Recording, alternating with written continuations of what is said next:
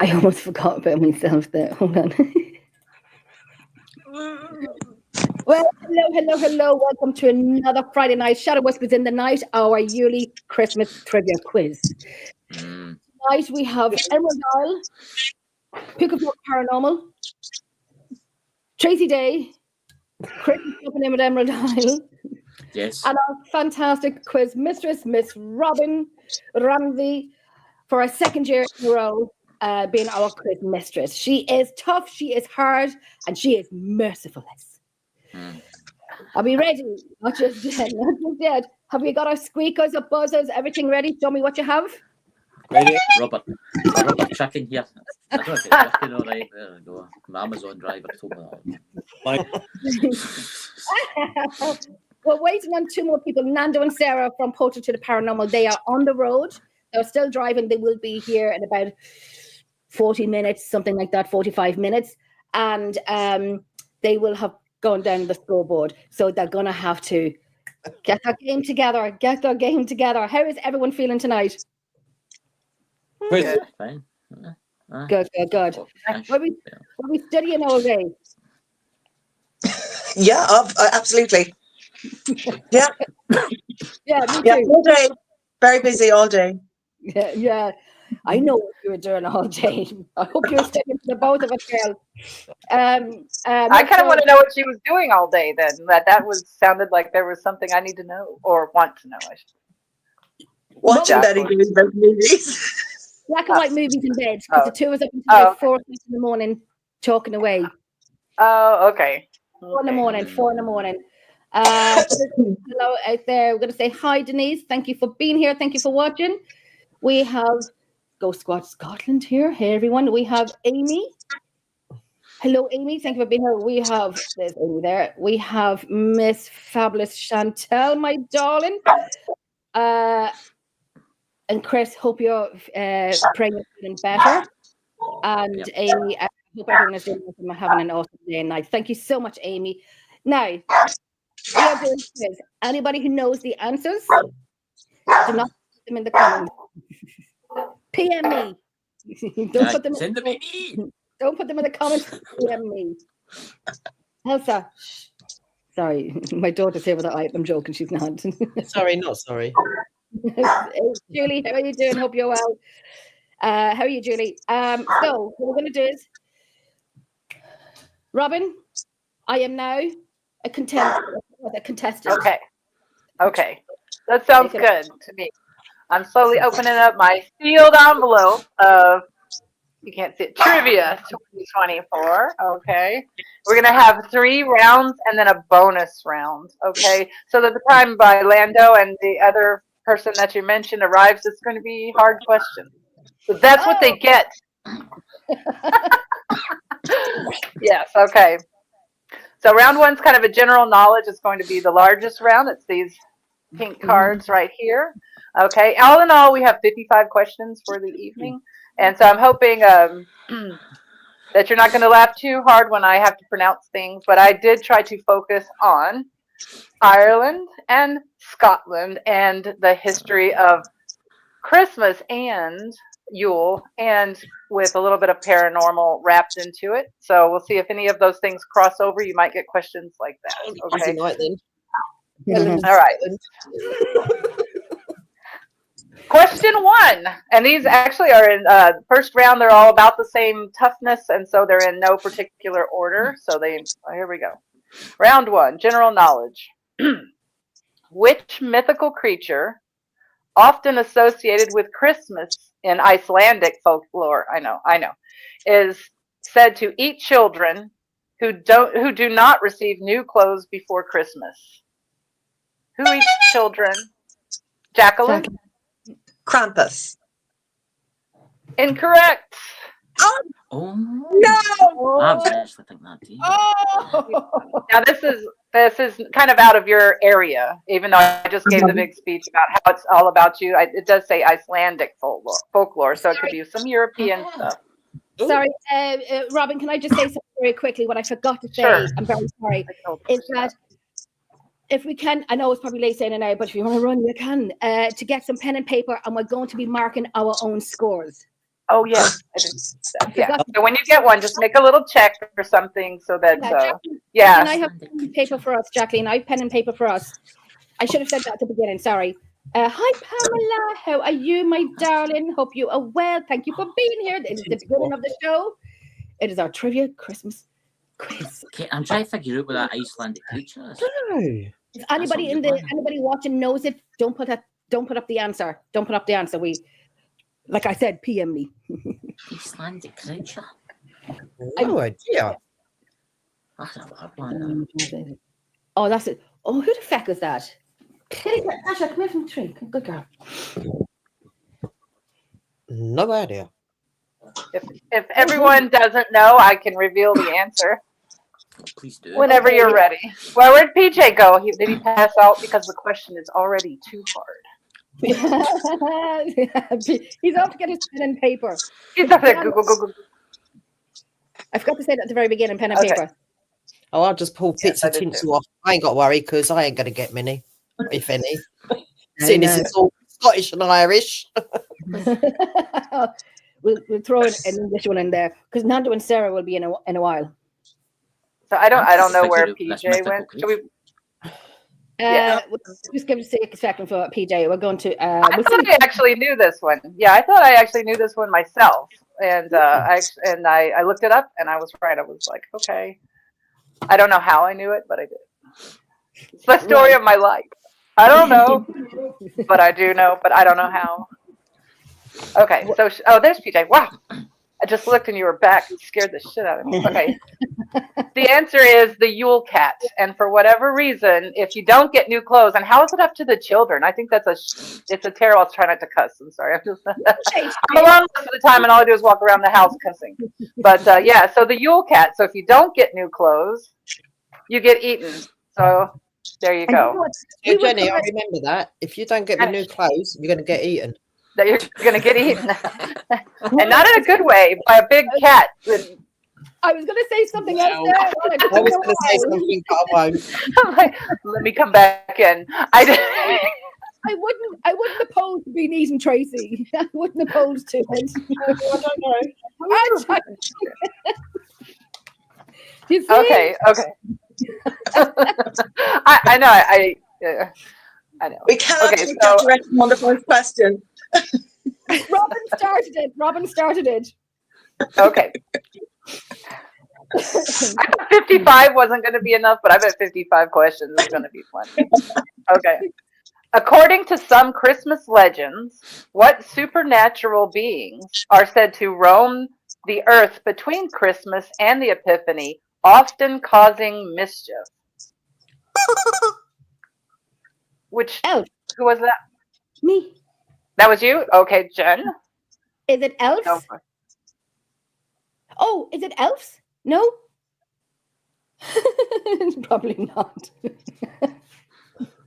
Think Greek. Well, I don't know why you'd think Greek, but Greek. It's a hint. We'll get. Don't worry. Let's get going on these questions. Don't worry. No worries. I'm totally. See, we'll come out even more knowledgeable after this, if nothing else. You will. You're really going to remember. It's also associated with the 12 days of Christmas. You know, that's the that time between Christmas and the Epiphany, right? Leading up to and then through January 6th or something. And they're a kind of goblin. Let's see. It's a goblin that causes mischief throughout the whole time. You know, so if you rip your paper, you lose a gift, or you know, that sort of thing, or you get caught in the snow, that's their fault. It's usually my husband. Taking them away. I'm going to have to. It's your husband. I remember, yeah. He seems like he would be enjoying that job, actually. Usually my husband does that. Yeah. Okay, Mum and Dad was always it's a Kali Canceroid goblin, but it's a goblin. Okay, so. See, all right, yeah, you got that. Yeah, well, you knew that, didn't you? Okay. This one's going to seem more familiar, hopefully, to you guys. Okay. In Scottish folklore. Now, I know all my Scottish history from reading the Outlander books. So, that being said, what creature in Scottish folklore, is said to appear on Hogmanay, which is New Year's Eve, Americans, to predict the coming year? Oh, God! Tracy, I could just feel Christopher like, I gotta know this. I am Scottish. Okay. Isn't it a mouse? But it's no, but Tracy's the one who's rang in first. So let's go, Tracy. No, I said haggis, but that's only because I eat it. That's terrible. What? I feel ashamed to be Scottish. I don't know. No. Never be ashamed to be Scottish. Oh God. Oh, okay. Let's see. It's I have the Gaelic and I have the translation. What if I gave you the color blue? Would that help? As a hint. We gotta get some answers to these questions. Work harder. What? What? Only the men. New Year's Eve. Who predicts the coming of your house? Should I just tell you? Because you want more hints? No. I'm going to try the Gaelic first. I'm going to try the Gaelic so you guys can laugh. The Cailleach, the blue hag. Cailleach? Is that how you say it? The blue man. The blue hag. I've heard that. Look, I've heard that expression, but I don't know what it is. Cailleach and art. I've heard people We talking about think that was a witch. Oh, tell me. Well, I said haggis. Yeah, in Irish folklore, the Cailleach is a hag or a witch. Well, a witch is a blue hag, so a hag. Yeah, so I don't know if they're blue in Ireland now. They may not be, but they're definitely hags. It's green, because it's the green island things that I've seen. I think they're green, Jenny. Okay, Jesus. Oh, let's see. How many ways can I be offensive? The night has just begun. All right. Here we go. Yeah. Okay. What Celtic festival? It's a festival. Marks the beginning of the Celtic New Year on November 1st. Oh, shh. Ding, ding, ding, PJ. Ding, ding, ding. PJ, I thought you said DJ. PJ, what is it? Halloween. Yay, we got one. Yes, thank you so much. Yay, I'm happy because one question answered. You knew the answer. That's right, Fallon. That is right. Okay, so PJ's got one. PJ, you have to put your mark down that you got one question. Did you put it down? Okay, let's do. We're gonna. Here's one that has nothing. That's just a general Christmas question, but it is international. In what country do people celebrate Christmas by eating at KFC, eating chicken from Kentucky Fried Chicken? KFC. Jen. Oh, America. No. Oh, we eat that every day. Hold on, I just want to say very quickly, PJ, sometimes your sound comes in and out, so we're not hearing your voice or your bell. Ah. Oh, no, we heard the R. Oh, okay, yeah. Yeah, right, that was very clear. I think when everybody talks, some voices are kind of muted out, you're muted out a wee bit, PJ, but I'll be watching, see if you're dinging, I'll let them know that you've dinged. Ding-a-ling. When I learned the answer to this question, I was actually really disappointed. Oh. In the people as a whole. All right. So does anyone know? Like what country celebrates Christmas by eating at KFC? Yes, Christopher? Is it Japan? It is Japan! Oh my goodness, it's Japan. See, can you imagine? I kind of stuff about Japan. I kind of know stuff about Japan because I like Japan. I've always wanted to go there. Now, Christopher, I'll ask you a quick question. Are you doing Emerald Isle or are you going to do Ghost Squad Scotland? No, I'm doing you. I'm with you. Your okay. Team. Yeah. Okay, so I just ticked it down. One for Emerald Isle. Okay, thank you. What did you say, PJ? Cheat. Cheat. So, have you all seen the more modern, the Grinch movie, the modern Grinch? Mm-hmm. Hello. Shows? Okay, good. Well, hopefully you'll be able to get this next one. It's kind of the answer's off the wall, a little off the wall, but we're going to test you on a couple of different ways with this next question. In the modern movie, The Grinch, when the baby Grinch is awaiting being discovered by his adoptive parents, who are busy throwing a party. Now, the movie shows the Grinch outside in like a little baby carrier. Mm-hmm. And then it shows the party going on the inside of the house through the window. The party guests are arriving, throwing their keys into a fishbowl. What kind of party is this? Mm-hmm. Christopher? What? It's a we're gonna have party. It is a swingers party. Oh my God! Do you know that I never noticed that until recently? I was like, wait a minute. And if you watch really closely, did you? Yeah, if you watch really closely, as somebody throws their keys in, you see a woman another character on the back of the mail, and they ride by, and she's. Yep. And I went, wait a minute. That's a question. I may have to watch that. Really fast. You notice how fast Christopher got that? I know. I'm very observant with the old TV programs. Mm-hmm. Okay. I'll hear that about you in the future. Christopher, very observant. What, Jen? I didn't see the new one, but I knew what the answer was, but I didn't think it would be in The Grinch. I didn't either. There you go. Oh, because of the fishbowl and the keys. Okay, so that's like an international. We know the bowl and the keys. We even know about the pampas grass, but we just didn't realise it'd be in The Grinch. I didn't either. It blew my mind. If you go back to the story, the little girl's getting told by her grandmother how the Grinch was born. And she tells her the story about how they were having the party that night. And then when they come out the next morning, there's the Grinch. Is it like a consequence of their actions? Yeah. She was trying to tell it in such a way that didn't, if you know what I mean. The moral of the story is don't be throwing your keys in any strange bowls. Exactly. You'll end up with a green baby. Yeah. Jenny, green babies. It's a green baby. Okay. Totally changing gears here. What unlikely duo recorded the song Peace on Earth, Little Drummer Boy in 1977? Oh, frick. Jacqueline. I don't think it was 77. I think I may be later with the David Bowie and Bing Crosby. That's correct. No, that's correct. Yep. It feels like it was later, but it feels like it was the 80s, but yeah. I was going to say that too. It does feel like that. Probably got really popular. That's when it got popular, so we saw it a lot more, I think.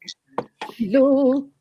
Okay, let's pick a random from general knowledge. In Celtic tradition, what plant is associated with the winter solstice and is believed to have magical properties? Oh, Jesus, now, lads. Plant? Oh, I don't know. Mistletoe?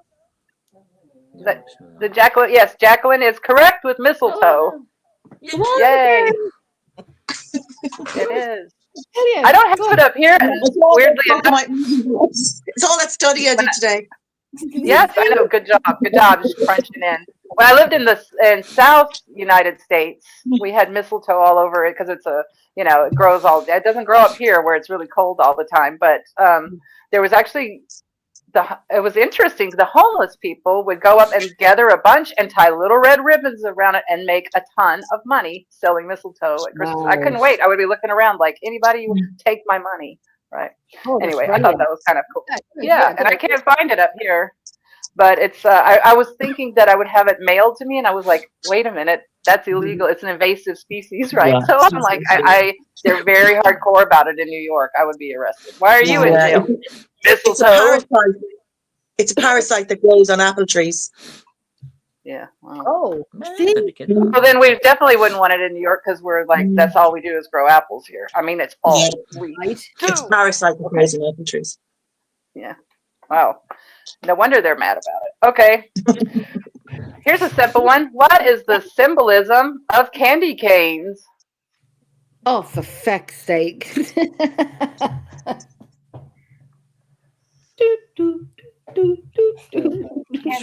can it, Tay. I know what it is, Tay, and I can't remember.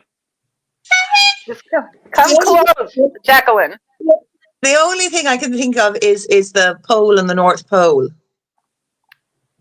That's a good answer, but it's not the correct one. I don't know, like candy canes. We don't really do them here. Okay, so just think of the shape of a cane.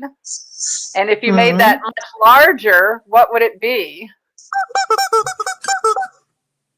Yeah, Jen? Me and Christopher What going would head to head. it be? Is it, I'm going to, listen, please don't rewind this and laugh at me. Is it Santa's Claus walking stick? No, it is not Santa Claus's walking stick. PJ, I don't think you have. It's PJ. Or a staff. Whose staff? Yeah, do you know the way cane would be called? You're cutting out right at the same part that I can't hear, which reminds me of my husband. Thank you very much. You're repeating the part I already heard. Thanks, PJ. No, I'm just playing.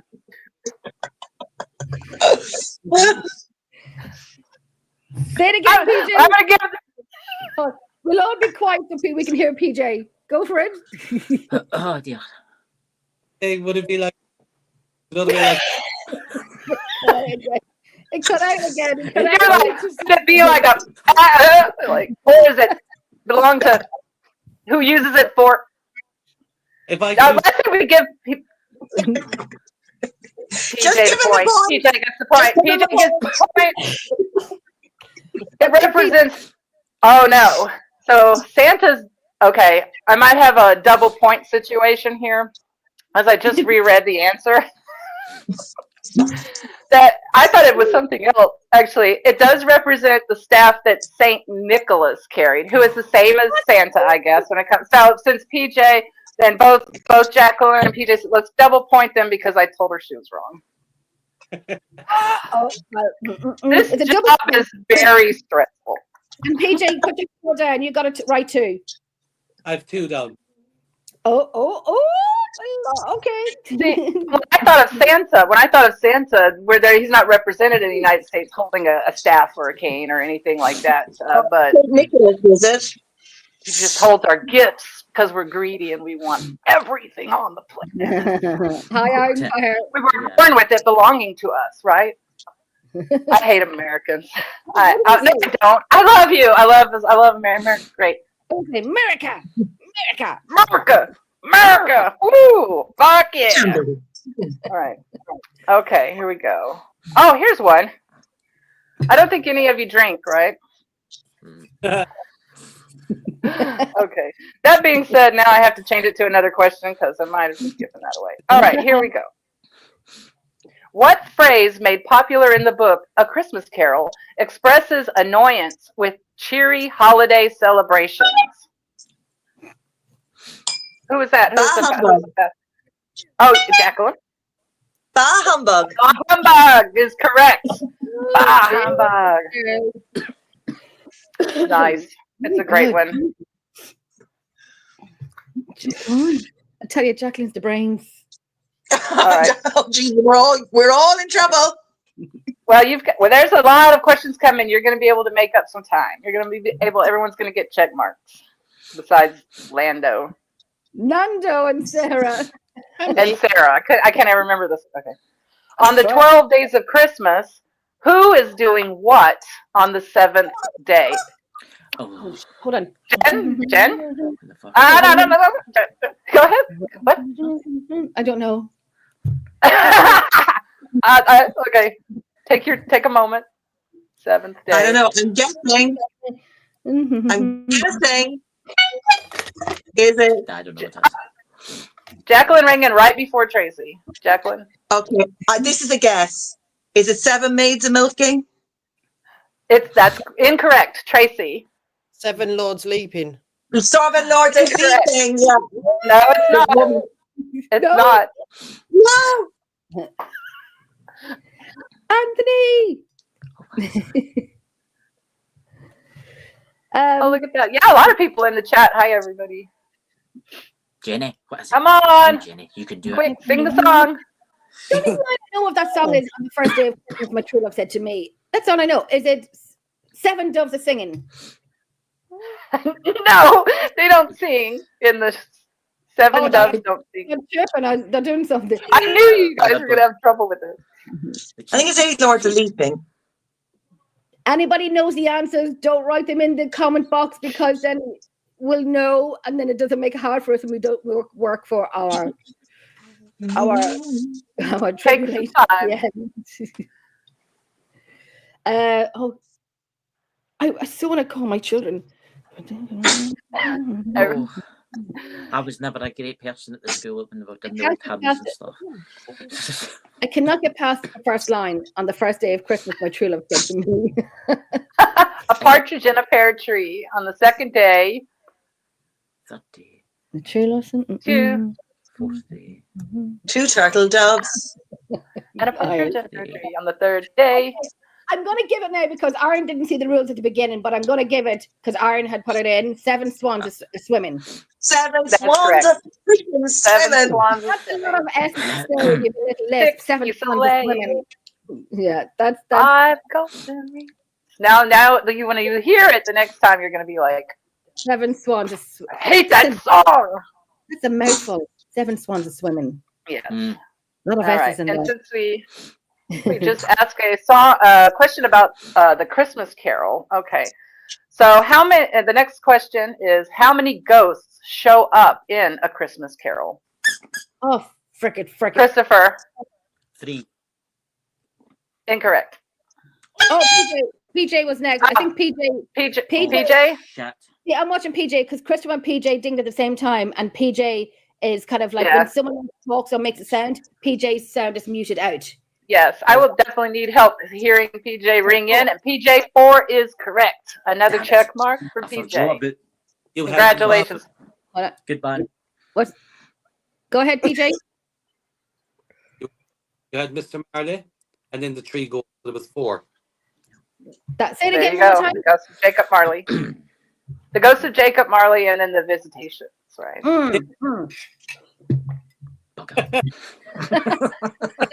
Like Sola. Oh, so funny. Hi, Amora.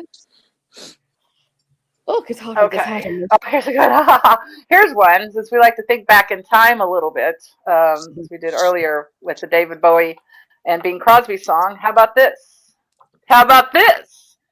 Name the animatronic cassette-playing bear toy that every kid wanted for Christmas in the mid-'80s. I haven't seen that last week. Probably go pretty well on investigations. No, I'm gonna have to sit on my phone. If you could record with it, yeah, that would be cool. Animatronic cassette-playing bear. And I can see it in my head. Scary. I hate dolls and dolls. Shit. I will fist fight a grown man. Oh, I heard a ding ding. Yeah, was it PJ? Name the animatronic cassette-playing bear toy that every kid wanted for Christmas in the 1980s. Was it the Care Bears? No, that's incorrect. Oh, look at you could put a cassette in them, but they wouldn't like it. He-Man and Raphael Turtle? You could put a cassette in Raphael, but again, he would not like it. Maybe he would. I don't know. I can see that playing in my mind, but I can't remember. I can remember that. Okay, I'll give you a hint. It starts with the letter T. Mm-hmm. What's the middle, second, third, and fourth, and last letter of it? Okay, the initials are TR. TR. He's brown. He's a light brownish color. I don't remember if he wore a bow tie or not. Ooh. No? Oh. I know you know. It was one of my. I never liked dolls grow. I had paranormal doll experiences. So when this animatronic bear came out and he would like talk and like play set or whatever, I was like, I was what, maybe like 12, and I'm like, hell no. Double hell no. Advert. You guys are bad at this. Iron Fire Horse says you guys are bad at this, and Iron Fire Horse would be correct. Thank you. We're having a good time. I'm having a good time. All right, I'm going to count down. Don't hold on. Steve, no one give the answers in the comments. Nobody gives the answers in the comments.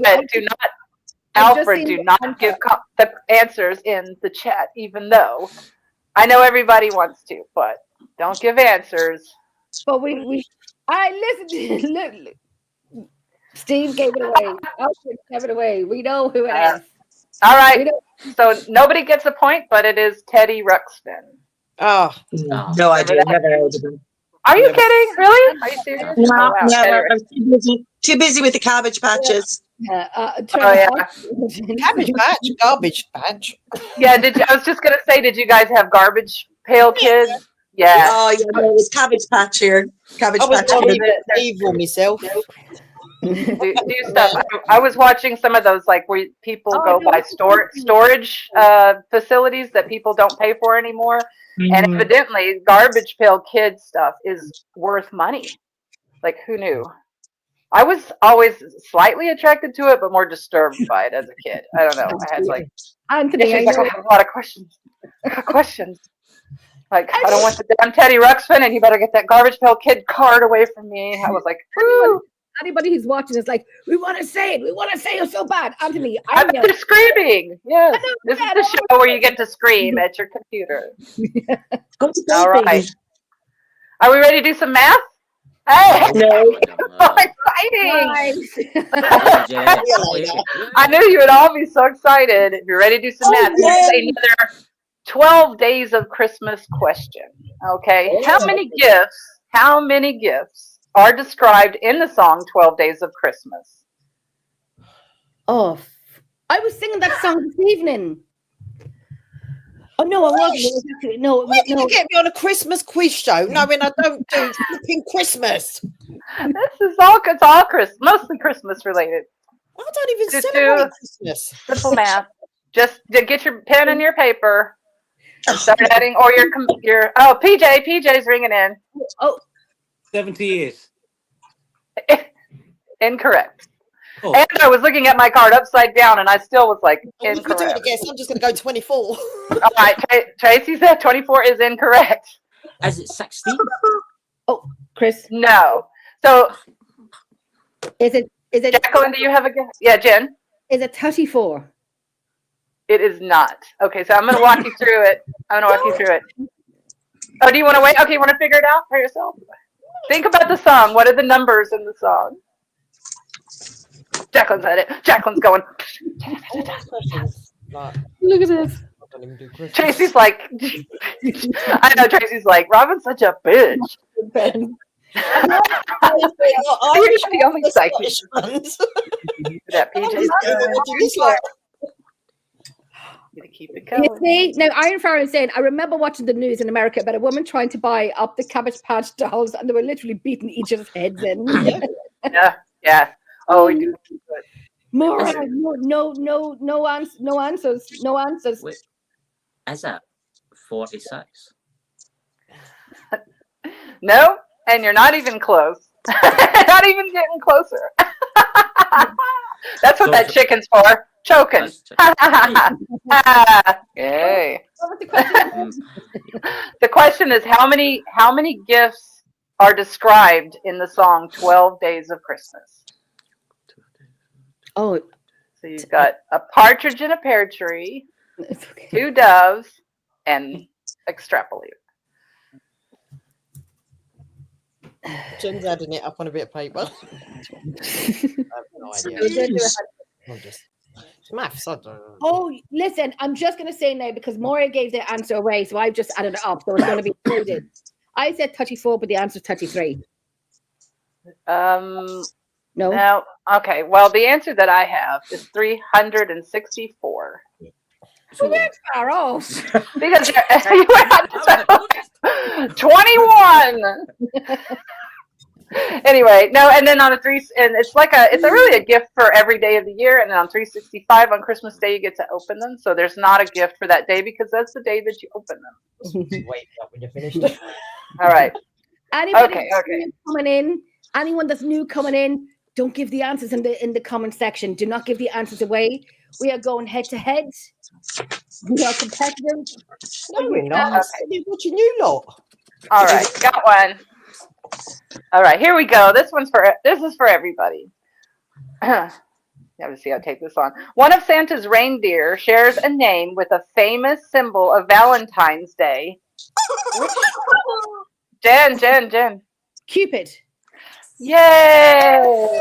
Correct. Jen gets a check mark. Even though I still knew what that one was. Okay. Another good one that's for everyone. All around the world, who cares about this sort of thing? In the song Jingle Bells, Jingle Bells, how many horses are pulling the sleigh? Jen, she's quick on choking that chicken. A one-horse open sleigh. A one-horse open sleigh. One horse, man. Another check mark for Jen. She's an expert at choking the chicken. Yeah. That's right. She is. She really is. She's like, man. She just, like she's done it before. Good. Yeah. Nothing to say now, Jennifer. Oh, what was that? What? Oh, nothing. I was just making sure you're still there. Nothing to say now, Jen. I left for a second and I'm back again. I black out all the time. Okay. On which night are Scottish children said to go guising, a precursor to modern trick or treating? Christopher. Right, wait, the new.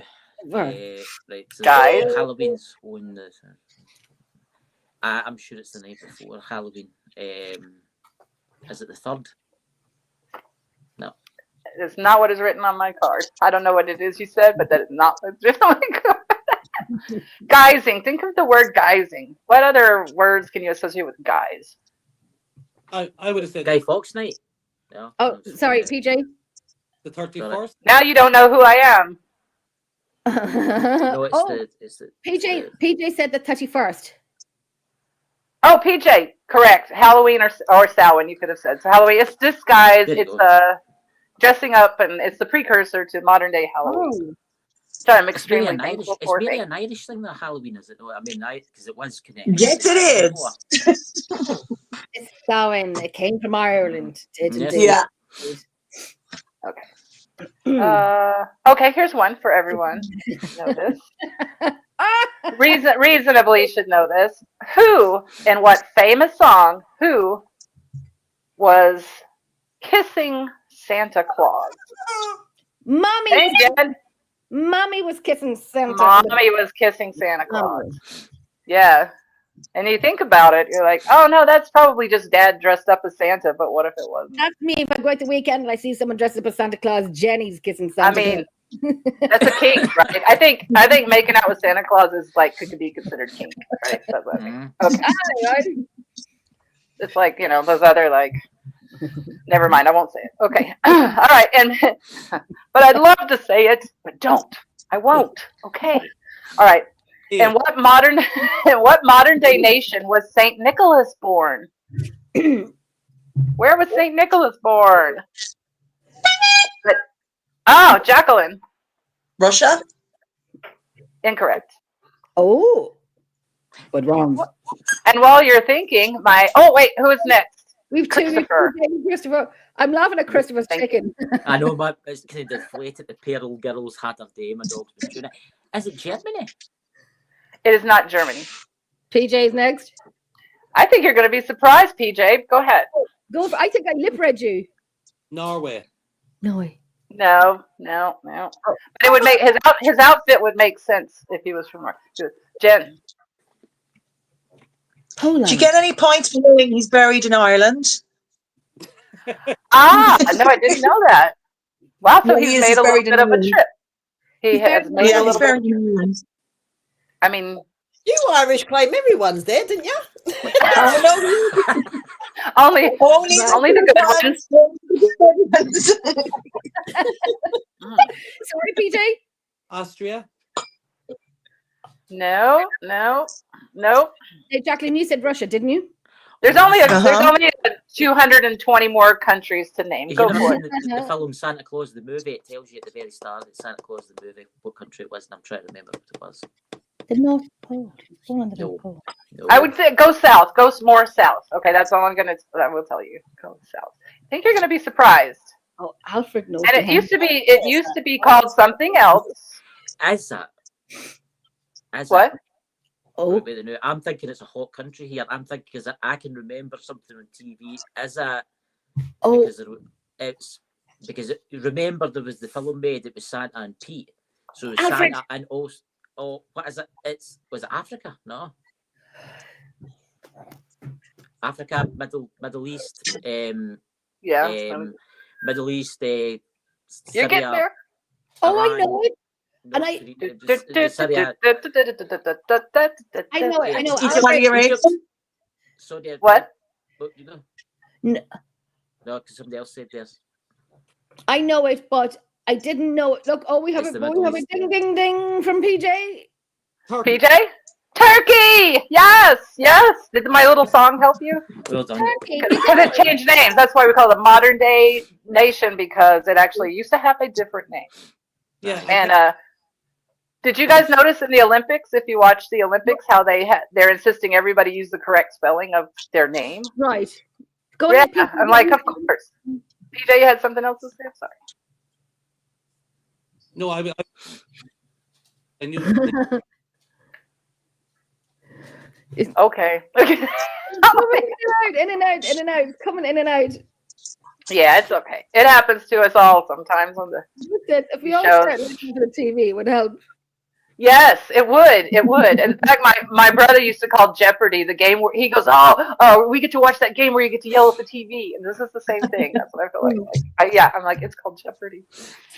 Okay, great. Oh, here we go. Here's one for you guys. Apart from me. Yeah, I'll just hear. Here we go. Good nap. So Tracy's going into nap mode. Here we go. Yep. All right. In which country does the tradition of, okay, so you guys are going to start laughing. I'm going to show you this question, but I'm going to read it first. In which country does the tradition of Mari Lud, a ghostly horse figure, visit homes during Christmas season, challenging residents to a battle of rhyming insults, which sounds phenomenal. It sounds like a rap party, a rap contest. Woo. Oh, Jesus. It's over in y'all's area. PJ's dinging. PJ. I was going to London, but that's London. Different. I think this is a different country, but it's close. Look, Alfred. As an American, I'd say it's close. You probably think it's. What did they say? Like Americans think 100 miles is a long. No, wait. Europeans think 100 miles is a long way, and we think 100 years is a long time. It's definitely going to be loud. I'm going to take a guess. Is it County Louth? Okay. No, I don't know if it is, but no. Oh, If it's loud, it has to be awfully. What's the question again? What is it again? In which country does the tradition of Mari Lud, I guess, I don't know how to say it's Gaelic, right? A ghostly horse figure. Which country does a ghostly horse figure visit homes on Christmas? Yeah, and challenge the residents to a battle of rhyming insults. I'm going to your mother dresses you funny. Go ahead. I'm going to go with a random guess here and say France, because that name sounds French. It's got a kind of Marie-Lou. Marie-Lou. So everyone named Mary Lou is a ghostly horse. Oh, no. Tara or Trevor. I would love to say PM me. Okay, so on what are the, I don't want to give it away, but it's not on the Scottish side, it's more on like the UK side, but it's a different country. Channel Islands. Wales, is that what you said? Wales. Oh, I thought Christopher just shouted out, "You got to ring in." What, Jen? What is your answer? Jen? What did you say? What? Ghostly pig. I'm not getting no more hints. I almost just shut it out, and I think Christopher just said it but did you ring in? If you didn't ring in, no points for you. Christopher, you go for it. Well, I said Channel Islands, but I don't think it's the Channel Islands. Oh, the channel. Oh, no, that's not correct. Jacqueline, you ring in? I think it was Isle of Man. No, it's not the Isle of Man. Oh, Tracy. Wales. What did you say? that's part of it. Wales. Wales is correct. I'm one of you said. Ladies and gentlemen, there's only yes. And then you're like Channel Islands, and I was like, no, but then I was like, I don't even know if that could be part of Wales. I don't fucking know. What do I fucking know? I don't even know the name of the street down here. I've lived here 12 years in this house. I couldn't tell you what the crossing street is right down there. So that's Tara saying, can we give hints? The only ones that can give hints would be the Quiz Mistress, which is over here on this side over there. So I know everyone's screaming at the computer, the phones or TV or whatever you're watching on. What kind of, you can see what, we're just flying with these questions, We're so knowledgeable. We're so knowledgeable. This is the beginning, and I just got handed a giant martini, so I don't know how this is going to go. Woo! Okay. That's right. Very well. I'm going to fill up my Grinch. Here we go. Okay. Here's one. What Scottish New Year's tradition? Scottish New Year's tradition. I know everybody's like, another Scott question. Merda. Say merda. Okay. What Scottish New Year's tradition involves swinging a ball of fire to ward off evil spirits? I've never heard this before. I mean, come on, you're probably doing it right now, Christopher. How do I know? I don't know, but it sounds great. It does sound great. It does. Well, okay, so there's actually a liquor. My only clue for you is that there is actually a liquor. It's really popular here, but it's a liquor also that got named after this tradition. So it's a real tradition. I didn't just like make it up to mess with you. Jenny, help me out. What was the question again? What Scottish New Year's tradition involves swinging a ball of fire to ward off evil spirits? PJ's ding and ding and dong and ding ding. See, I just can't see. All right. Say it again, one more time. Fireball. Fireball. Stonehaven. Yeah, the Stonehaven fireball ceremony. That's right. And as I was making this question, I remembered I thought to myself, isn't that the front the label on Fireball whiskey, right? That cinnamon whiskey. And sure enough, it's the red. Well, I don't drink whiskey, and I definitely don't drink Fireball. I'm like, I drink milk and martinis. Okay. I drink that. Not at the same time. There you go. Tracy's got her. I want water. A bottle of vodka.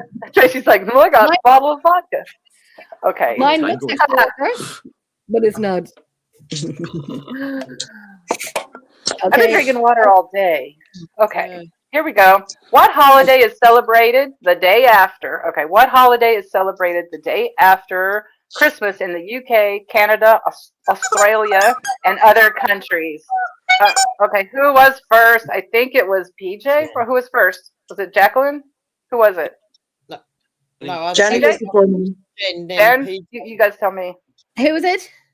Jenny was before me. I don't know who was before you. All right. Okay. And I'm going to count down I'm going to count 3, 2, 1, and then y'all are going to try to ring in again. 3, 2, 1. PJ. That was PJ. All right, PJ. Oh, yeah, I know. Boxing Day. That's right. PJ got it correct. It is Boxing Day. I remember my history class sitting there and them telling us what Boxing Day is, but I don't remember what it is. But I can remember that moment in high school. Huh? What is Boxing Day? I don't know. We don't have Boxing Day. We have St. Stephen's or the Wren. The Wren, the Kingsball Birds. Okay. The Wren boys. I always associated with some sort of Chinese freedom, and that doesn't make any sense at all. I mean, I know we have Boxing Day, but I don't know what it's all about. Yeah. How about this? Alexa, what is Boxing Day? Boxing Day is an annual holiday celebrated on December 26th in Britain, Canada, and Australia, among other countries. Although it has evolved into a recreational holiday centered on shopping, entertainment, and leisure, most historians believe the name originated from the aristocratic tradition of giving poor working-class servants cash and gift boxes. Oh, a box. That's enough. Yeah, I remember now.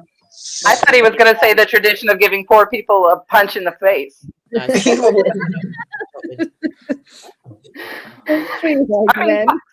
Poor, fuck off, poor. Okay. You know how they are. You know how the elite are. Okay, here we go. That was weird. Okay, do we still go? I'm starting to get warming up in here. Oh, wow. Okay, what much reviled Christmas edible is known for its long shelf life? Oh. Jen. She choked the chicken early. Okay. Really what was the question again? What much reviled Christmas edible is known for its long shelf life? Oh, jeez. I was gonna. Jack. No, she wasn't ringing. I think you take over. Oh, PJ, are you ringing? Oh. PJ's ringing. Okay. Gingerbread. Incorrect. Although it lasts for a while. Did Tracy? I can't tell if Tracy or Jacqueline. Okay. I gotta see your. I gotta see your red. Your red. It's over there. So I just went like that. Okay. I think it's actually you, Tracy, right before Jacqueline rang. I was gonna say Christmas pudding. So pudding is different for you than it is to me. Pudding's like a gel. Nah. What is it for you? Is it a bread? Pudding's like a big cake sort of thing. It's like brandy, yeah. Raspberry, cherries, and all of that in it. So it has like those fruits inside of it, and okay, that's called fruit. Yeah, fruit cake. That's correct. Yeah, that is correct. Yeah, Tracy gets another check mark. Fruit cake. It is a food and a weapon. I wouldn't even eat that in the apocalypse. Yeah, it's lovely. I've still got one. I guess I probably would. Lovely. My friend used to make it for me, and she used to lace it with brandy. Oh, you couldn't give it to the kids. No, I'd eat that. I'd eat that. I've still got one 2 years ago. Go to sleep. No, have some cake. Okay. Exactly. Okay. All right. Okay. Here we're coming back around. We're coming back around. Here we go. Let's do this one. I know that this or something with a similar answer came up last year, and it cracked me up. And so having the opportunity to have the same answer from last year with a different question. Excuse me, my nose is running. Sniffles. Okay. What is the name of the ghost ship that is said to appear as a Christmas omen and is often associated with the Flying Dutchman legend? This is y'all's area. Y'all. Oh, PJ. A pirate. A pirate ship. It is a ship, but couldn't go on. You gotta narrow it down. I don't think it is, but maybe the Marie Celeste. Sorry? The Marie Celeste? No, it's that. Well, I don't have the name. I don't think that's it. Christopher's chicken is wheezing. As in the Flying Dutchman? No, it's as often associated with that legend, though. All right, Jacqueline. A galleon? No, it's a ghost ship. Oh, for like a phantom ship. Christopher. Is it Mary Celeste? No, I'm going to tell you, it actually doesn't have a name. It actually names the area for which it sails. I'll narrow it down for you. Oh, I don't know. Jacqueline. No, I'm wrong. I was going to say a schooner, but no. No, it's actually named just for the area, the body of water that it travels, that is seen on as a Christmas omen. I don't know if it's good or bad. It's just.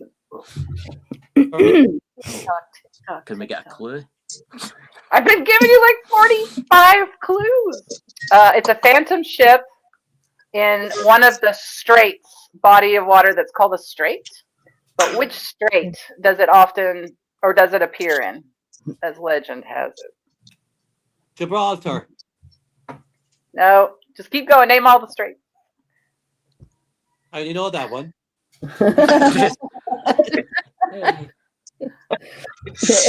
It's the Louth Triangle. No, yeah. When you give up, just say so. I'll wait. I'm infinitely patient, and I will wait until you give up. No. It's a no from me. It's a no from me. No, Jenny, come on. No. Some of the seafaring traditions. It's a no from me. Okay, I'm going to take this as that you've given up. It is the phantom ship of the Northumberland Strait. Where? You're like, fuck you. The Northumberland Strait. This was a terrible question.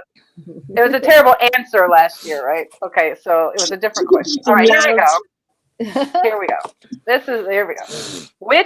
Which Irish Saints' Day, celebrated on February 1st, marks the beginning of spring on the Celtic calendar? Jacqueline. PJ. Oh, Bridget's. Was it PJ? Who was it? It was PJ. Oh, PJ? Oh. St. Bridget's, he said it as well. Yes, that's correct. St. Bridget's. Right, so get a score. Oh, that was me. Yeah. We'll be fair about it. It's hard. It's hard to see. I have my monitor to see you guys is off to my left. So, all right. Oh, here we go. All right, here we go. Wrapping it back around again. What traditional Christmas decoration is actually a parasitic plant? PJ. Holly. What? Holly. No. Holly's not parasitic. Jacqueline was next. Me? Yeah. Yes, Jacqueline. Yes. Mistletoe. Correct. Yep, we were just talking about that earlier, right? Okay. Woo. Yeah. Here we go. Okay. Oh, I got this. Okay, we're getting almost to the end of round 1. Now, round 2 and 3 have fewer questions, and then we'll have that bonus round. Okay. These are more general. What traditional Irish Christmas decoration is believed to ward off evil spirits?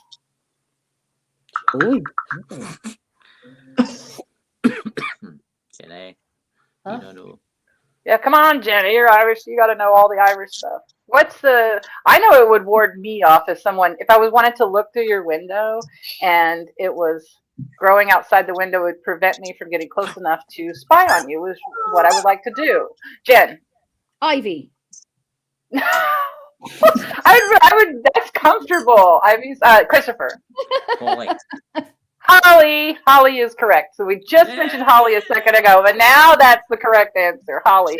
I don't know why I came up with that example of being a stalker, but that's what I did. Well, when I was young, I lived in Austin, Texas, and there was real stalkers who were coming and looking through the window. This is the early 90s, and the city advised all women who were worried about such a matter to plant cactus under their windows. That was the solution. Thanks. Okay. All right. That's why I thought of Holly as a way to keep. All right, I'll stop talking now. What is the name of the Irish tradition? Here we go with Ireland again. Now, these were randomly chosen, right? I didn't put these in any sort of order. What is the name of the Irish tradition of leaving food and drink for the spirits on Christmas Eve? Oh, we should be ashamed. I have it in the Gaelic and in English. I wonder if it's the same as the Scottish. Try. All you can do is try. I can't take anything away from you. I'll make you. If you're wrong, you have to mail me that chicken. I know it, but I don't know. I had to take this from a desperate calling. It's disturbingly armless. Wingless. I know that. I thought those were boobs at first. I thought those were strange chicken areolas, and then I was like, "Wait, no, his poor little arms are missing." It's been chewed off. I get hungry sometimes. Okay. All right. Okay. Oh gosh. Can I say it in Gaelic and see if you can recognize it? In Gaelic. Like, and I don't know Gaelic, so this is the funny part. No leg nam ban. No leg ma ban. PJ rang it and. Well, Nullig na Man is Women's Christmas. Correct. Oh my God. Well done.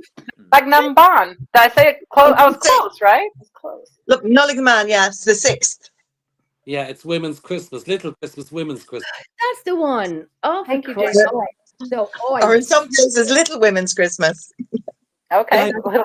Hello, doggo.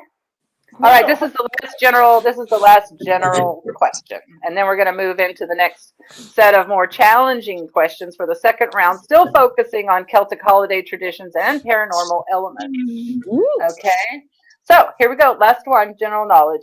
In what country is the legend of Yule Cat? We talked about this at the very beginning. I'm so glad this came up as the last question. We were listening.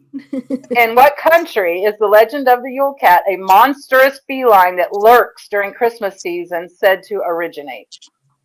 You see how he listened at the beginning? We should have listened. Yeah, that's right. You see how he listened?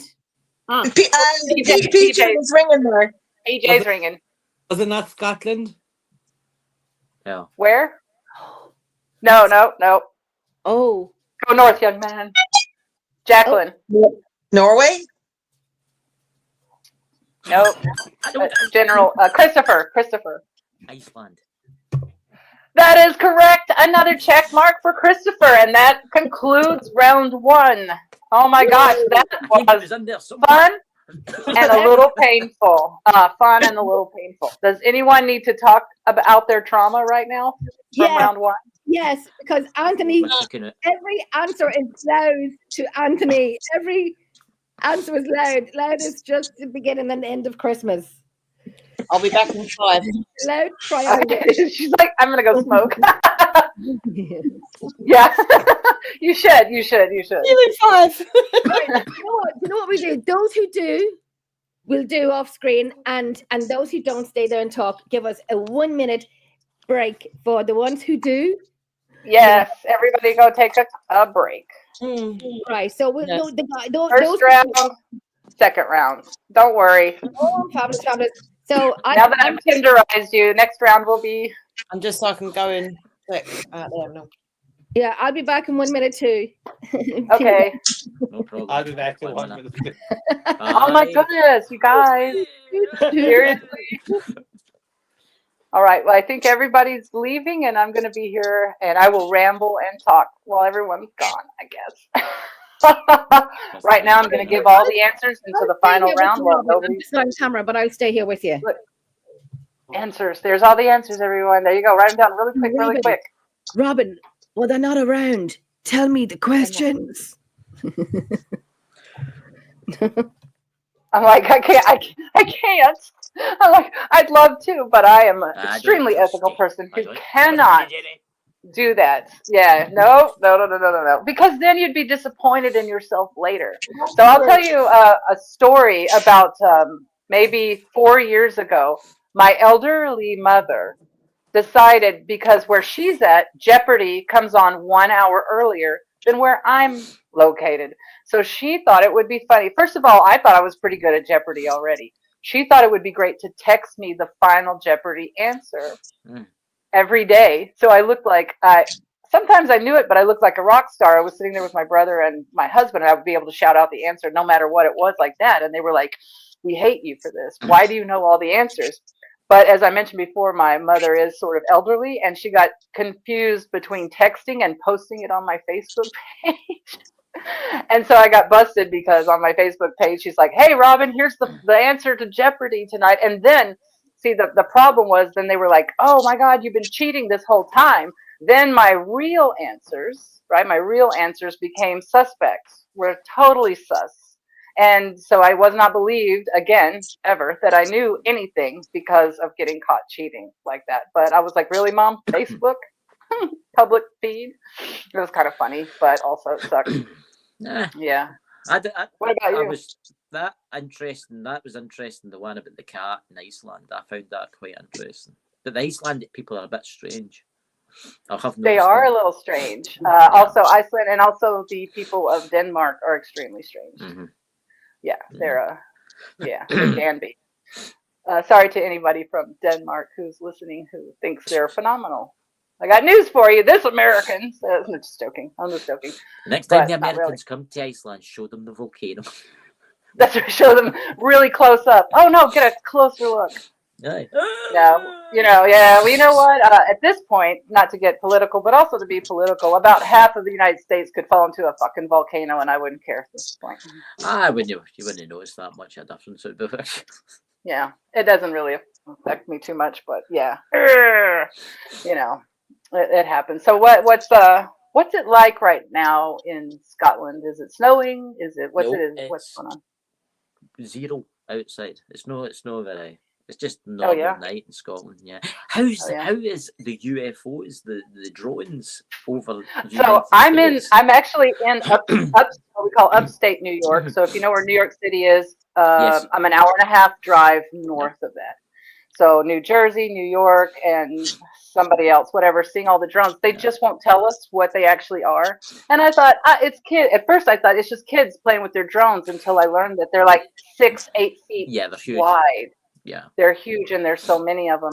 In the past, we had a trouble with China sending a gigantic weather balloon. Mm-hmm. Yeah, all that, and we shot it down. So what I'm wondering is, because they're over urban areas, we can't shoot them down because can't shoot them down. And so I think I'm going to go out on a limb here with the UFOs or with the drones. I'm going to say that 99% of those drones are man-made. But I'm going to go for a limb because there's other like UFOs, and when they zoom up into them, all they are is just like a ball of plasma floating in the sky. No one knows what that is. I think it's government drones trying to figure out what those are.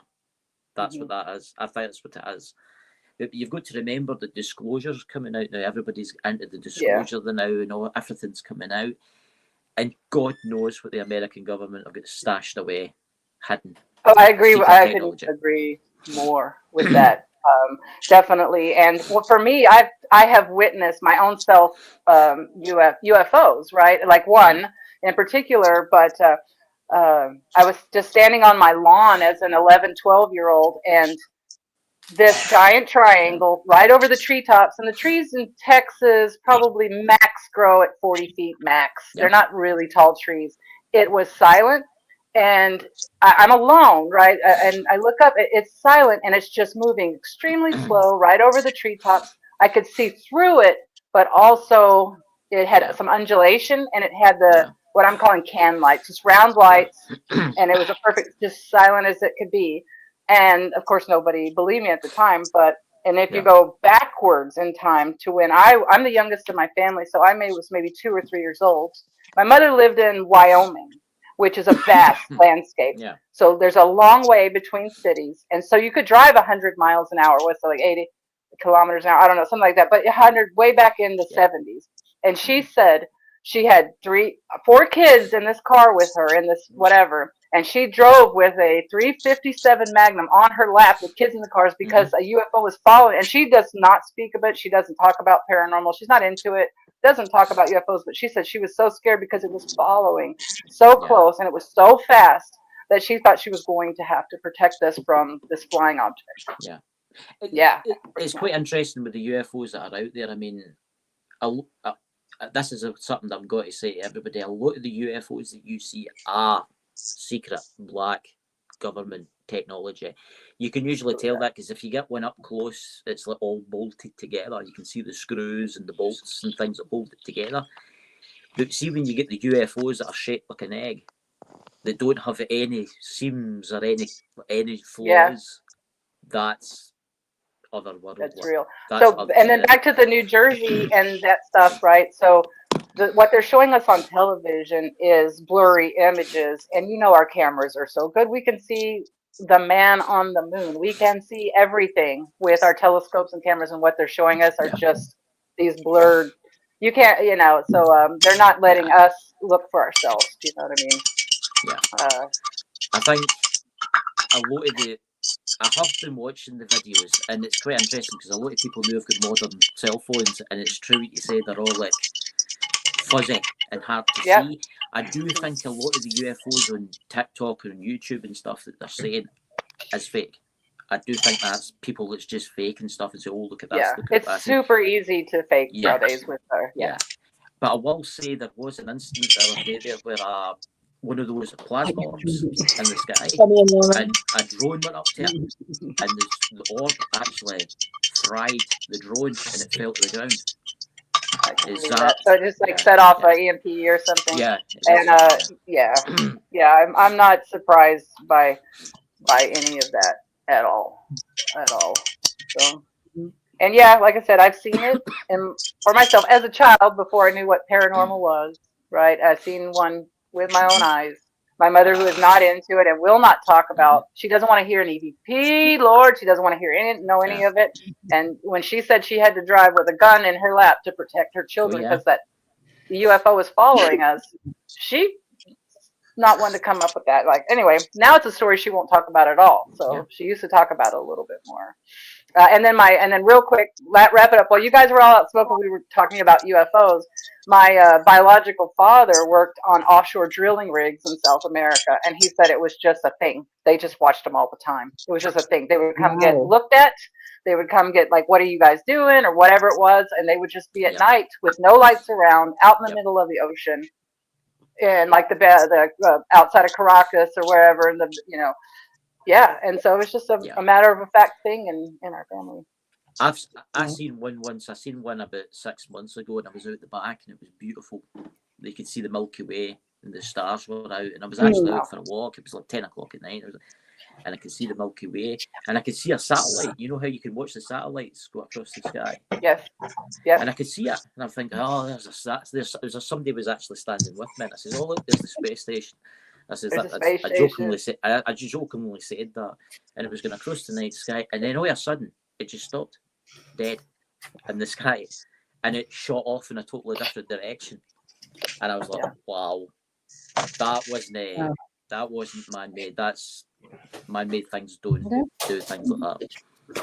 Yeah, and it's just as a general purpose. I think it's putting your head in the sand to think that and it's really part of that narcissistic trait to say we're the only sentient beings in the entire universe because we're so cool. It's like, as a planet, we're all Americans in that sense because we think we're the only fucking people that matter or exist, right? And so it's like, no, we're doing that as a planet, but it just statistically doesn't make sense that there's not even an amoeba somewhere else, and we know that, that's life. Hello, one-celled organism is life. Anyway, so welcome back, everybody. I hope you enjoyed our UFO conversation. So excited. Are you guys ready for some even more challenging questions? I don't know if they're more challenging, but I feel like they are for me. So they may be for you too. I can't even do that here. It's okay. I can't even do my computer. Oh, Jesus. Go on, Ginny. Go on. So do most of you have some Gaelic? Have the Gaelic? Do most of you speak? The Gaelic. The Gaelic. It's St. Patrick's Black. It's fine, Postman Pat and Gaelic. Jenny, Jenny, now I'm talking to myself. No, I only know the Gaelic from Outlander, like I said, but so I'll try my best. Albert is saying, fantastic quiz master, mistress. Love That's her. Right. That's right. I am a quiz mistress. I checked, bro. Yeah. That's risky. Oh my gosh, the martini is kicking in. Man, I used to be able to drink brandy until I fell asleep at the computer, right, Jenny? And now I'm like half of a martini. I'm like, woo! I don't really drink that much. Answer some questions as well, Jenny. Yogi Bear, where are you? All right, here we go. Round two, everyone. We're going to continue with the Celtic traditions in Ireland and Scotland. And I don't. My sound? From you. Yeah. It's gone? No, every time you talk, it happens. What if I move my mic in a different way? That'll happen. Plug it back in again. That'll clear it. Plug it in. Aliens. And you know what? PJ's voice is crystal clear now. Ding it. Let me hear that. Go ahead. Do you know what I think it is? I had my phone on portrait and I needed to charge it. I put it landscape and I think it was the speaker is obviously at the end of the phone. So everyone... yeah, because you're clear. Oh, you're still the same, Robyn. Call Batman. Yes, everyone, let's welcome PJ O'Sullivan to the show. Tell her call Batman. Hello what? We've been talking to the aliens. We should have went. Come here. There's a lot of aliens around the place. You see? Yeah, you see? You see? Now, let me hear your ding ding, PJ. You want to hear my ding ding? No, you're ding-a-ling. Go on. Ginny, we're on a live in front of people. I can't do my ding ding. Oh shit! Are we live? Do you know what we should have done? I should have said, right, we all have to make our sounds, but it has to come from us. Like we all make our own personal sounds, instead of using anything like these, that we use our own personal sounds. Well, you could only do mine when I'm asleep, when I snore. We'll record it and have it on repeat, replay. Come here, I won't put anyone through that. The dog is enough. I was voicemailing Tracy today, and I have to say, Hope, my chihuahua, well, the Lord Jesus, she snored. I had to kind of... I heard her on the recording earlier. Oh, that was me and you, wasn't it? And then me and Tracy, because I was voicemailing both of you. And Hope snoring like, who needs a man? Who needs a man? 5 dogs in the second bed. 5 dogs in the bed. How's everyone's brains doing tonight? Well, I'm doing good, because I'd expected to answer 1 question and answered 9. That's my personal best. Holy Jesus. I don't want to count mine yet, because I don't want to... I want to be surprised when it comes to the end. I can hear all my texts, but I want to be surprised. I'm laughing at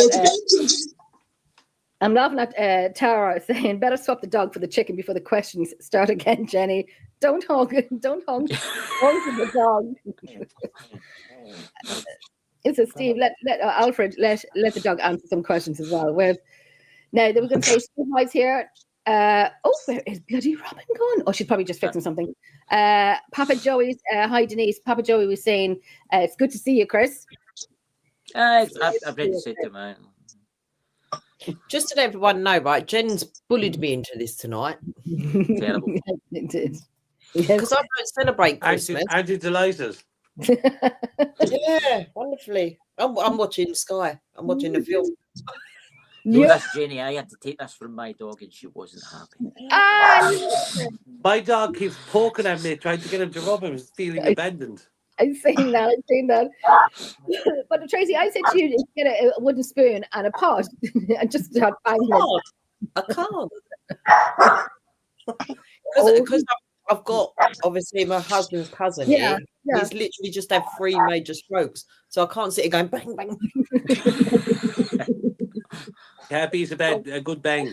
I'm only in a little bungalow. The rooms are all like fine. It's the worst that could happen. But Jen, I tell you, I'm a Jehovah's Witness, so I don't do Christmas. Hang on a minute. Are we after losing the Quizmaster? Yeah, she's going to come back in. She's technical difficulties. We're waiting for the Quiz Mistress to come back. The lady wearing red. There's 2 actually. There is. Look. I almost got my Christmas jumper on me, then I just thought, let's do glittery. No, I was on about the other lady, but I can't read the name. The writing's too small for my eyesight. Tracy. Me.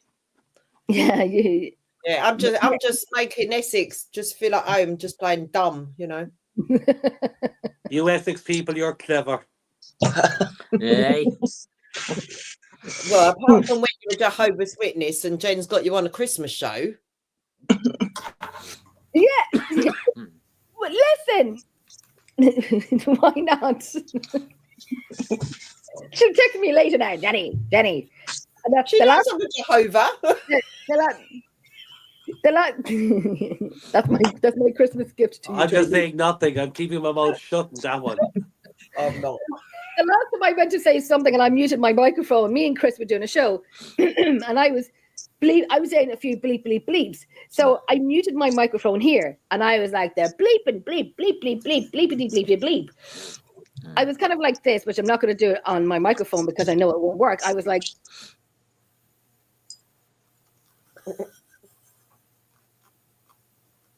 oh yeah, but we can still read yours. Yeah.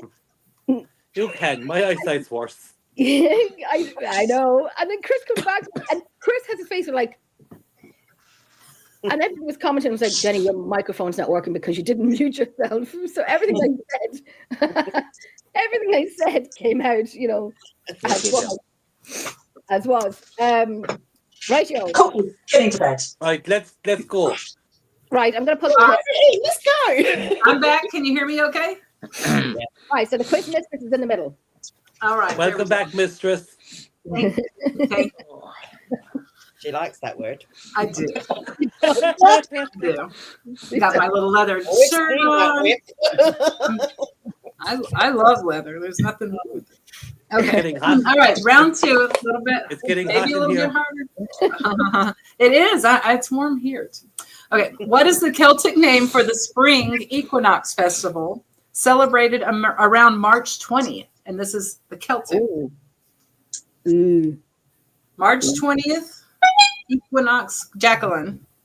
Dalton? No. Oh. Look at me going, oh, as if I knew. Jenny! You don't know! You have to pull back to your roots. What's the Celtic name? Spring equinox. Spring equinox. But it's the festival, not just the name of the equinox. Wait, Google. No Google, Jenny. No Google. Christopher's going to give it a try. This is going to sound. It's probably totally wrong. It's no Mayday, is it? It's Mayday. Mayday came of the all. No, it's not Mayday. This is in March. March, right? Isn't it? Right, Jenny, come on. In March.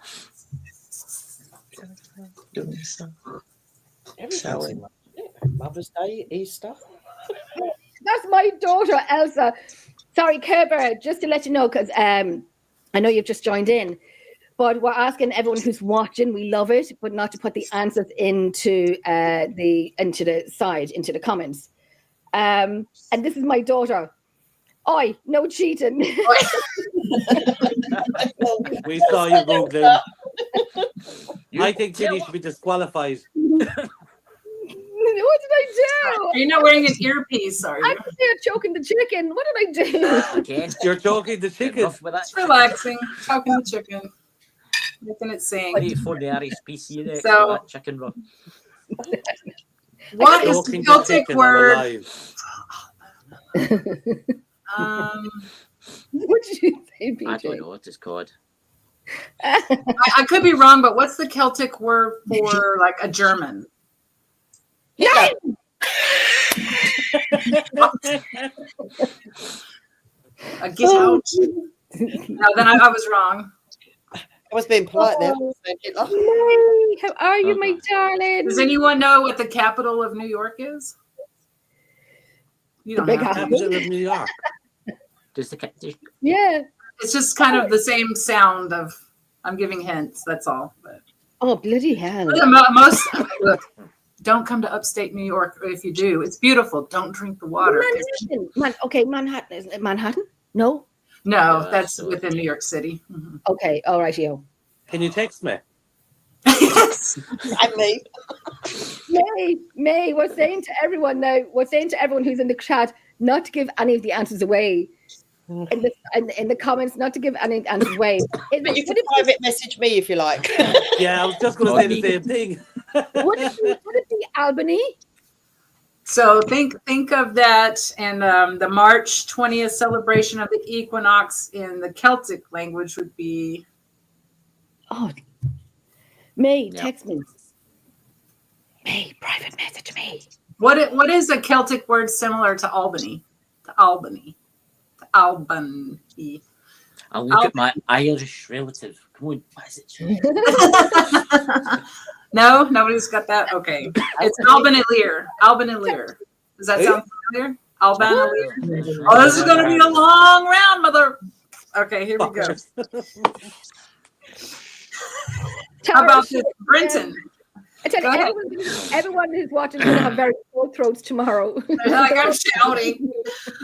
Well, then you know what? Whoever, what is that? What did it say? I can't see that. I have my camera in front of the chat, so yeah, Paranormatic.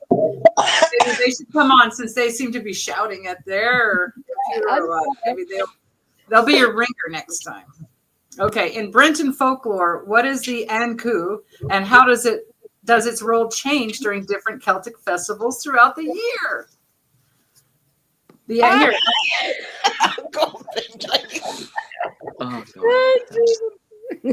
So, okay, in Breton folklore, what is the Aku? And how does its role change during different Celtic festivals throughout the year? Look, Tara was shouting wrong. Confidence can be half the battle.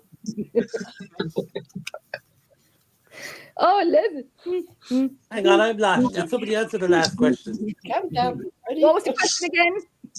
In Brenton folklore, what is the Anku? Ankou. Anku. And how does its role change during different Celtic festivals throughout the year? Oh, I've been brought another martini. I'm not even finished with this one. This shit's gonna get crazy. Another martini. That's a long martini. I listen, girl. Get it I use big girl glasses. Bill, where's Bill? Bill Downstairs making my dinner and bringing me drinks. He can't hear me. He can't hear me. He'd be like, "Really?" I'm not very good at it, but thank you.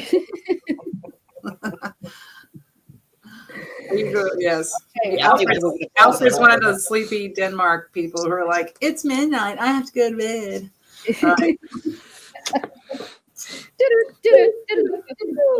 Okay, what's the answer? The personification of death. This is where the paranormal, right? Because the personification of death, it is more active during Samhain, but also plays a role in other seasonal traditions. No? Very true. No.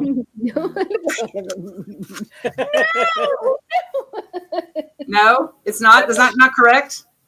I'm sure it is. None of us know.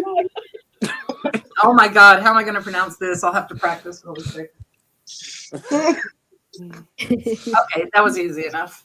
Sound it out. We like to learn with phonics here in the United States. All right. What ancient Irish festival, here we go, celebrated around August 1, that should give you the hint, marks the beginning of harvest season? Jen. I could be totally wrong, and please don't laugh at me. Try. No answer is a wrong answer. Is it, oh no, actually it's going to be wrong because I'm thinking of the month. Oh no, it's going to be wrong is the wrong answer. What's the No, Jenny, it's not your birthday before Christ.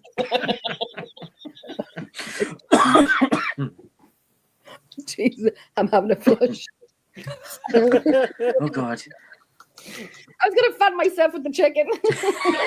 Give it a try. Give it a try. See, in my mind, I thought y'all are all over there speaking Gaelic to each other, and you only had to speak. This is a joke. Only had to speak English when you spoke to someone like me, so I could understand. We could barely speak English. That's true. That's true. Yeah. It is true, and it's correct. It's the right way to. Because. Oh, man, I just realized. What was the question? This is the question is, what ancient Irish festival celebrated around August 1st marks the beginning of harvest season? You know, cutting that wheat, stacking that hay. Potato. You say don't know. Yeah, okay, exactly. I heard you. I was just trying to say potato. I don't know. I'm only guessing. I have no idea. I'm just looking at random times of the year. Lunasa? That is correct. And I was going to call it Lugnasad. Say it again. Lunasa. Yeah. That's the one where you go and dance at the crossroads. Really? Here, when you go to the crossroads, you're selling your soul to Satan so that you can play guitar better. Okay. That's true. I think that's only in Georgia, though. That what? I think that's only in Georgia. Is it only in Georgia? Yeah. We used to dance at the crossroads. It felt There like used to it. always be an Irish dance hall at every crossroads, and you Yeah, always it's dancing. The polka I think was that always comes from done at the Lunasa. crossroads. Chris, Yeah, I think that comes from Lunasa. Lunasa. I learn something new every day. I like that. So it's only in Georgia. I have been wasting my time at the crossroads every night. It is cold, and I will not do that anymore. I have not gotten any better at guitar. Okay. So what mythical creature associated with Aosi? A-O-S-S-I. I'm going to show this to you. Is said to appear on May Eve in Ireland, potentially luring people into the fairy realm. A-O-S-S-I. Ain't there one of them in Let Castle? Jen? Tracy. Oh, I can't think of what it's called. That's the answer. As soon as it comes That's the elemental you're thinking of in Lip. The elemental in Lip. Oh. It also shares a common name that sounds like a shell people wear around their neck, especially back in the 70s. It's like, oh, don't look. Don't look. I can't read it. What creature associated with the Aosi? It's said to appear on May Eve in Ireland, potentially luring people to the fairy realm. I say it's the Aosow, is it? So look, I tell you, people will be looking at us saying, and you guys run paranormal teams. In the 70s, like people would wear the shells around those white shells around their neck, and the shawl. A shawl. They used to wear a shawl around their neck, is it? No, like in the 70s, like surfer people would wear these like little white shells around their neck. It's it's an homonym. It sounds the same, but it's different. Isn't it the Fae, is it? It's not the Fae. No. It took me a second to even understand what you're saying. I was like, no, it's not that. Or it could be part of the Fae, but it has a name, this exact mythical creature. I mean, it probably is Fae. I don't know what it is at all. It's Leap Castle. What's it called? What? Leap Castle. Tracy. The only other thing I can think of is a limpet. Is it a limpet? No. No, limpet. The limbic system of the human body. No, limpet. No, I know. But no, it's not. It starts with the letter P. How about that? Can I help with that? Puca. Yeah, PJ got it. He didn't ring in, but PJ is correct. So I don't know if it's a thing for you guys. When I said in the 70s that people wore puka shells around their neck. And it's the name of my team, Puca. It's the name of my own team, Puca. You're right, and that's what I'm saying. People are looking at us thinking, you run paranormal teams, like what? And that doesn't mean you have to know everything in the world about everything. You know, if you asked me about traditions in the year 70 or in the 1600s from pilgrims, I wouldn't know shit. So that's what I'm doing to you guys. Having a good time. See, what's funny about me asking you these questions is I don't know what you're supposed to really know or not. And so these are genuine trivia questions that well, I don't know a lot, so I'll be honest, I don't know a lot. Well, then it was a good choice to come on a trivia show, PJ. And I was just really into it. I'm just going to have a pint, actually. You should. We'll all sleep well tonight because our brains are burnt out. And we go to bed thinking to ourselves, we must read more. No. Reading's overrated. Well, what about, don't you sit around the fire and talk with your elders and hear about the old ways? Right. Yes. Well, I tried to, but they keep running away when I sit down with them. Right. Yeah, I understand that too. They're like, shut your mouth. You're too strange. You're too woke. COVID was the only thing that kept them near us. Okay, ooh, here's a good one. I heard someone say this word earlier, and so I'm going to go for this question. On the Isle of Man, what is the name of the winter festival? Here we go with these you've got a lot of festivals over there. What is the name of the winter festival celebrated on January 6th? And how does it differ from the mainland Celtic traditions? We'll start with what's the holiday, and then we'll work on the second part of that question. Jacqueline actually said this word earlier. Said it. I did. No, Jacqueline said this earlier. Okay.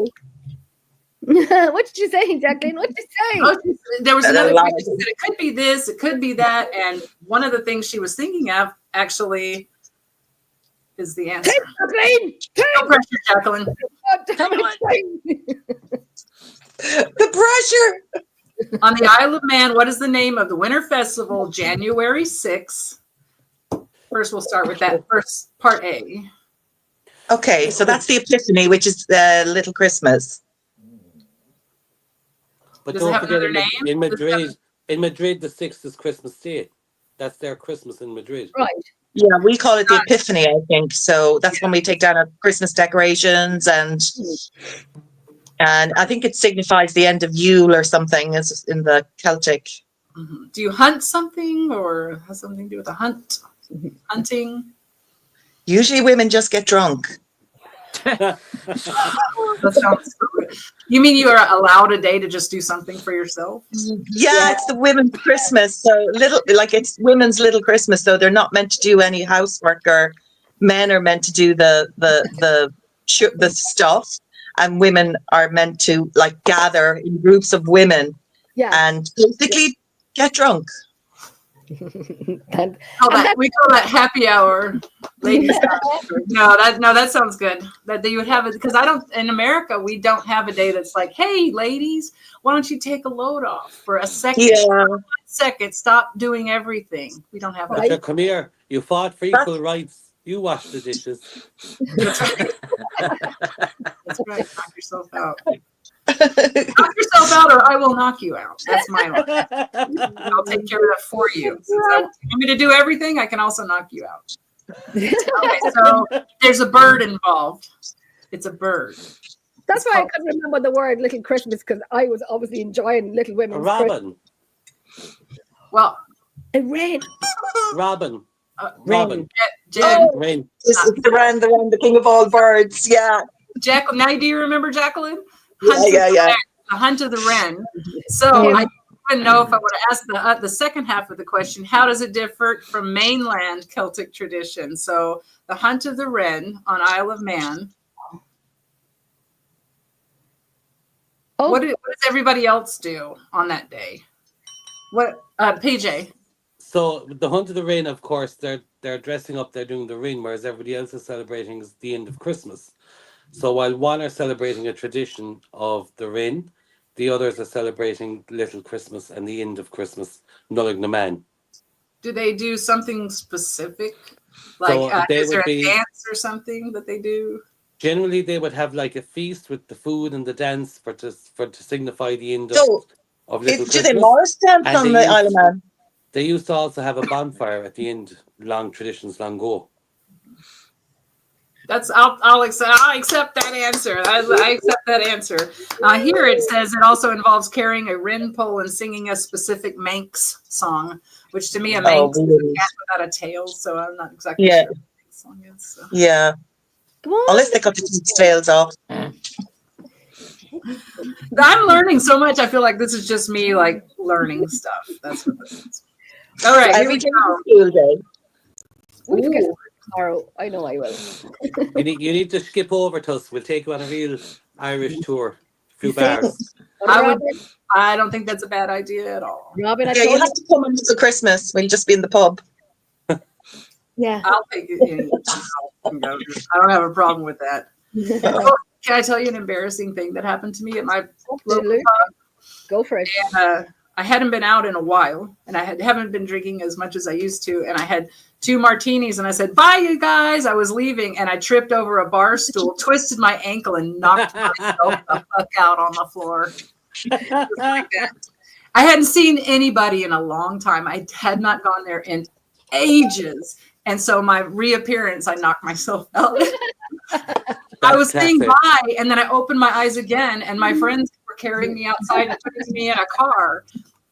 And I go, oh, hi. One guy was sitting way at the end of the bar. I go, hi, Kevin. Like, where'd you come from? And I haven't been back since. Me and Robyn would be on video camera at night, and we'd be having a few, as you do. You know, Jeremy all came in, and me and Robyn were like sitting up talking until the wee hours when this was like nice and dark. And then when I said, okay, Robyn, we're both tired now. It was daylight. She goes, Jenny, is that daylight? And I'm like, yes, Robyn, it's daylight. That was like the first red flags going up the pole. It's like it's daylight. I'm still drinking Grand Marnier straight. I'm wondering why the bottle's stuck to the counter. Anyway, so we've moved past that. We've moved past that. That's a good thing, right? Healthy-ish, more healthy. All right, so here we go. Let's move on. What is the connection? Here we're moving on. What is the connection between Celtic festival of Imbolc? Imbolc? Am I saying that right? Imbolc. What is the connection between Celtic festival of Imbolc and the ancient Egyptian goddess Isis? Don't forget to ring in. Imbolc. I don't know. Maybe the other thing I can think of is like the rising of the sun or the returning of the sun. That it could be not quite the answer that I have here. Could be. That's it. That's all it is. It's a very specific answer, and it's funny to me. But okay. Okay. Give us a hint.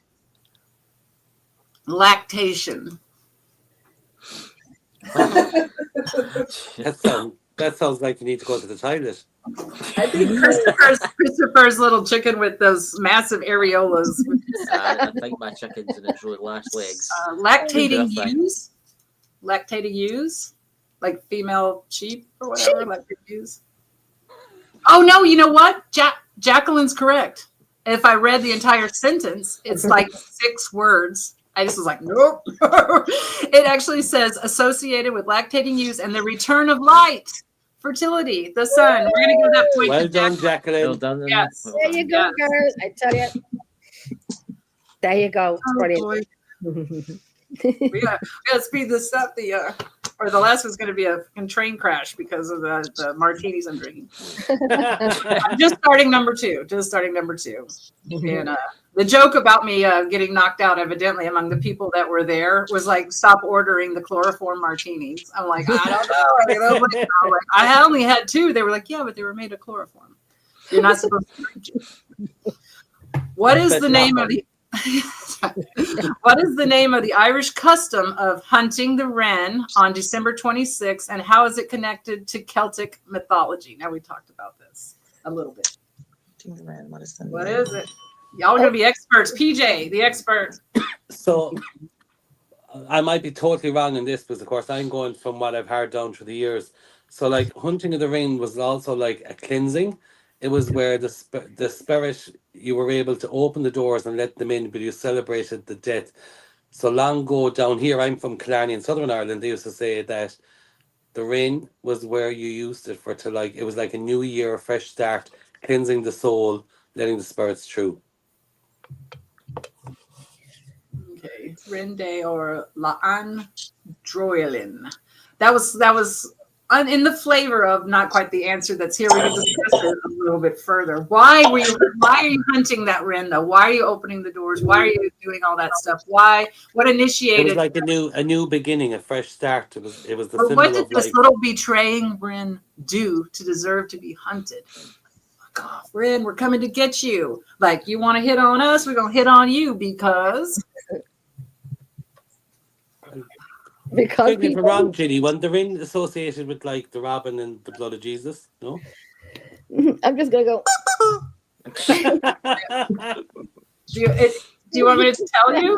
Yeah, I'm out. Yeah, it just says the story of the wren is about the wren who betrayed Irish soldiers, and so now you do the hunt of the wren as a retribution for some wren.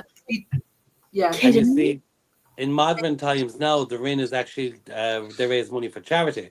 People dress up in the wren and costumes. They go around the bars and towns, and they actually raise money for charity now. So it's kind of turned in its head. So I was too much in the modern. Okay. Yes. Yeah. That is very. Yeah. This is like ancient shit, evidently, but we all have an opportunity to reinvent ourselves. That's great. I Listen, love the I'm way. ancient shit, not to mind the rest. Yeah. So I would say PJ gets a check mark because he gave the most complete answer, even if it was more modern than what I was looking for. All right. It looks like for end of second round. This is the last question, and then we can move on. Well, you guys, we are over halfway through the questions just by thickness that I can tell about how thick the cards are. Oh God. Okay. Do we get it easier? Here we go. Thickness myself. Here we go. What is the significance of the Kaliak staff? I hope I'm saying that right. I'll show it to you so you can read it yourself.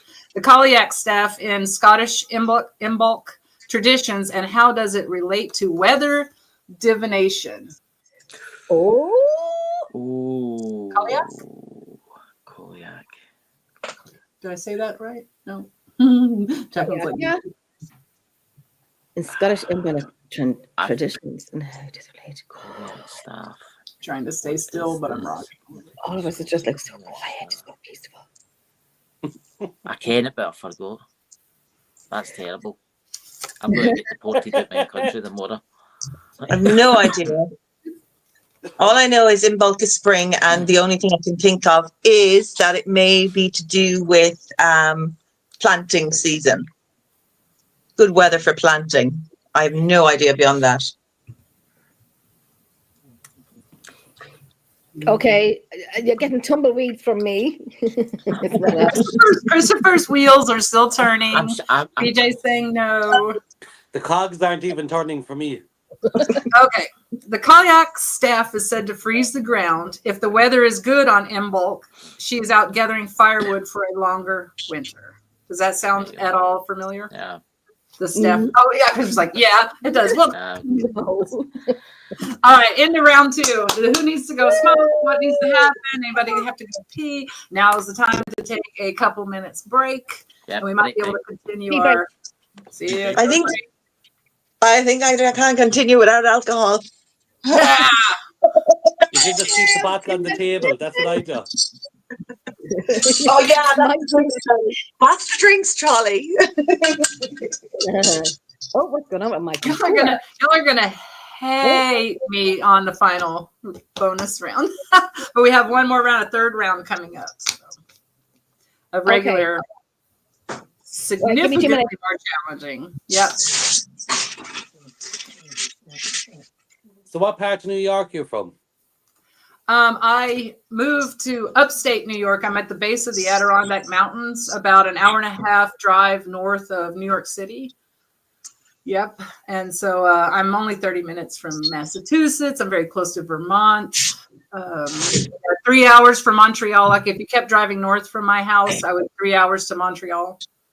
My family are over near Newark. Oh, okay. So they're in Newark, New Jersey. I have been there. There's great parts and there's terrible parts of Newark. Personally, I consider kind of a dirty city. It's dirty. Well, to be honest, I just came back. I did last 7 weeks ago. I did Route 66. So I drove from Chicago all the way over to Santa Monica Pier. Oh wow! Holy moly, that's a drive, bro. Yeah. But it was an amazing trip. Like especially, did you ever hear Gallico Ghost Town? Nope. Or did you ever hear Chloride? Chloride. Yeah, there's a mountainous area by the Indians where there's murals all over the mountains. Stunning. And of course, yes, I have. Yeah, I did. And then, of course, I went to, I can never pronounce it right, Juliet Jail. Joliet, yeah. Yeah, Juliet Jail. I don't know. But it was, overall, anyway, it was an amazing trip. Amazing. Yeah.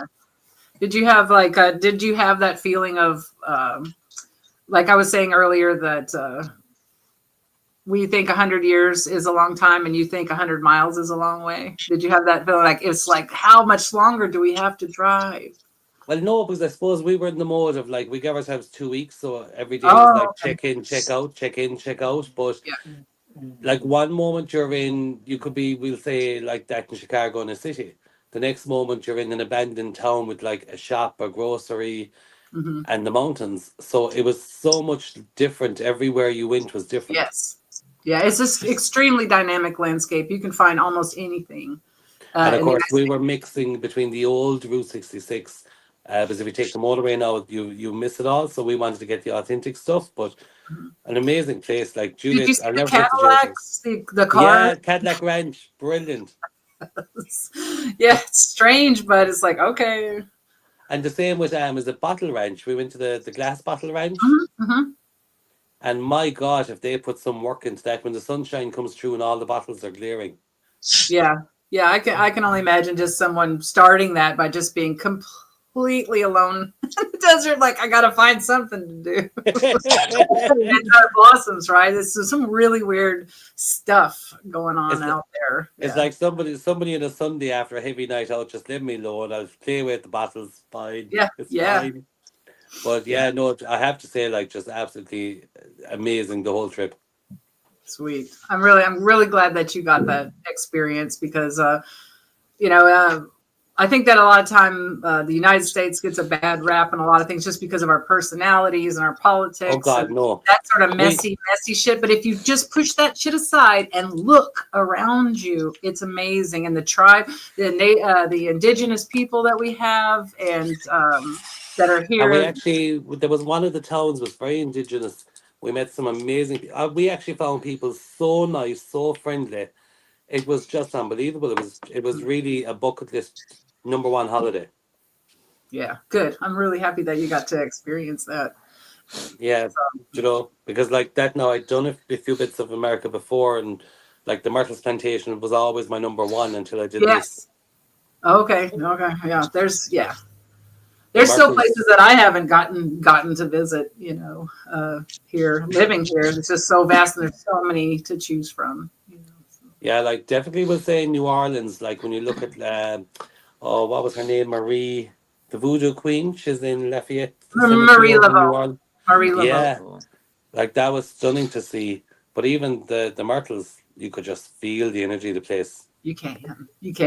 When I lived in Texas, it was easy for me to go back and forth to New Orleans quite a bit. Yeah.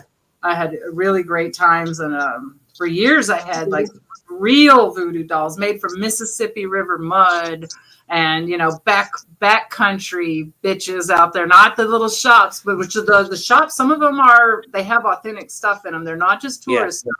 And then, but from these backwoods where you're buying their homemade sausage, and you're not exactly, they tell you what it is, but you're not exactly sure what's in there, but you eat it anyway, and they give you the voodoo dolls and stuff, but the real ones will disintegrate on you because of what they're made out of and stuff. But anyway. Are you on about the dolls or the sausage? Both. That's a good point. That's a good point. Yeah, that's so funny. Yeah, so it's amazing. If I could just live back down in that area. So since not everybody's back yet, really, Tracy's not back yet, I'll tell you, I remember, I don't know if you guys remember the gigantic hurricane that hit New Orleans called Katrina. So yes. I was in a recreational vehicle trying to get back to Texas with Katrina on my tail, trying to get back.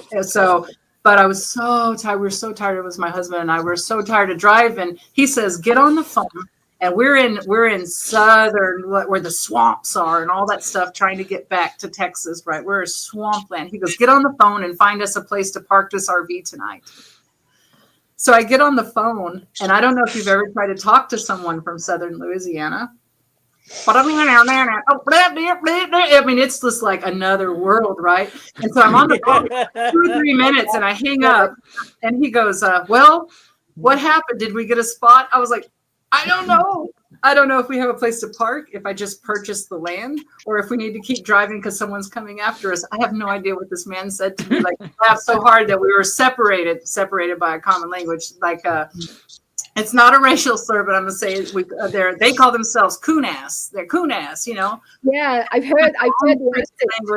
Yeah, and I was like, I don't know, dude. Just drive for like 3 more hours. We're just gonna drive. Just find someone that speaks English. When I was going out to the Myrtles, when I was going out to the Myrtles, I was on my own. So imagine being an Irish person, you're trying to find your way because your sat nav is shite, right? Next thing, I end up in an abandoned town, And I got so engrossed in the abandoned town, I forgot I was going to the Myrtles. So I said to a local, I was like, I'm looking to go there. We were like as if we were two different languages of English. After all that, guess what? I was only fucking around the corner from it. The Myrtles was only like 5 minutes around the corner. Yes, yeah. You're like, I have no idea. They're like, That's what counts. It took an hour of a conversation to realise there was only 5 Yes. minutes around the corner. yes. Killarney, Like, suppose my bog accent didn't really help. the Killarney accent. The Killarney accent. It's taken Killarney years of rural training for me to Louisiana, that's understand all. this whole thing right now. Oh Lord, where's my chicken? Hold on. Let's go. Yes, everybody get your chickens ready. Tracy, don't go to sleep. Get your red box ready. Oh, Everybody's got their My horns, their chicken's looking bells. very. My Where's chicken's Come on, Tracy? looking very Tracy. limp. Tracy, come back to us. Tracy is right there with you. Tell Ray to come in and say hi. no, he's in there when it's time. Tracy's saying like, oh, no. Round 3 before the final bonus round. I could have called it 4, but I didn't. I called it the bonus round. Okay, not the boneless.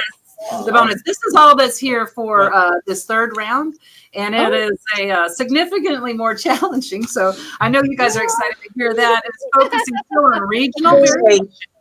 Well, right now, I'm on unlucky 13. 13 is what I have.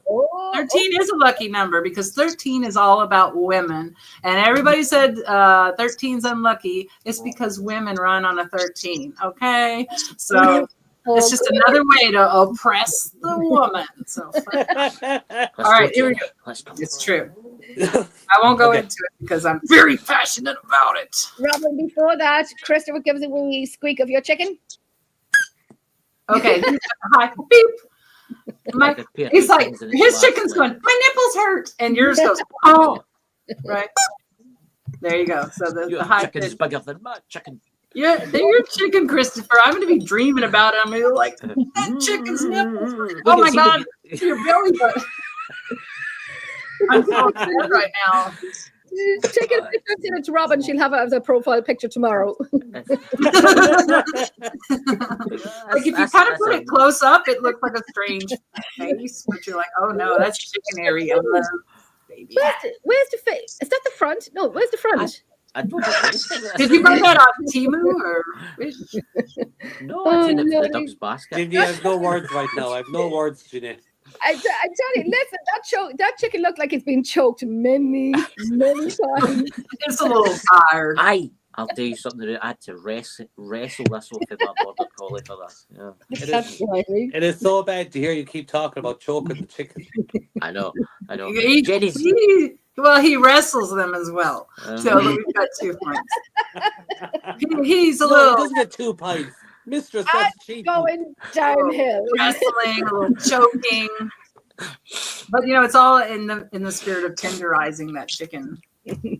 Look, I'm lucky to know Jenny. Nobody likes. He's going to teach me the ways of the rubber chicken. What? It sounds like karate. You're like 1, 2, choke. Jenny's choked her many a And time. a happy Christmas, everybody. Jesus almighty. We're going, Okay, that's a good point. I don't know where it's my. You just got me looking at that. No, it's not often that I'm stuck for words. It's not often that I'm quiet. But you got me, Chris. You got me. 2024, you got me. You guys brought the chickens. You got to expect the rest. Are you ready for some significantly harder questions? Oh, hold on. I'm just messing with your mind now, bro. Okay. There's not a whole pile to mess with. Consider it messed. Then here we go. What is the name of the Welsh Harvest Festival? Here we go with more festivals. You people. Traditionally celebrated on Sunday nearest to the autumn equinox. And what unique ritual is associated with it? Oh my gosh, if you can do this in Gaelic, I'd be happy, but if you can say it in English, that's also fine. I feel like Jacqueline knows this. No. Jen. What was the question again? What Welsh Harvest Festival traditionally celebrated on the Sunday nearest to autumn equinox? What is the Welsh Harvest Festival? Autumn equinox. I look like I'm thinking. I'm not really. There's tumbleweeds going through. Oh. Christopher looks like he's... No, I don't know. I'm just waving my chicken a bit. Oh, you had my attention. Oh, see? You get excited over my rubber chicken. I did. I was waiting. Yeah. Oh, Lordy. This gives me time to sound out these Celtic words. What do you have, PJ? No, I was saying, Tracy, does she have anything? Yeah, Liam Neeson on the telly.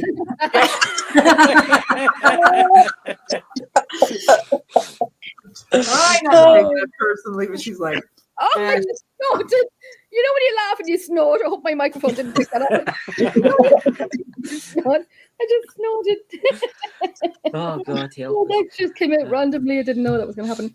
But well, okay, so this autumn equinox Welsh Harvest Festival, it has an actual, a unique ritual associated with it. And probably visually pleasing. I imagine it would be visually. We don't tell you about the Scottish with the Welsh. That's no. You don't do that. There's no. Ooh, I learned. I learned. To the Welsh. No, Chris say it. What if I tried to pronounce the? Go on, give it a go. Go on, Robyn. I'm going to try to pronounce it and see if you can get the answer after that. And I don't think it's going to help. If we do that, we're genius. Go on. Mobsant. It's something you buy in the chemist. Okay. How about the ritual? Okay, here the ritual is called that. That's the my pronunciation of the festival, and then the ritual is Canhowcorf. Canlowcorf. Sounds very painful. Spell it out. Spell it out. Spell it. Me and PJ with the pens. Ready to go. You can see that.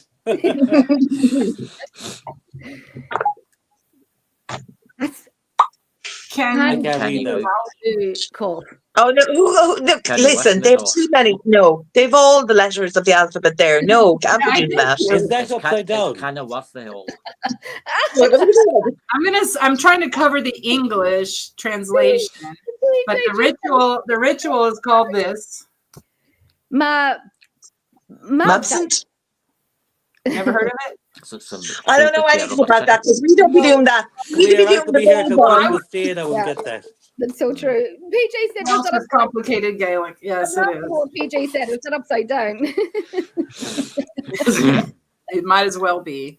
But the reason I asked this question because I saw that it had like a little paranormal aspect to it, just because of the way up. Lord. Okay, I'm just going to give you the answer then. Corpse candles. The ritual is called, or the day is called Mobsant, and it has the ritual of the corpse candles, which sounds to me like a lot of like Day of the Dead and like Mexican culture, you know, where they go and visit and burn the candles and do all that stuff. I don't know if it's the same or not, but yeah.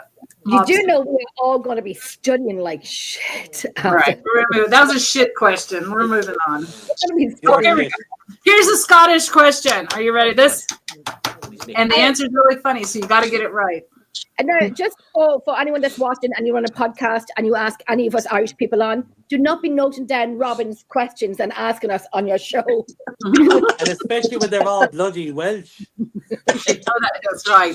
I know. You know, my husband's of Welsh heritage, and though he was born an American, I still can understand a word he means.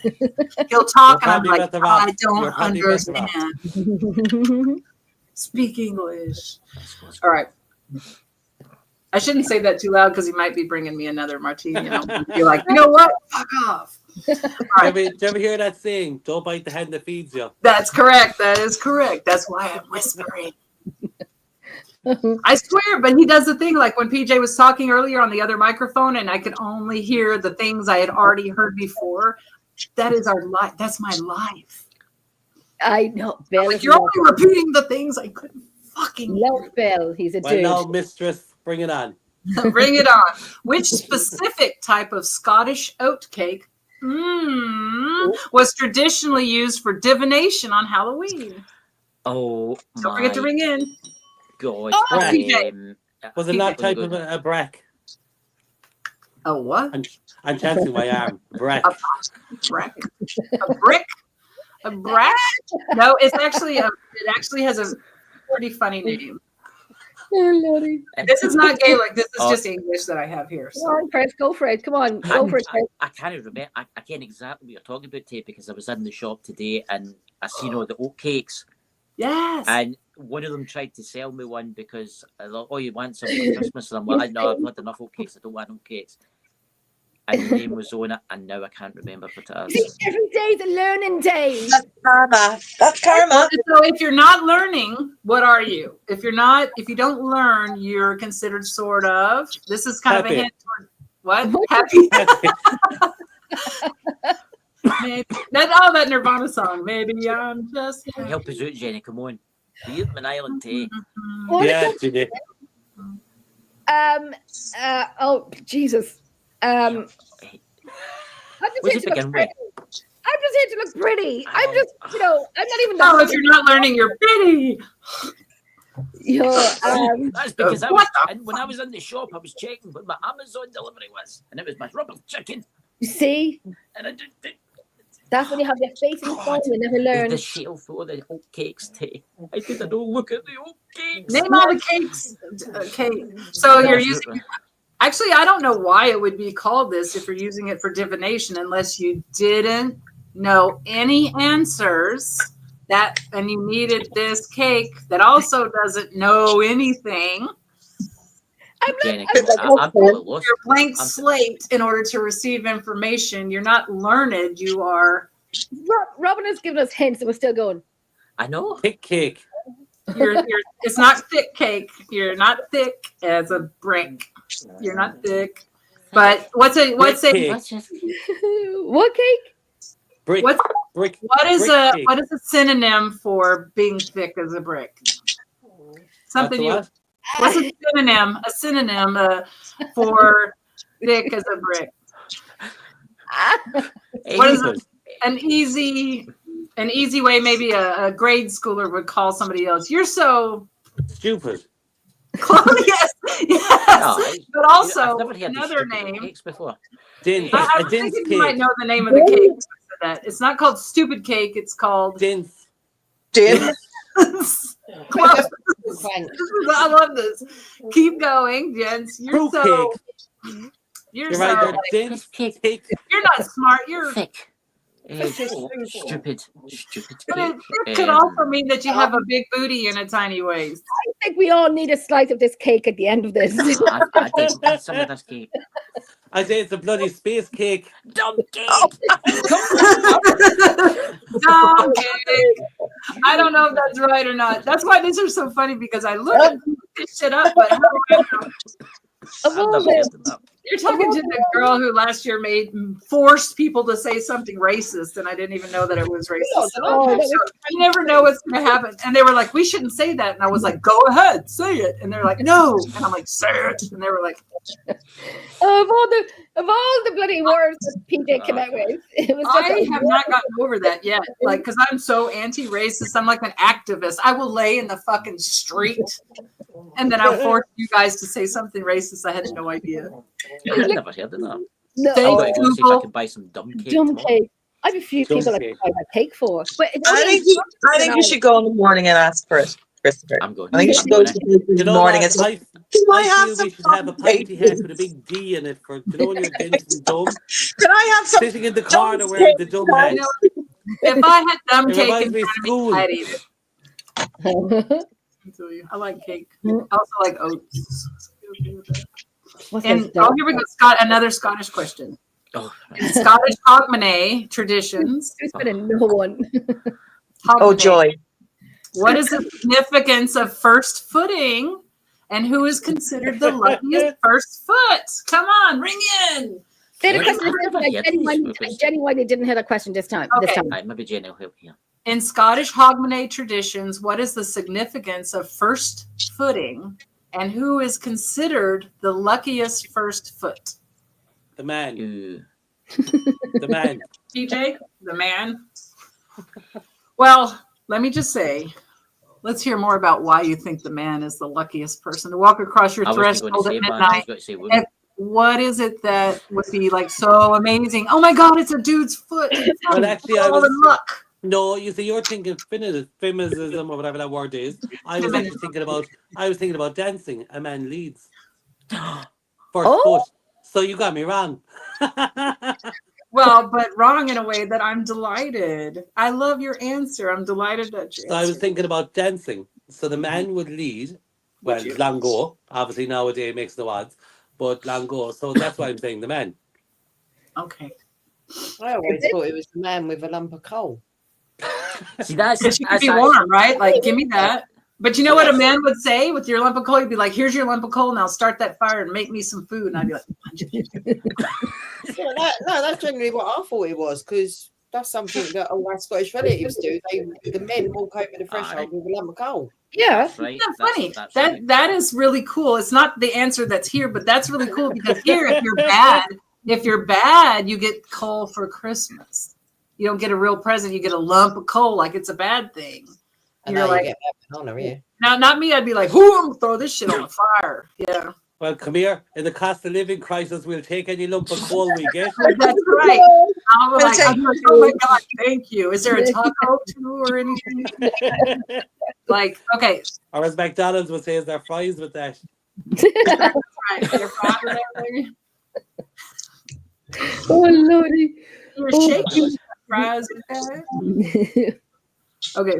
Do you want me to say? I'll just say so we can move on. First person to enter the home. The first footing is the first person to enter the home after midnight. So that was like correct. But a tall, dark-haired man is considered the luckiest. PJ. Oh, PJ. PJ gets a check. Go, PJ. I did say the man, so I should get a pint. Yeah, but I had a. PJ, want to come on the show and ask you Irish questions? This is fun. I swear to God, if you guys come on and ask me a bunch of questions about America, I won't. Robyn, the reel has already been running in my head about a show with you and I. I can imagine. Oh, y'all have heard about Beltane, right? Yes. Good. I just had to check before I just threw this. What is the significance of Beltane Carline in Scottish May Day traditions, and how does it relate to fertility rituals? These are the harder questions. Oh, Jenny, you're an expert in this kind of stuff. Where you go? Stop saying my name, Chris. I'm changing my name. I'm changing my name. Oh, this is interesting. This is really interesting. Aye. It's like, think of hot potato. You know that's potato. Do you know that the game Hot Potato, where you pass a hot potato around, like and you try not to hold it very long to get rid of it? Or as we would say, spuds. Spud, hot spud. A hot spud. There's a no. I always say that. I'd be like, PJ's kind of a hot spud, isn't he? But that's not Irish. By Christ, that's the first time I've ever been told this. American television accent. Well, that PJ's a hot spud. Christmas sweater. I wonder what's under that Christmas sweater. It's a hot spud, you dumbass. You fucking think. Yeah. No, so sorry. You know what? I'll turn my lights on, yeah. Martinis and I. Oh my God, it's beautiful. Oh my God. Go stand in the corner so I can watch you and drink all night. Go stand in the corner and be my treat. I'll meet you in the corner, Winslow. How about that for cheese? You what? The corner, Winslow. Do you remember the song? No, sing it. No, I don't sing. I've a face for radio. You can't tell the mistress you don't sing. You just sing. Come here, if we're a one-on-one, it's different, mistress. Mistress. You'll never be known as Robyn. You'll be known as mistress. Understood. Look, that's the question. I haven't a clue anyway, so I'm going to shut up now. I've changed my name. Yeah, you did. Chris, stop saying my name.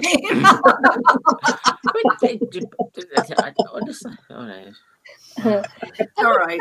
Denny's the expert in all things fertility. That's what I was trying to say. That's what I was just trying to say. Yay. There used to be a goddess of fertility. What was her name? It was I won't say Aphrodite. There was a goddess. What was her name? Because there was actually a statue here in Kerry for the goddess of fertility, but some money grabbers actually stole her in the middle of the night. Oh, the Sheila na Gig? What was it? Is it the Sheila na Gig? I think so. It was actually in a town called Rathmore. There used to be a statue there for the goddess fertility. I still don't know the answers to the question, though. The Sheila na Gig that they took is in the British Museum, but in the storage. There's a campaign to get her back. Are you bloody kidding me? Yeah, because they actually sculpted. Yeah, there's a campaign at the moment trying to get her released from the British Museum. Yeah. What? Are you kidding me? Because they made a copper one. They made a copper statue of like that the goddess fertility for a village called Rathmore. It was €40,000 cost. And in the middle of the night, people came along, hammered it out, stole the statue. To this day, it's never been found or returned. It's probably I'd say it was more melted down. Melted, yeah. But anyway, I still don't know the answers to the questions. So I'm going to shut up now again. Yeah, if it's like in the United States, if copper's stolen, it's meth heads for sure. They're out there like melting that shit down in the woods, selling that shit for the next rock. Yeah, you know, that's my family. Come here, my love. I'm like, oh, let me look at these questions. Most that I can do. I know them more. Oh, God. I feel bad. I feel Tracy's just like sitting back going, let these lunatics to it. Look at this guy. Great British Bake Off now. Oh. You what? I'm watching the Great British Bake Off now on repeat. I love that show. I'm obsessed with that show. And I love the hosts. Oh God, what's his name? The dude. Oh, don't say Paul Hollywood. Oh, right. No, not Hollywood. The dark hair, the black hair with the funny, hilarious sweaters the and quirky fella. Yeah, that guy, dude. He's on, dude. He's on 100% all the time. He doesn't care less. No Fielding. I love him. I love him. No Fielding. Yeah, that's it. That's it. No, right. I was thinking Niles, but it wasn't. I knew it wasn't that, so I didn't say it. So no. Right. Here we go. Ladies and gentlemen, in Irish folklore, what specific type of fairy is associated with Samhain, and how do they differ from, oh my God, Alcy. Here we go again with this. Okay, like, Irish folklore, what specific type of fairy is associated with the festival of Samhain, and how do they differ from the Alcy? Alcy? I don't know why. We had this already. We had the Alcy. Well, yeah, we talked about Alcy and Samhain, but I'm moving a lot now. And I swear to you, we were listening. We just weren't paying attention. This should be. I really feel like PJ should already know this. And I think that we're pulling back the layers on PJ. We're pulling back your layers. But the problem you have is people call me fishbowl because I do one round of a fishbowl and I forgot. So I'm no good. You're talking about the same kind of fishbowl as the Grinch story we were talking about? No, you know, a fishbowl. Like, I thought you were like an epic wife swapped dude or something. Okay. I had no idea what you're talking about. I'm like, he goes, no, I'm the fishbowl dude. Do you know the way you have a goldfish? Yeah. So, do you know the way a goldfish swims around the bowl? Yeah. So people maintain they swim around the bowl, but they forgot to swim around it again. So that's why they say I'm fishbowl, because I forget that quickly, which does mean your secrets are safe with me. Okay, so I got secrets. My secrets may be safe from you, but that is a modern wives' tale, because they actually do have a memory, and the only reason they're swimming in circles is because they're bored and their tank is too small. There you go. All right. I just got roasted. Oh, I'm on it now. PJ, like you're in my focus. You're like in my focus, and that is sometimes a great place to be, and sometimes a not so great place to be. But right now, it's a great place to be. I'll take my punishment. In Texas, we would say I'd taken a liking to you. Who's mine now, boy? So here we go. Right. Okay. Listen carefully and think of Irish folklore, specific type of fairy associated with the festival of Samhain. First of all, I'm laughing because I don't know. so what I'm looking for is we talked about this thing earlier. It's a shape-shifting trickster, more active like the elemental. Right. Which we came to the conclusion should be very familiar to you, in particular, PJ. Like the Puca. Like the fucking Puca. Yeah, Puca. That's why I was like, he's got to know this one. It's the bloody name of the team. Puca, Puca, Puca. Right, check mark, PJ. I just dropped my chicken. Hold on. Pick up your chicken. Bye. My chicken. Have y'all seen the guy who does these songs with those chickens, like the one that does like Led Zeppelin and all that? Oh my God, classic, epic. Classic. Yeah. It's been a few years since he started doing songs, but it's epic. Oh, excuse me. All right, how about Cornish traditions? Woo! No. Speaking of chicken, tiny chickens, Cornish.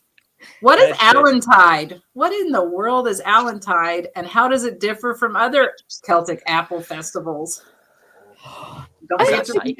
have my chicken ready, like I said. Say what it is, and I don't. Say what Allantide is. That's the first question, really. All right, Christopher. Is it a cider? What, baby? Where What, are you? what is the Allantide tradition, though? It could be a cider. Is it crushing apples? Is that like a thing where everybody gets together to crush the apples? Like all the farmers, it's like a thing. It's like at the weekend to hold it. Well, you had that with it's a festival and it's like apples. So what I'm going to say is it's celebrated on October 31st. It involves divination with suspended apples. So that's part of the paranormal thing. So bobbing for apples. Sort of like bobbing for apples, but it says suspended apples, which makes me think of pendulums, and I think that would be pretty interesting because you always accuse people of holding the pendulum like you could be micro moving and you don't know, and it's moving stuff around. But if you just suspended an apple and said, "Swing it," baby. As a kid, we used to have apples hanging from the ceiling. We would have to bite into them to try to get the bite out the apple to win the game. But I can't remember what the fucking name was. What did you define from that? What did we do? What did you learn? What did you learn from that? I big teeth. No, you've learned next year. Next year, you'll see it live from Pucavogue Paranormal and Emerald Isle doing an experiment of bobbing apples and see what happens in an experiment and a live. Yeah, see what happens. Like divine, like give me a message, and I'm sure that you. I totally am just in a major like imagination vision. PJ being a cat, and they're like, "I want to get the apple. Send PJ in." He's like, he's got big teeth. He's like, stand back, everybody. I got this shit. Call me now, bro. I don't know what the name of it was. I can't remember. Snap apple, we used to call it. I'm so glad your sound works now. You're a gem. Who said snap apple? You're dead right. You're dead right. Jacqueline, is it? Okay, Jacqueline, check mark. You're spot on. It was called snap apple. Snap apple. It seems really hard to hang them from the ceiling, though. I wonder how that was accomplished without damaging your ceiling. Thumbtacks. What? A thumbtack is what holds the rope. Oh, a thumbtack. That was one of those separation by a common language. I was like, what? That's my bog accent. Thumbtack. I'll translate. Are you getting tongue-tied? I'm going to call him a thumbtack from now on, dude. It's a pin. I'll translate for PJs. It's like I had to use like 4 thumbtacks to get this shit on the wall. Thumbtacks. I like that. I like being an international like Thank you. Okay. Here we go. So we're getting back to I'm getting very familiar with the holidays here because these questions are about some of the similar holidays. Because we're not. I'm glad someone is because we're not. Right. I'm going to come fly over there one day and someone's going to ask a question. I'll be like, bros, I got this. You're never going to. But then ask me about me. I'm like, I don't know who my granddad was. Right? That's not true. In Irish folklore, what supernatural phenomenon is said to occur at holy wells on Imbolc, St. Bridget's Day? Miracles, healing. PJ. Miracles and healing. Thank God the day. That healing is half of that. Healing is half of that. The other half of is what Jesus is one of his major miracles talents was. What was one of his major talents at weddings? It was a miracle of healing at the well. It's like so you check mark for that. Who was the next person that read it? There's a well near us called Tubber Well. It's a healing well. People regained their sight who were blind. It was called the miracle of Jesus, like that turning the wine into water. And it was a miracle of the healing of the well. Oh my God, what a complete answer. Ding dong. PJ, respect for that. But did everybody else know it was turning water into wine? I've said it, but no one heard me saying it. Okay. Speak up, PJ. It's the only thing that I know is that he turned water into wine. And you were listening. I have done it many times. That was actually the wedding. I don't want to be sacrilegious. Where was the wedding? Some wedding Jesus was at. They were like, "Oh my God, this is in the Bible, written by man." Somewhere, don't pin me down on it, but it was like, "Oh my God, we're out of wine," and he was like, "No problemo." Just double checking though, mistress. Did I get a pint there? You can have a pint. You may have a drink of a sip of your pint. Oh, a point. Did I get a pint? A point. Yes, you get a point. I know you said a pint. And I'll have a sip of vodka then to match it. A sip. You got. I really need a text. Hold on. I'm gonna need another martini over here. Go for it, girl. PJ, what was your question? You're gonna test my knowledge. I'm on 16. What was the wedding where Jesus turned the water into wine? The wedding. The best wedding. Come on, think about it. The wedding ash. We all grew up with this. You know this, Jenny. Come on. We all grew up with this. The wedding ash. What? The wedding of the Virgin Mary and Joseph. No. A shotgun. The pressure. I mean, people are screaming at me and really. Oh, listen, Jenny. I wouldn't worry about it, Jenny. I didn't get any Scottish ones right. Well, I'm at 16 pints. Nancy, there's no answer. Is that the answer? I wouldn't know that. Is that the answer? You know this, Jenny. You know this. Come on. Jacqueline even knows this. Am I right, Jacqueline? You know this. We grew up with all this. I don't know. The wedding ash. I love Jacqueline, put her out of her misery. Canaan. There you go. Oh, really? Canaan? Jenny, now did you get it? Canaan. No wonder there was fighting and shit because they were all drunk. Right, I still don't look like I don't know. Yeah, you say Cain and I say Cana, but then again, that's my spelling. Cain.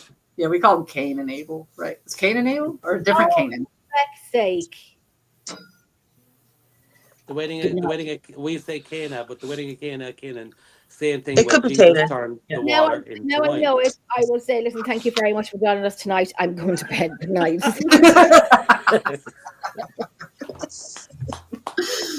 Rude. And I have children over there on the wall looking at me going,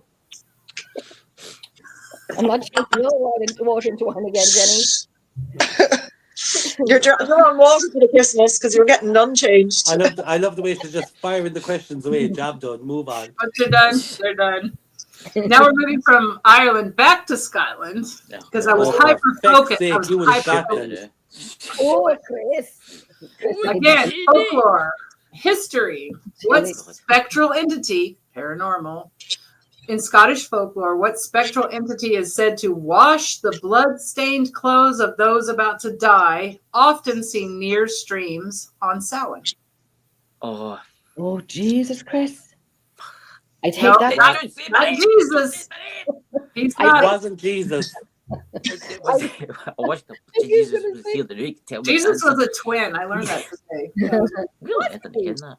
Was he? He's one of the twin. Spectral. Was it a woman? Was it a banshee type woman? Banshee. She might have been pissed. I would have been pissed if I was her. But Was I she, would say was that's my part is girl. right. But she might have been angry. I would have been fucking really she like a mad. hag type witch? If she did this enough, she probably looked like a hag. Entity, a strange entity. What's the question? Yeah, to wash the blood-stained clothes of those about to die. Surprise, your clothes are full of blood. You might be dying. I've never heard of these questions before. I don't know where you're Just finding these. give me that. Honestly, I take that pressure, Chris. I take that pressure. Fair play to you. Go on, keep going. You're keeping it doing great. I'm giving hints. So. I'm going to say. Oh my goodness, you're about to die, but I'm going to make you look so pretty. Oh, like there with your mouth. Honestly, it's. I've only heard the I'm going to let my dog to the toilet while you're debating that one out. I've heard like a hag entity woman type banshee that would warn people about their deaths. Yeah, that's about it. Yeah, that's a banshee. That's right. Well, I mean, Which is banshee, which is like woman fairy. It's like of the she. That's right. But man is woman. The Scottish name. I can't remember the Scottish name for it. Yeah, can't help you there, buddy. I think you actually deserve a check mark for that because you are the closest to come to the Ben Nye, is what I'm going to call it. The Ben Nye, the washer woman. The Ben Nye, the washer woman. Okay. Go on, the Chris. I see PJ. PJ sitting there. I can see him go. 1, 2, 3, 4, 5, 6, 7, 8, 9. Well, actually, do you know now she says that word benai, whatever it was? I actually did hear that. You what? I'd heard that, but I've no idea what it meant. The benai. She washes the bloodstained clothes of those about to die, and they have no clue, but they have been probably stabbed. I'm gonna guess. You see, all that kept coming into my head was the Shroud of Turin. Remember that years ago? Yeah. Yes. Oh, I do know. Yeah, I have heard the word before. Like with PJ, I didn't know who she was. But that's what I said. It's okay, Ginny. Welcome back to the room, Ginny. Yes. Again. Dean, I like how he said welcome back to the room and then welcome back to the room. It's not even the words that are delayed. It's my memory, my mind that's delayed. It's my hearing that's delayed. So, and 3, 2, 1, back in the room. You're a bad lad, the whole lot of it. You're a bad lad. That's it. That was the last of the third round, and now we have the only thing we have left is these racing cards that are the bonus round. So, what are no, hang on, mistress. I went up nothing. I'm still at 16 for it started. I'm at 16 when it finished. I got screwed. Say all of that. Screwed. You got screwed? Yeah, still at 16. Well, as a mistress, I'm just going to say, well, too bad. Okay, so my question is, I don't know how you got screwed, but if you deserve a check mark, you give it to yourself up here. No, that's cheating. I can't do it. Ginny does the cheating. I won't. But... Okay, keep it in your hearts. Keep it in your sweater. You know what I'm saying? So where are we at with the scores? Who's got what? Well, I'm at 16 still. Do some counting, but after that whole 12 days of Christmas, 364 Christmas thing, I don't trust any of your math skills. You see, look, I kept mine as I went along. 16. Okay. All mine are there. Okay. And I have 15. Oh, okay. Ooh. Jacqueline, have you been keeping your score? You've gotten a lot right. And no, Johnny's keeping the score. I don't do the score. Tracy, I got it up here, which is sad to say. I'm like, if I can keep it in here, it's a problem. We have New 15. gigantic martini delivered. Cheers. These questions are very specific. Okay, these questions Can I have a 1 second? Let me go to the bathroom break quickly. Oh yeah. We'll do the break. I forgot about break. I don't breathe, urinate, or smoke. Yeah? So How long can you hold it for? how long you got? When you see my face change, I've gone. Just don't make me laugh, sneeze, cough. Go dance back, baby. One time I asked my neurologist because my neck hurt. I said, "Does a pinched nerve make you pee a little bit?" And he goes, "No," because I was talking about my neck, and it was the most embarrassing thing. I was like, "So my neck hurts really bad. Would that make me pee a little bit?" And he goes, "No." But I think it does. And so I was like, okay, it was nice to see you. Here's your $125. I gotta go. $125. Actually, you got just a visit to speak with my neurologist. I've had a couple neck surgeries, just a visit to speak. They charge the insurance company something like $450, $500 American dollars, and I'll pay a portion of that as my copay. But could they not just say, go to a bar, talk to a friend, and you charge a drink to them? It sucks here. It sucks here. Yep. It does. Even dental, for instance, I pay for dental insurance every 2 weeks with a paycheck. Well, my husband does with a paycheck, and then just to have the insurance, and then they only give you $1,000 for all if you have a cavity or you need a crown or anything like that in your mouth, and it's easily eaten up very quickly by a couple, 2-3 trips in a year. You get a cleaning for free though, and they're like, "You're welcome." Well, I went to the dentist a few weeks ago. My cleaning is free anyway, right? But when there's a problem with one, I just say, pull it. Just pull it, be done. It's not going to cost me anymore. It's at the back of my mouth. No one's going to see it. Yeah, the way back. Yeah. Yeah, it's still healing with about 2 weeks. But I have a fat face anyway, so they won't see the swelling. Christ. I had a recent crown, and total of my out of pocket for it was probably, I had to pay probably almost $800, and then the insurance paid their that. That's Christmas. I pull it. Jesus. Yeah, no. I've been so, I think we're a little maybe obsessed in the U.S. Well, you do have beautiful teeth, Mistress. Yeah, but we got nothing else. We've got nothing else. Our guts, they're rotten, but our teeth look fabulous. PJ, yeah, there's a saying we'd have, all fur coat, but I won't finish it. PJ, you're laughing. You're laughing at that one. What did you say? All fur coat, but I won't finish it. No knickers.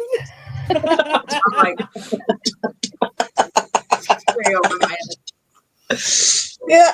Oh, Jesus Lord. Oh, my daughter wants to be a dentist, and I'm like, she wanted to be a pilot, and I'm like, no, okay. I'd rather her be a pilot. You get more free trips. Well, you see, I could, and I could sit up in the cockpit and so on, but then she wants to be a dentist, and then it's like free dentures. So no, she's flying you to Turkey for the turkey teeth. Listen, I'll buy you false teeth. Get her to be a pilot. Yeah, pilot is the thing. Although, pilots have a great life. Brilliant. I have a couple of friends who are pilots, and they have a wild and great life. Well, you see, that's the thing, because I say, like, I'm putting this into, I'm not putting it onto her because I'm afraid to fly. But, maybe I'm just saying, no, you're not getting on a plane. No, even when even when my daughter goes flying with her dad, I take a Xanax, even though I'm not flying, but I take a Xanax, so I don't know. Do you remember here in, was it the Black Witch Cove? I might be wrong now, but you remember she warned people not to get on flights for 9/11? Yes, I do. And they didn't get on the flight, and that was actually one of the flights that was hijacked. Do you remember that? Yeah, I certainly do. I was going to say I certainly do. I'm highly interested in that because I have started hearing other at upstate New York. Let me tell you, I was shocked moving from from Texas up here. We all were affected by 9/11, but when you move to New York, I started meeting people. There is not one person I have met that didn't have a brother, sister, uncle, whoever, either working there, flying on the plane, everybody's a fucking first responder. Who's gone missing? I'm telling you, like it's a shocking thing, and I would love to dig in deeper sometime. Maybe if we had a talk, or we had a chance to talk about this person that you're talking about with the don't get on the planes and that sort of thing. I'm pretty interested. There. And actually, there's a piece. Because I was in 9/11 when I was in New York, or in the building, sorry, the Trade Center. But there's actually another piece of it in New Orleans at the Military Museum. Yep. Good.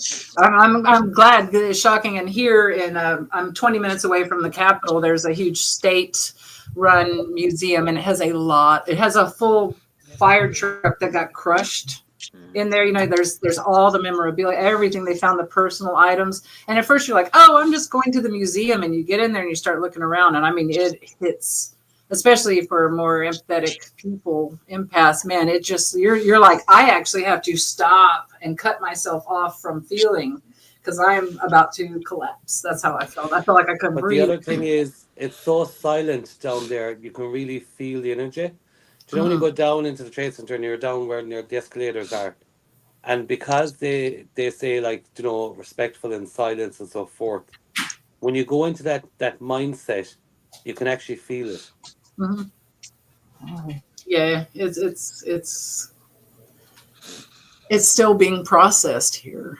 You know, it's like traumatically and mentally, that sort of thing. Yeah, like you just talk to people and they're still living it in a lot of ways. It actually reminded me a lot of when I was went over to Poland. I went to Birkenau and Auschwitz. And Birkenau, of course, was the camp where they had the tree where they decided when you came off the platform whether you lived or you died. And I didn't realize at the time I'd even family that had been in there. But I always remember when I was in the Trade Center, I got the exact same feelings I got when I was out there in the camp in Poland. Yeah, it's just very eerie. It is very eerie, and even the reflection. Yeah, go ahead. No, I was going to say even the same there when I went to Juliet Prison, because the day I was there, it was quite low numbered, so they gave me plenty of time in the cells. And even to go into some of the cells and close the door, you can just feel, you can still feel the emotion of some of the people that were there. Mm-hmm. Yeah. Now, I never went to Debbie Downer on it on Christmas. No, I'm here. Listen, I'm not here. You can't see me. Can you just knock a couple of times on your microphone to let us know if you're... It's me. Can you hear me? One of my favorite questions on investigations with new people is like, knock once if you're here, knock twice if you're not. I'm like, I said that at a wedding. And I had a few drinks in Cabra Castle. My brother got married, right? And I went to the bed, trying to get my way up the stairs. My God.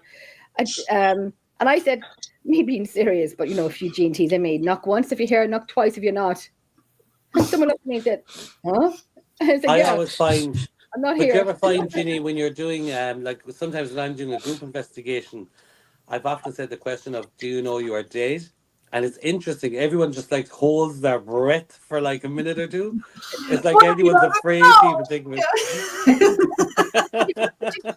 Okay, so look, I do like counseling therapy. I'm not ashamed of. I've had some trauma in my life, but my therapist is really great in that she also believes in the paranormal. She's a very spiritual person and stuff like that. And we were actually recently talking about, and I brought it up. I said something that bothers me in the field is when someone has recently passed, we try to call upon them. And this is just all me personal, right? I feel like I have learned after all these years that maybe for the first 1 to 4 or 5 days, they might be a little confused. They might even not know that they've passed. They might be still having choices that they need to make and things that are happening to them. I said, now when we speak of ethics in the paranormal, is it ethical to call upon that person within the first week or so? Right. Would that aid in any sort of confusion for them and keep a tie where they could move on and have something great going on? We don't know what the hell, right? They have something great going on, but how ethical it is it for us to keep calling their name and tying them back to us and it may keep them in a place where they may make the choice to stay if it's a choice, or they could have left and had a great fucking next birth or another plan or whatever the hell it is, but we are keeping them in a way. totally. It's Yeah. like I suppose an Irish thing is you let the dead rest. So I've never specifically gone for names unless we've got names and investigations from a location to go back to. But I will say it is eerie when you're doing an investigation. Like I remember I lost 3 members of my family in a matter of weeks. And I was doing an investigation and I was like, Wow. Yeah. you're extra cautious because you're kind of going, I've not just lost 1, not 2, but 3. And I'm here on a paranormal investigation. You do get weary, but then time moves on and your investigations keep going. And then again, that's what we do. We always end up with more questions than answers. That's my tagline. Exactly. We do. But for me, I feel like that if it's been a year, 2 months, a year or a month, something, and they've been able to acclimate to their new situation and they choose to come through. But right after they pass in that first 3 or 4 days, and you're like, PJ, fucking talk to me, PJ, you know, and they're like, look, I didn't even know I was dead. What do you need from, you know what I mean? And they can't, evidently for me, I'm just going to say my own experience, what I've heard from them is that there may be 2 or 3 to 5 days. They're just transitioning and they're getting choices given to them. You can do A, B, C, or D. Let them have that time to digest, right? And make choices for themselves before you just are like, come here, come back. I will say though, what I found privileging was my mom, she was one of the first deaths died of cancer. And her best friend committed suicide years before. We hadn't actually thought about the woman, I suppose, for a long time. And it was amazing. In the final moments, she just sat up, no pain in her face, no pain, looking quite happy, very relaxed, and just said, and said her friend's name, is that you? And it was one of the most amazing experiences to witness because it was calm, it was collective, and she was talking to her as if she was in the room, and like that, she lay down and gone. Wow. Yeah. And it was a privilege to see it, do you know? Isn't it like I've heard about it and I've probably seen a video of it until I experienced it myself in May when my mum had passed away. And I see my mum doing things like that. I was at one point and I kept going, like, it took my breath away. I'm like, this is what I've read about. This is what I've seen. I've never seen it for myself. And because your mom was very similar to my mom. They had that same similar, we'll say, I won't say end of life, but let's say it makes, you know, whatever the word you want to put on it. Yeah. So anyway, I never just killed the mood of a Christmas. No, because like no, because no, it's okay, because this is you know it's what we do and it's what we live for. So it's okay to talk about it. It's okay because that's what we, you know, it's happened to us, and from doing what we do, that it's okay to talk about it because we have to. We are all about part of that. That's the transition of from physical to the spiritual. And my first death witnessed was my grandmother, and she was sitting up in her bed after being bedridden, like non even conscious in a way. Was the same thing, more of a sitting up. Suddenly she's sitting up, and she's talking to people that I didn't know. I was 15. So my mom's like, oh no, this is who she was talking to. She sat up in the room talking, and she was even telling them like, Peter, get the dogs out of the room. They're not going to allow these dogs in the room. And I'm looking around. There's no dogs in the room. She's talking to people. And, you know, and the next day she died. Like, she just sat up. She woke up. She was talking, telling them to get the dogs out of here. They're going to be so mad. They don't want dogs in here. You know what, Robyn? Even say that. My mother was very paranormal. Through my years, you know, we all go home. We're talking about what we experienced, what we captured. We're showing what we got. And over the years, my mother went from a joke of an Irish word would be pookies. She'd be like, you're chasing the pookies, which would be ghosts in the Irish language. You know that well, Jimmy. I've learned that now. And then she would have went from that to being mesmerized by what we got. And like that, she knew her death was coming. And she was like, if I can come back, I'm going to do X. Yes. And I've always gone, okay, I'll bring that X. And if it happens, it happens. If it doesn't, it doesn't. But she always went, if I can make my way back, I will. And she always said, I'll frighten the shit out of you. I hope so. She gave her calling card that if she can do it, she will. But it was a privilege to watch that final moments because it was just a privilege just to stand there in silence and watch her do that in those moments of, we'll say, family suffering and palliative and so forth. It was actually so comforting to know who came for her, because they do say someone comes. So good, yeah. And it was somebody we hadn't spoke about for so long, and she sat, and her face just changed. There was no more pain, no more nothing. It was just serene. It was actually quite a privilege. And they do say you die as you live. Like, as I say, we lost 3 in a matter of weeks. The first one was my mom. The second was her brother. I worked with him for 40 minutes that night to try to save him, and I couldn't.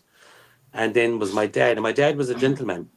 He went exactly as he lived, silent, without you knowing. Just went. So there's somber words. Back to the questions, Mistress. I just want to say one thing that Chris wants to say something. I'd say it's very, very quickly before. Sorry, Chris. I'm sorry, Chris. But Robyn, very quickly. I love that you said that. I'm sorry. I forget who you were talking about. I'm sorry. Your mum. And she was saying, get the dogs out of the room. And that just gives me comfort that your mum seen spirit dogs. And I like. Yeah, that was my only grandparent I ever knew was my grandmother, and I was there that day, and then the next day she passed. And just as a quick update on that, my mom had her own furniture store, and she never closed early. And that day we closed at 3:00, and we raced to my grandmother's side. And as soon as we walked through the door into her room, that's when she and passed. She waited for us. My mom knew. My mom said, "We got to go now." And they do that, correct? But I will say, though, just on grandparents, a funny one, just on a lighter note, is we have a family running joke that I was such an ugly baby, I killed my grandparents. And it is something we still laugh about to this day. They're like, you were such an ugly baby, you killed our grandparents. That's why there's no pictures of you as a baby. But it was, I have to say, it is so funny. Families do terrible things that not at all. I always say, worry when they stop slagging you, worry when they stop talking to you, but then you fucked up. That's true. No, that's true. That's true in my family. Christopher, you're dying to say something. No, I was dying to say something. No, my mother passed away 10 months ago. My mother passed away. I'm very sorry to hear that. That's fine. And no, my condolences. She was in the bed. And I was sitting, and my uncle, her brother, was up, and she was looking round about the room, and she looked into the corner, and she says, "Oh, they're coming to take me to the pictures tomorrow." And I'm like, "Who's coming to take you to the pictures?" And they're like, "Oh, they're coming to take me to the pictures tomorrow morning." 10:00 morning, she woke up, she sat up out the bed, and she looked at my dad, and she went, "Goodbye." Dead. Like, holy be Jesus. So pictures. The one thing I will say is, we all hear of Archangel Michael, correct? Yes, absolutely, yeah. And like I always say this, my mother was a lady of great faith, and Archangel Michael, there's actually a well in Kerry for Archangel Michael dedicated to him. Irish wells, when you go into them, it's usually a statue of Our Lady, correct, Janine Jacqueline? Yeah. There's actually a well in a place called Lixnaw, just outside Tralee, Kerry. And when you walk in, there's the most massive statue of Archangel Michael. It's called Michael's Well. And it's a healing well. So there's spots on the well for different parts of the body. And my mom well outlived the time she was given.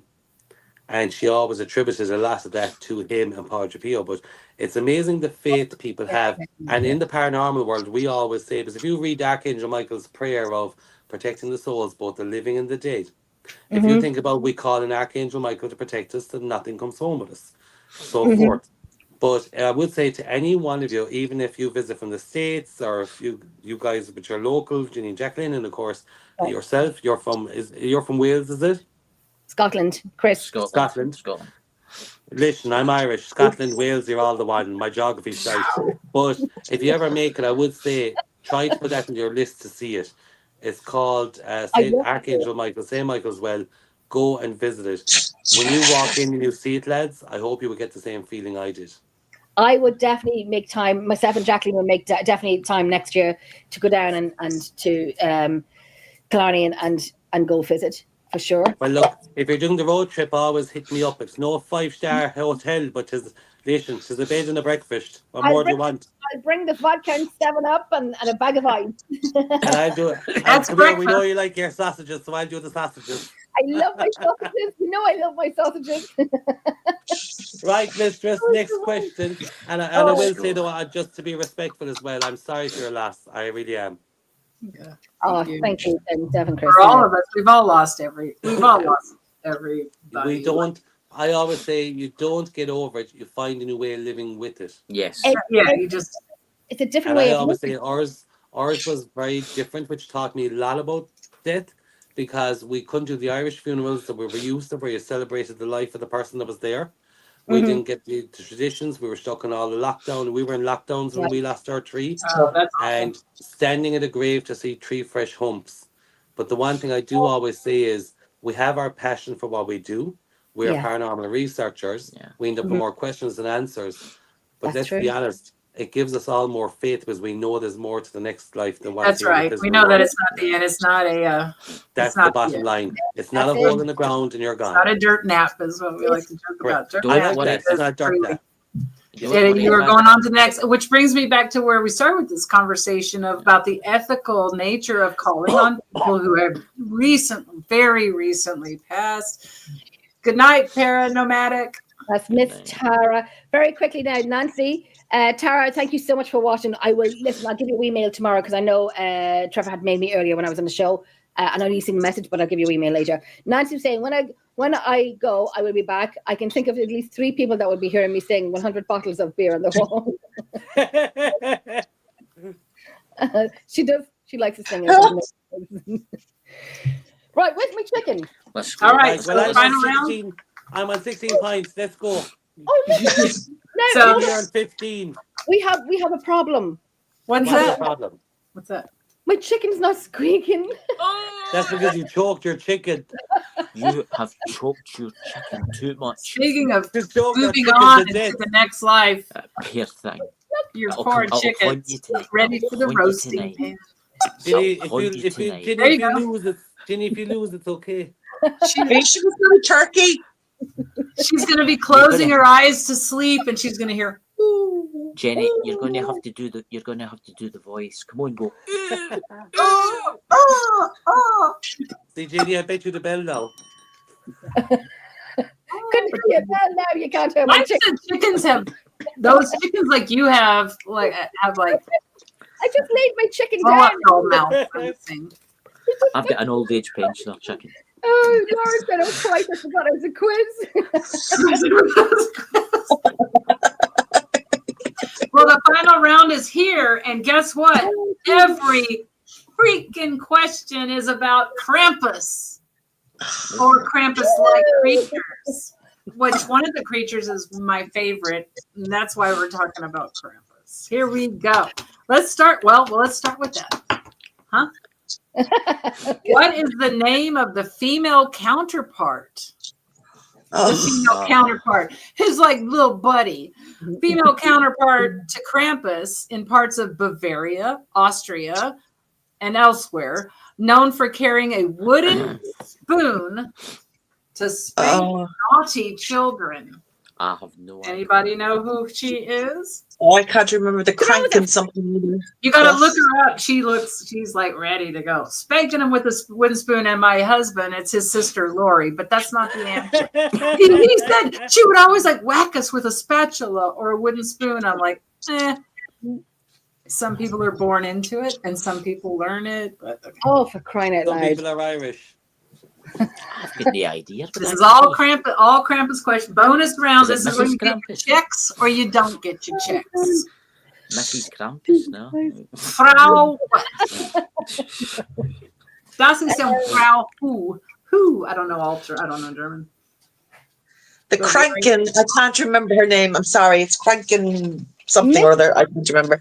We're going to do more of a blitz round, and we're not going to languish over the answers. No. So this one, no one gets it. It's Frau Percha. You either know her or not. If you see her in the kitchen holding a wooden spoon, be like, fuck off. I'm out of here. And that's what you do. No. Yep. Here we are. Quit. No. They. What? Yes, Oh, did you know that? And you just go, too much. I can't make that sound. What's the sound, Denny? What is the sound your chicken makes? No. Can you tell me? Come on. What is it? Squeak. No, that's not it. No check for you. That was a secret bonus question that you did not get a check for. I can do a turkey. I can do a turkey. Do it. Hold on. Hold on.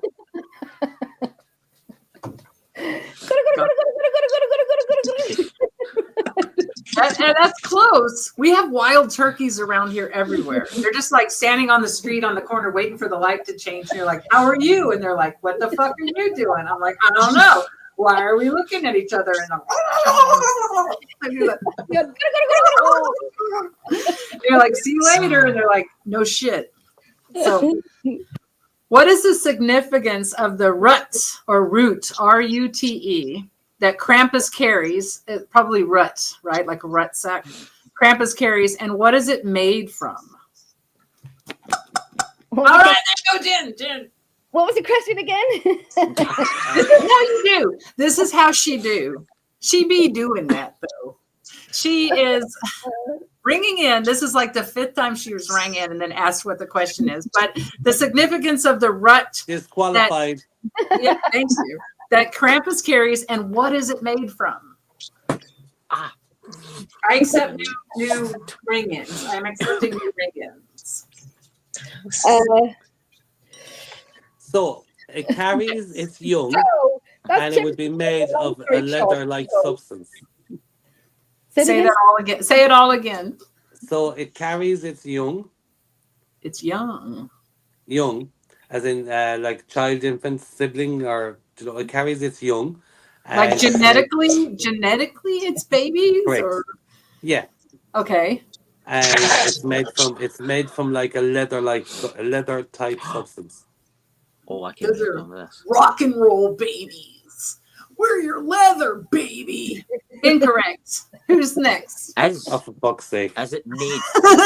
Incorrect. I'm just getting into my rhythm now. It's like hour 3 or whatever. Listen, I tensed my arm. You knew when PJ tossed it off. The children part was good. The children part. I'm going down the horror route here, so I'm just going to have a mad guess. Is it made from human skin?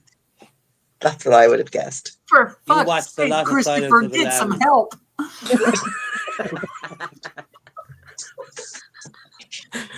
Come on, it's the horror route here. Come on, Is it made from human foreskins? No one knows, but probably. When you rub it, what happens if you rub it? Does it turn into a suitcase? I don't know. It goes. I just did that. I'm so glad my chicken is broken. There's like airport agents going. I'm just saying it could be made out of human skin. That's all. I never seen on the plane. Does it not go on the plane? It makes a noise. I don't know. Jacqueline is squeaking down. Jacqueline is squeaking down. Go ahead, Jacqueline. What do you get? No, I'm with Christopher. I think it's the skin of their victims. I'm with you, Christopher. It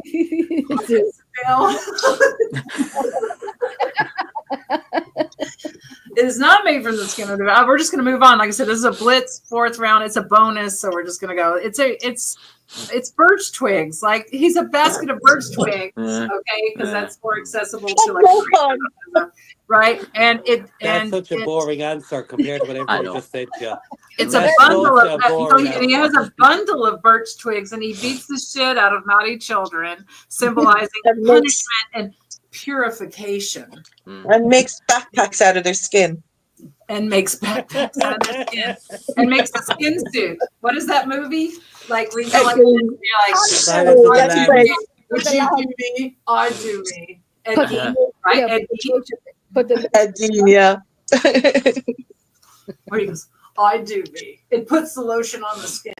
That's Silence of the Lambs. Remember? Yes, yeah. When he's like trying on his skin suit and he puts his thing between his legs and he looks in the mirror and he goes, "I do me. Would you do me?" I have the box set of that whole because I'm obsessed with Silence of the Lambs. Like you too. Like moving on, Ginny. Moving on. I have the soundtrack as well. Do you think it's that easy to move on, PJ? Do you think it's that easy? You just think, "Oh, we'll move on." Are we going to move on? We're not moving on. We're not moving on. What was that other movie? Jeepers Creepers. What was that? Jeepers Creepers. Yeah, Where'd you get those peepers? Jeepers Creepers. Where'd you get those eyes? You mean the ones in my pocket or the ones in my head? Oh, Jason, your hand is good. Right, what's the next question? That's just the next question. Oh, no, we were talking about different things. No, thank you. Have a good day. Let's get the next question. Right. We've got to be celebrating Easter next. Okay, we're moving on. Okay, that was okay. These are all Krampus questions, by the way. Here's a good one. This will be on the tip of your tongue. Really? On the edge of your brain. What is the connection between Krampus and the ancient Roman festival of Saturnalia? Anyone? See, y'all are all focused on this Roman Catholic stuff, and you're like, "Oh, what about the other shit?" To ask us questions about that, I could give you answers. But read my name, Robyn. Read my name. What's the question again? The connection between Krampus and the ancient Roman festival of Saturnalia.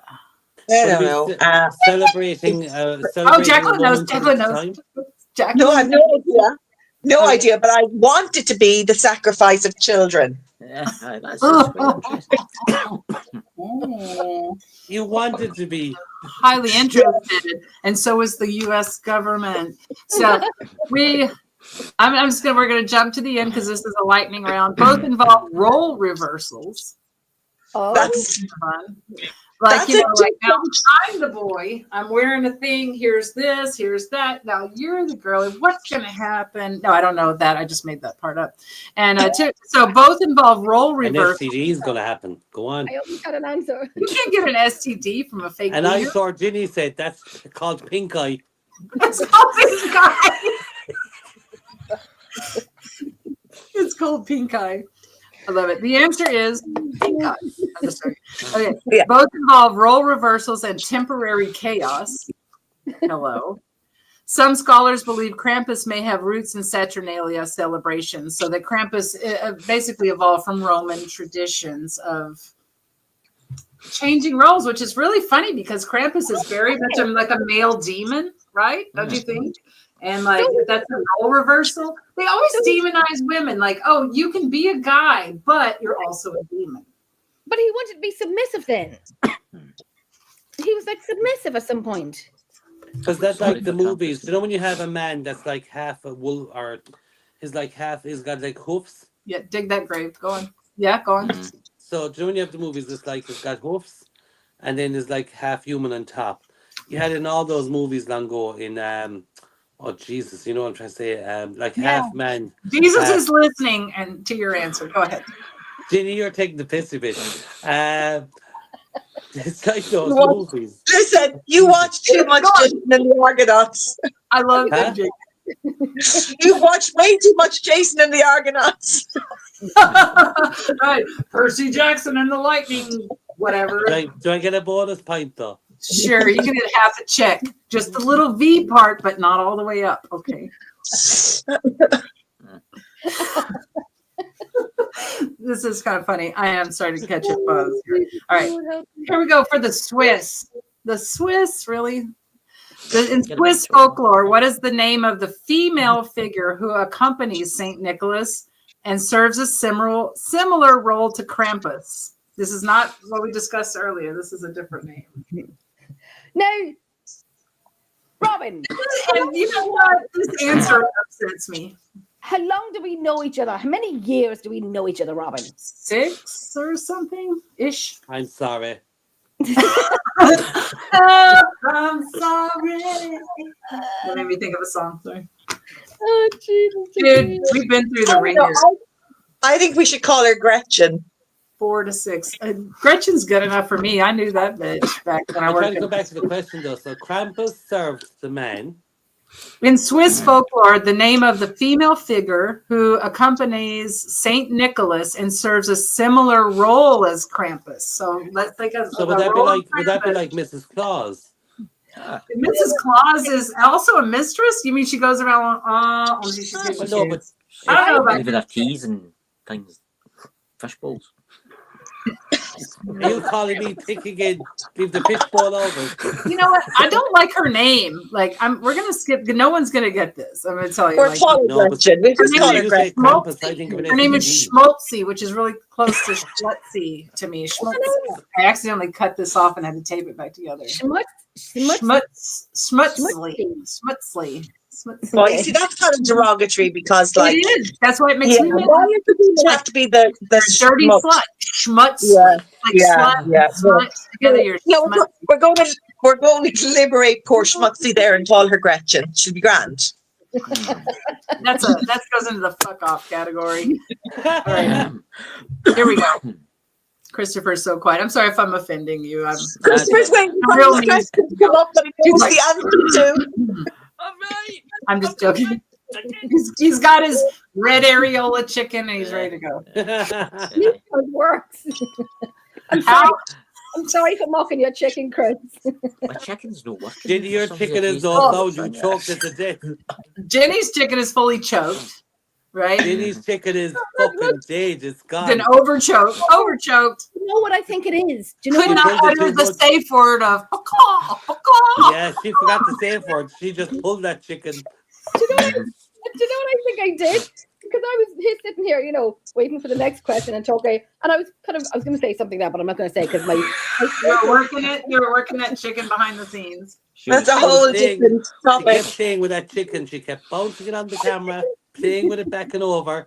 So I think she should lose the point. I think, Mistress, you should take a pint off her. Oh, no, PJ. You just chicken PJ. Listen, that's how they do it in Kerry now. You're not in Kerry now.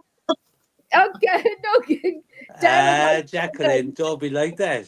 Did I mention how nice you are? Jacqueline, I like you. Oh, listen, I like you. But I'll tell you this much, you ain't getting another pint for nothing. That's for fuck's sake.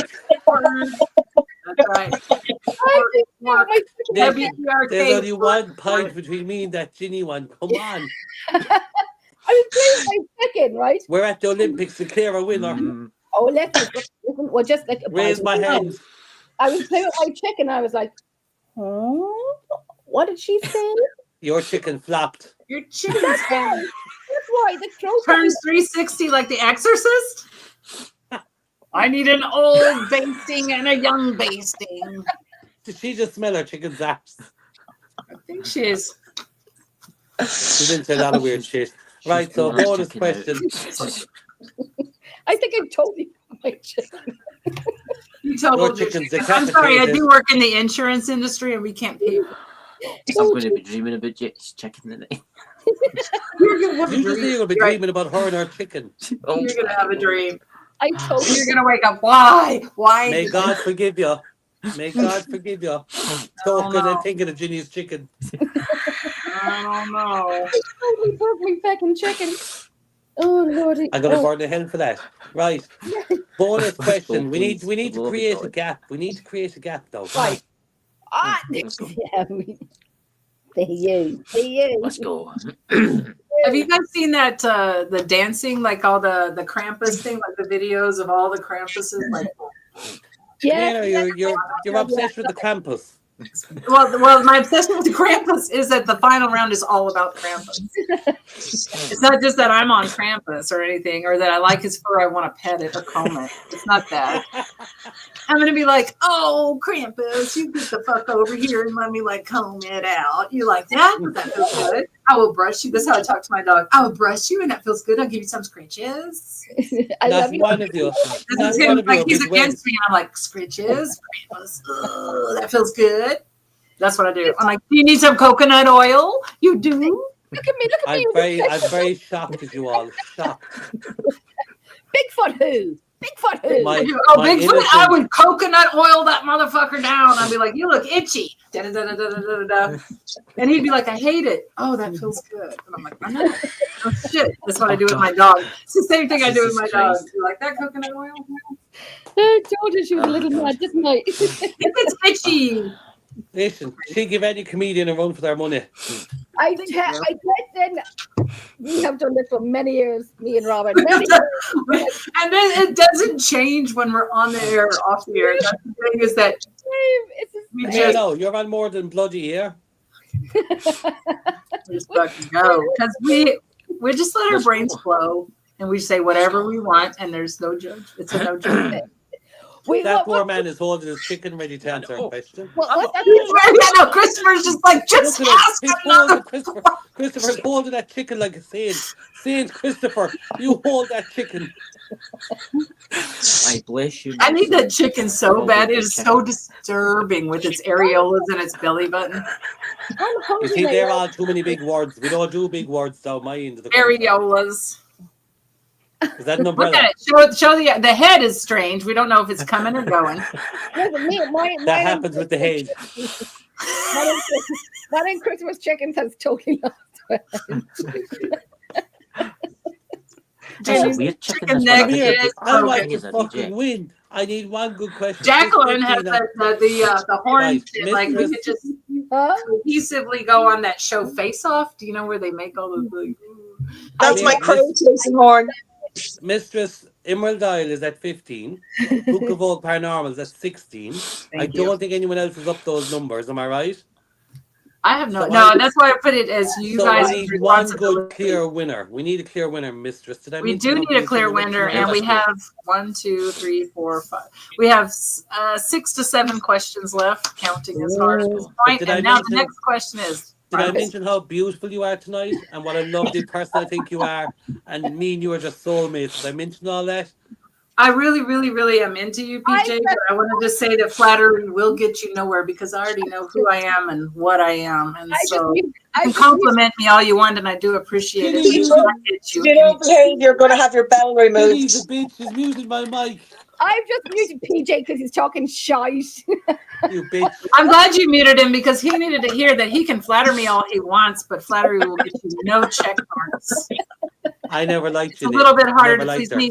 If you want to say, maybe from a lesser woman, all your compliments would soften me, but I am not soft in any respect. I am the quiz mistress. And I have answers that are either correct or not correct, and there is no in between.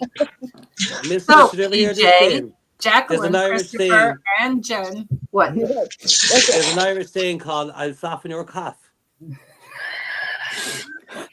Yeah. Something else there. Okay, yeah, I've been married for 19 years. I'll soften your cough. Oh boy. Right, let's go. I want to win this. I'm trying to cook breakfast. I need to soften your cough. Back the fuck up. Working. Cough. Sometimes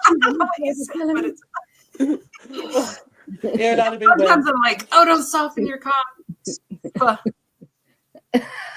Okay. But what I really, now that your brain is working and you're all happy and Christopher is just riveted, what is the significance of the bells that are on Krampus's costume, or his body, I guess, on Krampus's body, and how do they relate to other European traditions? So what do the bells represent? Announcing surprise, it's PJ. No, go ahead. It's announcing his coming into the room. It's announcing his presence. Yeah. So it's like your cat. Put a bell on that little motherfucker. The chicken's not fucking working. The bells is announcing his presence. Yes. So sometimes when we are in that space where we're communicating with spirit and we ring a bell, is it announcing the spirit's presence or our presence? Is it welcoming us in? Or what is the vibration and specifically the bell's sound and vibration do to the area around us? Let me narrow down the question.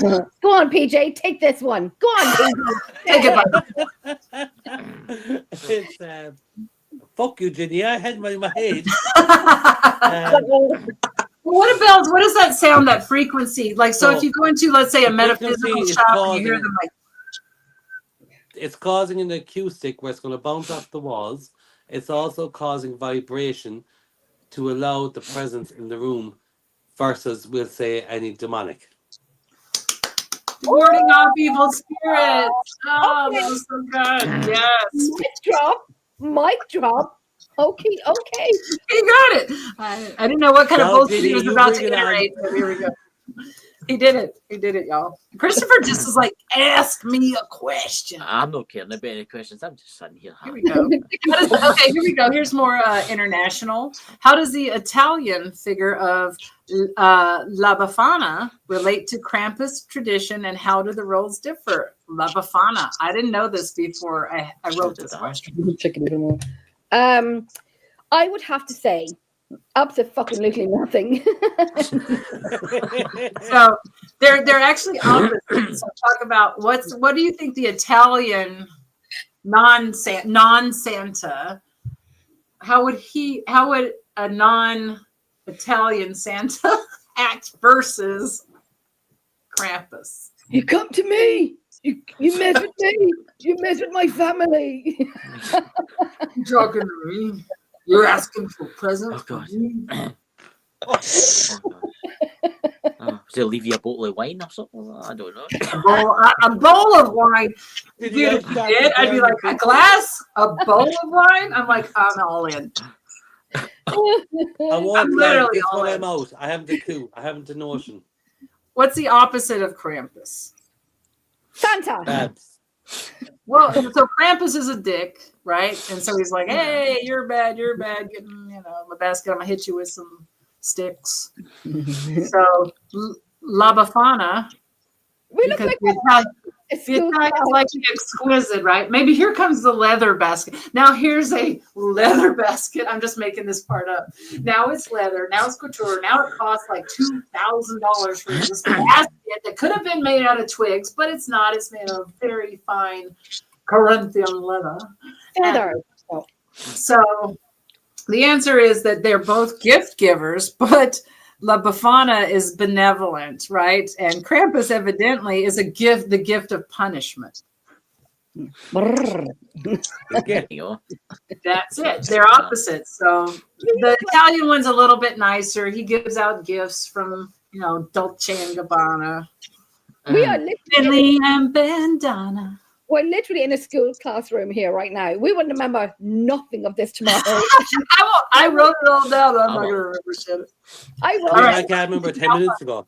Yeah, so I only have like 5 questions left, but we will get through them. 4 questions. Miss Mistress? Yes, yeah. Can I go for pee? With 4 questions left? Can Marsha and Holly? What's the word? The only reason I'm going to say yes is because what was it? An Cadadum Dolamak Marsha the Holly. Will Cadadum Dolamak Marsha the Holly. That means talking boy.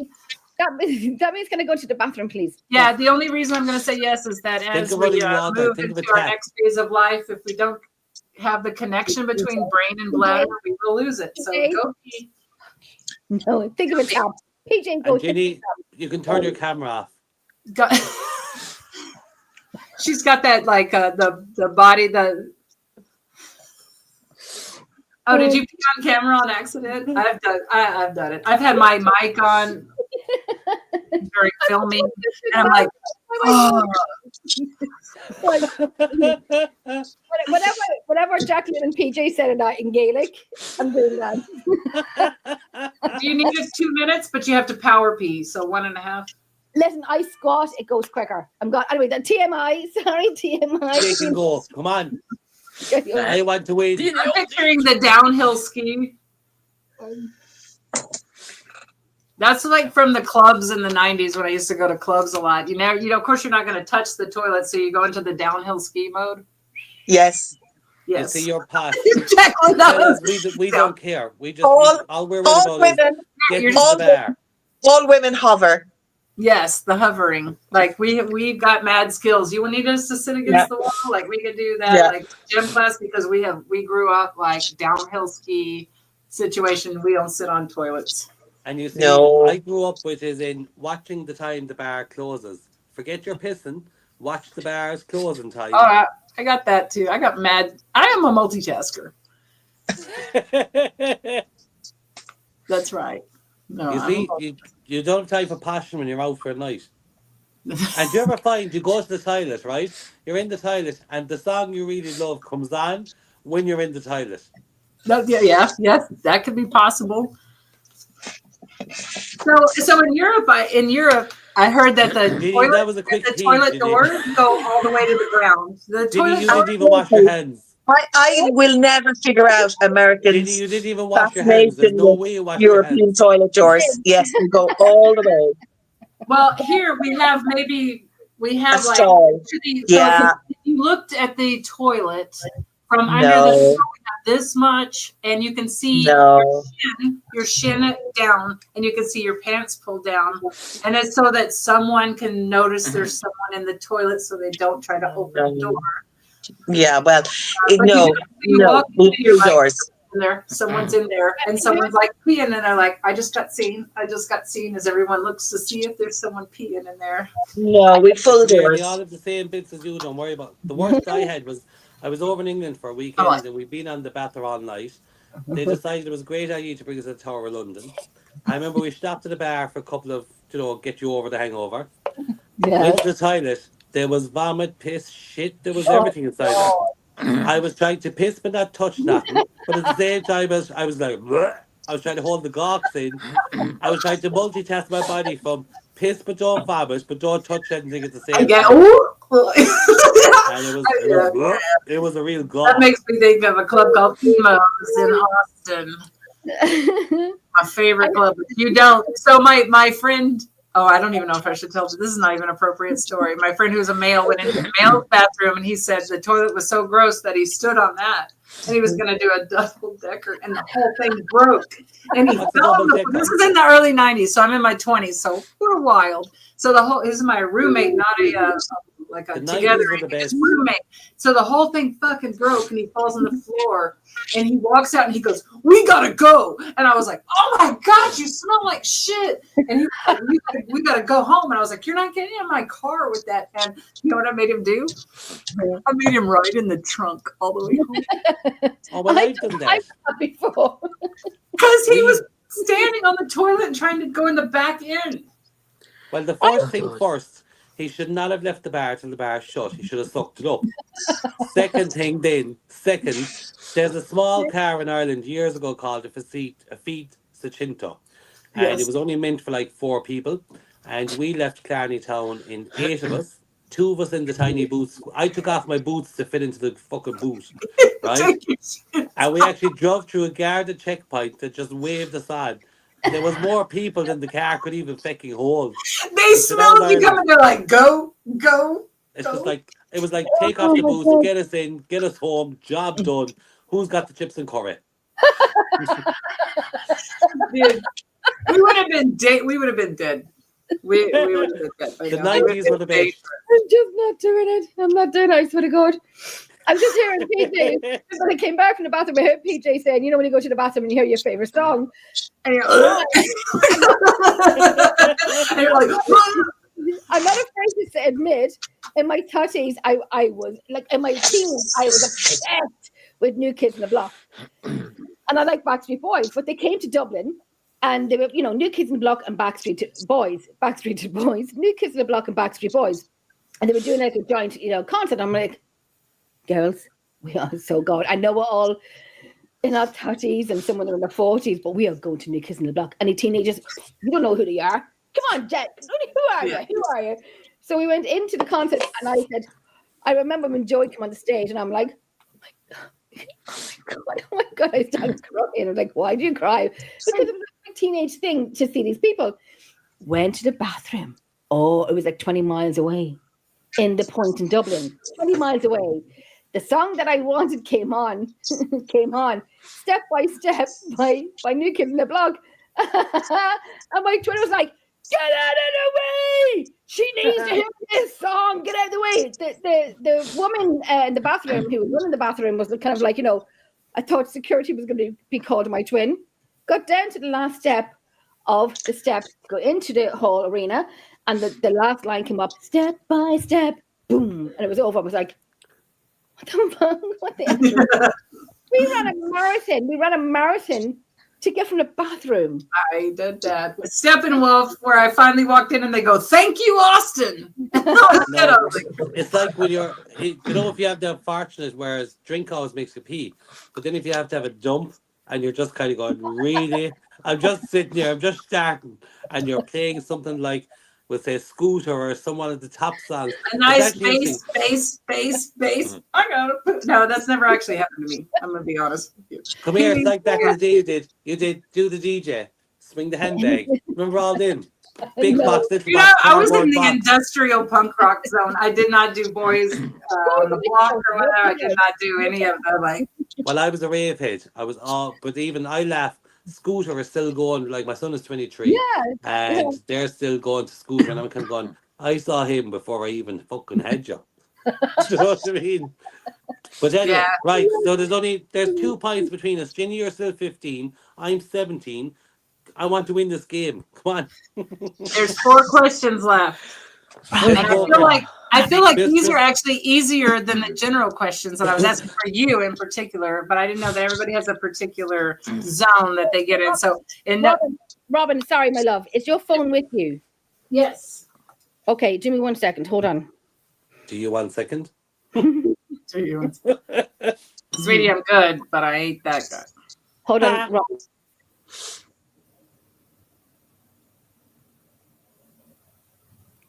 You just do your message. I'm just gonna look at all my. Yeah, we got okay, Ginny. It's okay. All my messages. Like, sorry, I'm just gonna start looking at my messages. It's only 3 hours, 30 minutes, and 30 seconds. 33. On a third. Although I just learned that my trash will be picked up a day late because of Christmas. It's very inconvenient. Well, then stop having so much trash. Said. I'm like, I couldn't even respond because of the things that just flew through my fucking mind. Too late for a comeback. You can't do it's the Euro trend. Okay. No, it's good. We're all good.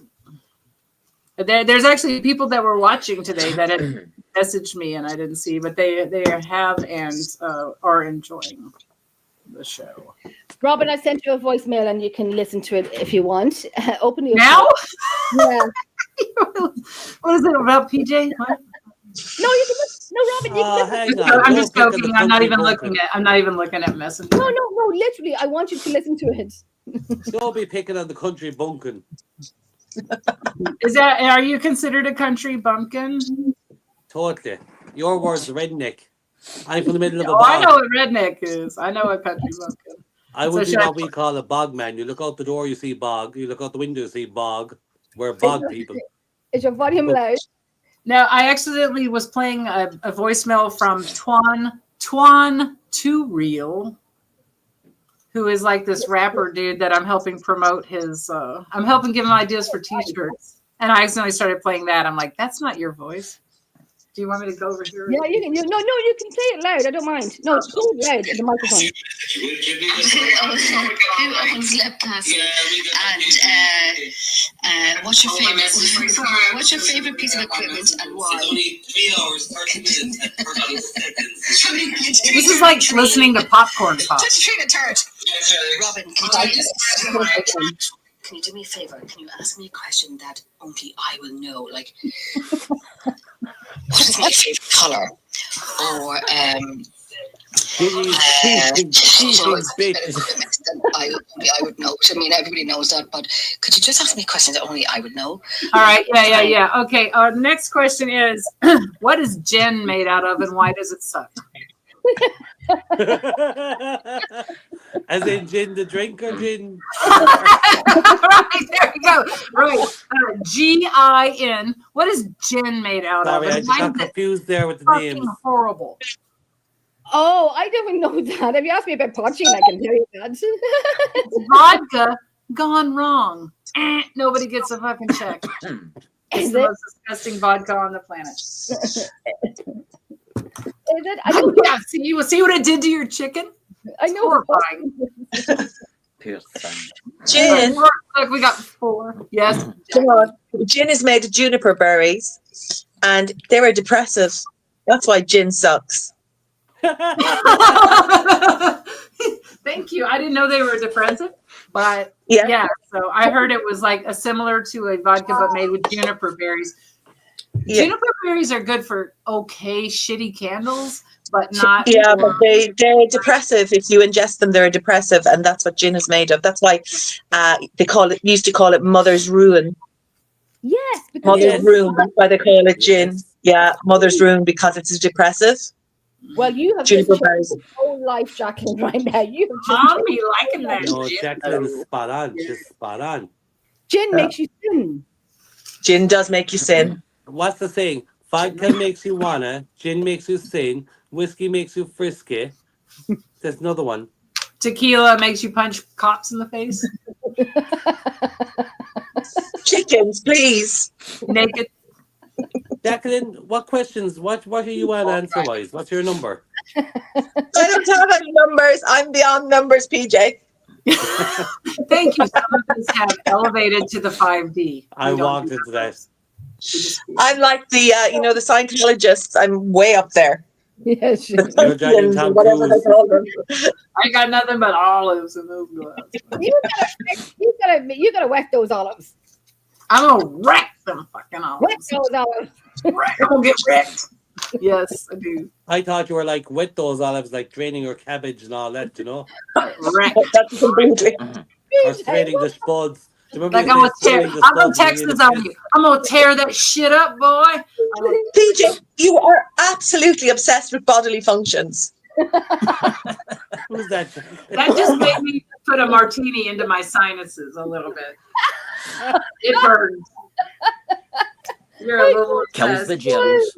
I totally missed my hand. Because I need to go to the toilet myself and I'm holding tough to win the competition. Freaking obsessed. Right. I wish Christopher could just hand his areola chicken over to PJ at this point and go, it's all you. Next question. It's times like this you wish you had a commode. You could just piss your shit and get on with it. Yes. This is the last 4 questions when you know there's just a little bit more, but nothing's happening. I know Chris was going to make a hole in his seat and have a basin underneath it.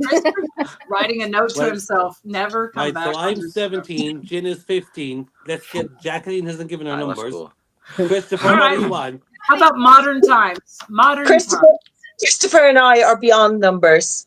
Jacqueline, PJ, Jacqueline is with me. Jacqueline is Emerald Isle. Remember? Sorry, Jacqueline is a separate entity to yourself.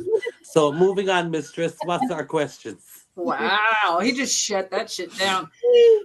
How has the portrayal of Krampus been challenged in modern times? Particularly Krampus again. This is the 4th round. It's the 4th round. It's all Krampus questions. Pay attention, PJ. This is the bonus round of all Krampus questions. So Krampus again. Oh, fuck yeah, again. Here we go, PJ.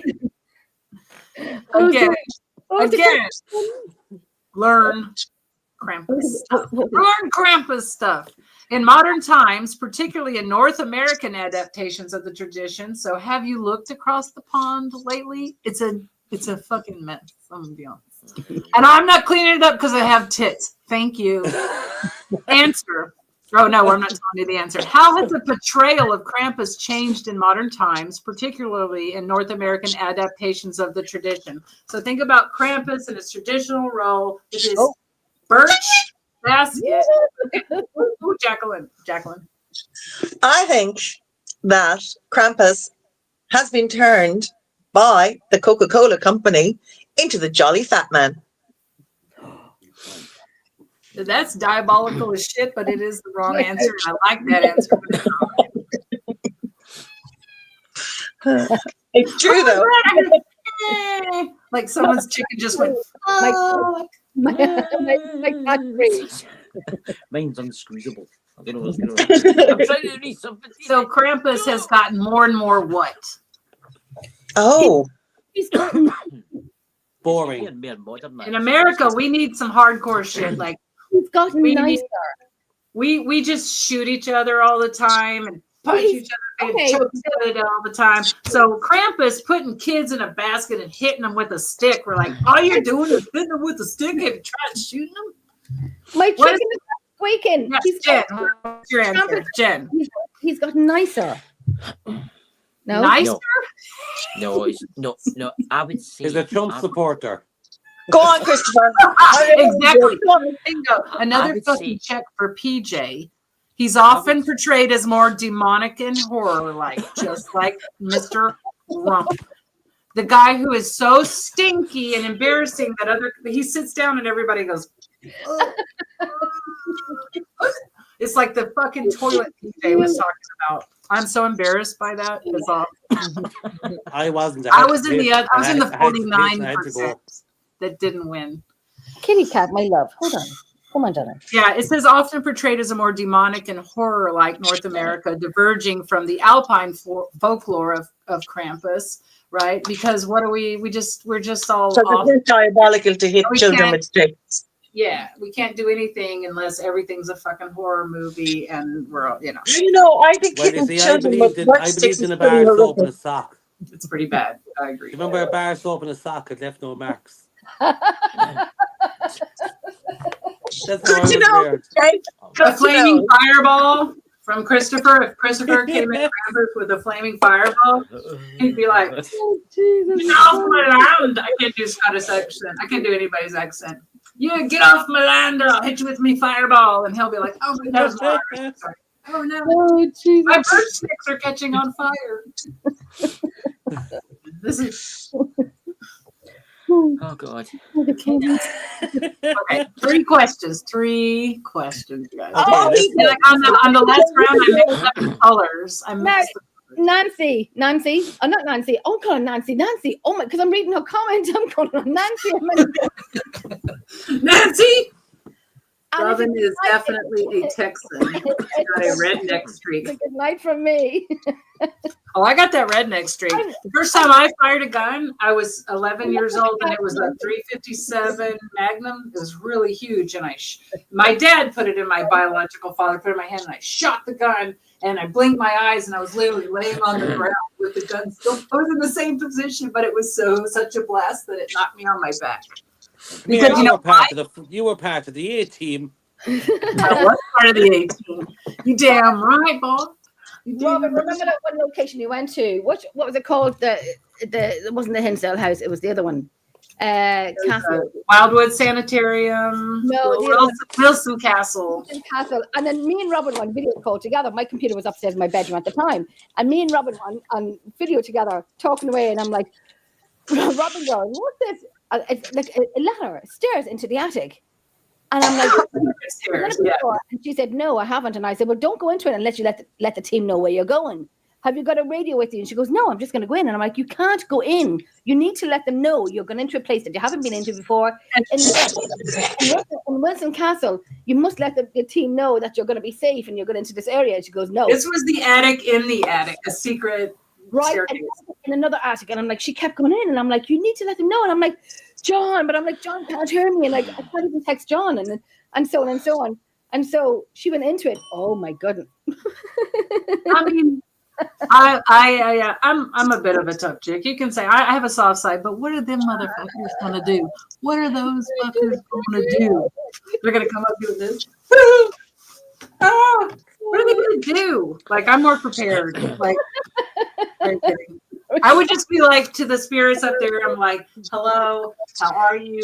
Either work with me or not. But if you're not, then fuck off. I'm not interested in you. I'm just up here to show Jenny the secret attic. Fuck off."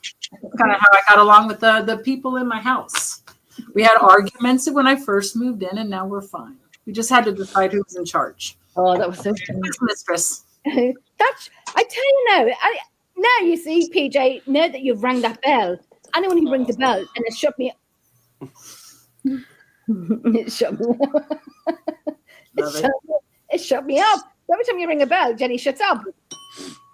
That's all right. My neighbor will be like, "Is there fucking mass going on next door?" Oh, Jesus, right, let's get the... Now, Robyn, I will ask you one thing, Robyn. One thing at the very, very end of the rounds, which is 3 questions left. Would you give us one of your random random. Not only you would know, because we'd have to know it too, because we're going to answer it. Very helpful. Oh shit, the pressure's on. It would help if we knew what the question was, but would you give us a random paranormal, scientific paranormal question? Sure. You might have a 2 minutes to pee while I think of that question to be a good one. Okay, let's go. 3 questions. Bring it on, Miss. I go to my bed. Yeah, I'm going to my bed too. It's getting late for you guys. It's really late. In which alpine country did the tradition of Krampus likely originate, and how has it spread to where? Ding, ding, ding. Switzerland. He didn't ding. He gets half a point. Switzerland. Christopher. Germany. Close. So close. So close. So long farewell. Avita, saying goodbye. Follow up for Christopher. Come on. Austria. Correct. Woo. Well done, Christopher. Thank you. And I believe my hints are getting better. Yeah. Give that woman another. The way I read this and what it says is 2 different things. But in some alpine traditions, what is the name of the mother figure associated with Krampus, and what is her role? Frau Mama. Somebody. Huh? Mama. Mama. I'm trying to teach my dog to say mama. Nope, that's wrong. Frau. She's often portrayed as a weather deity, as we talked about earlier, and the guardian of the dead. Can't remember what you talked about earlier.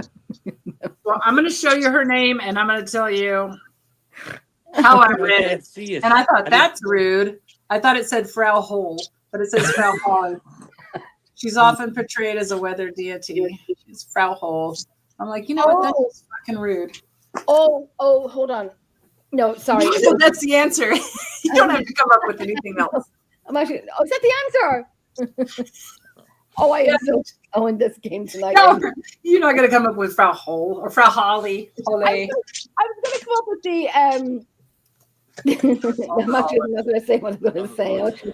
My filters work. I'm not going to say what I was going to say. Okay. Well, that's what my next Halloween costume is going to be. What are you on, Frau Hole? My name is Das Frau Hole. In some parts of Germany, here we go. A female figure called Berchta is associated with the winter solstice, and we did talk about this a little bit earlier. We didn't use this name though. Frau Berchta is associated with the winter solstice. How does her role differ from Krampus? Berchta is focused on what? She's the weather. On peace. Peace. She's focused on peace. Peace? Like a piece of your ass on her stick or what? No. Does she bring the bad weather? She doesn't. She doesn't. I'm particularly fond of Berchta myself. Okay, so she doesn't bring peace, does she? No, she is focused on punishing a certain group of people. She's only punishing men. Jacqueline gets a point. Oh, what's her name again?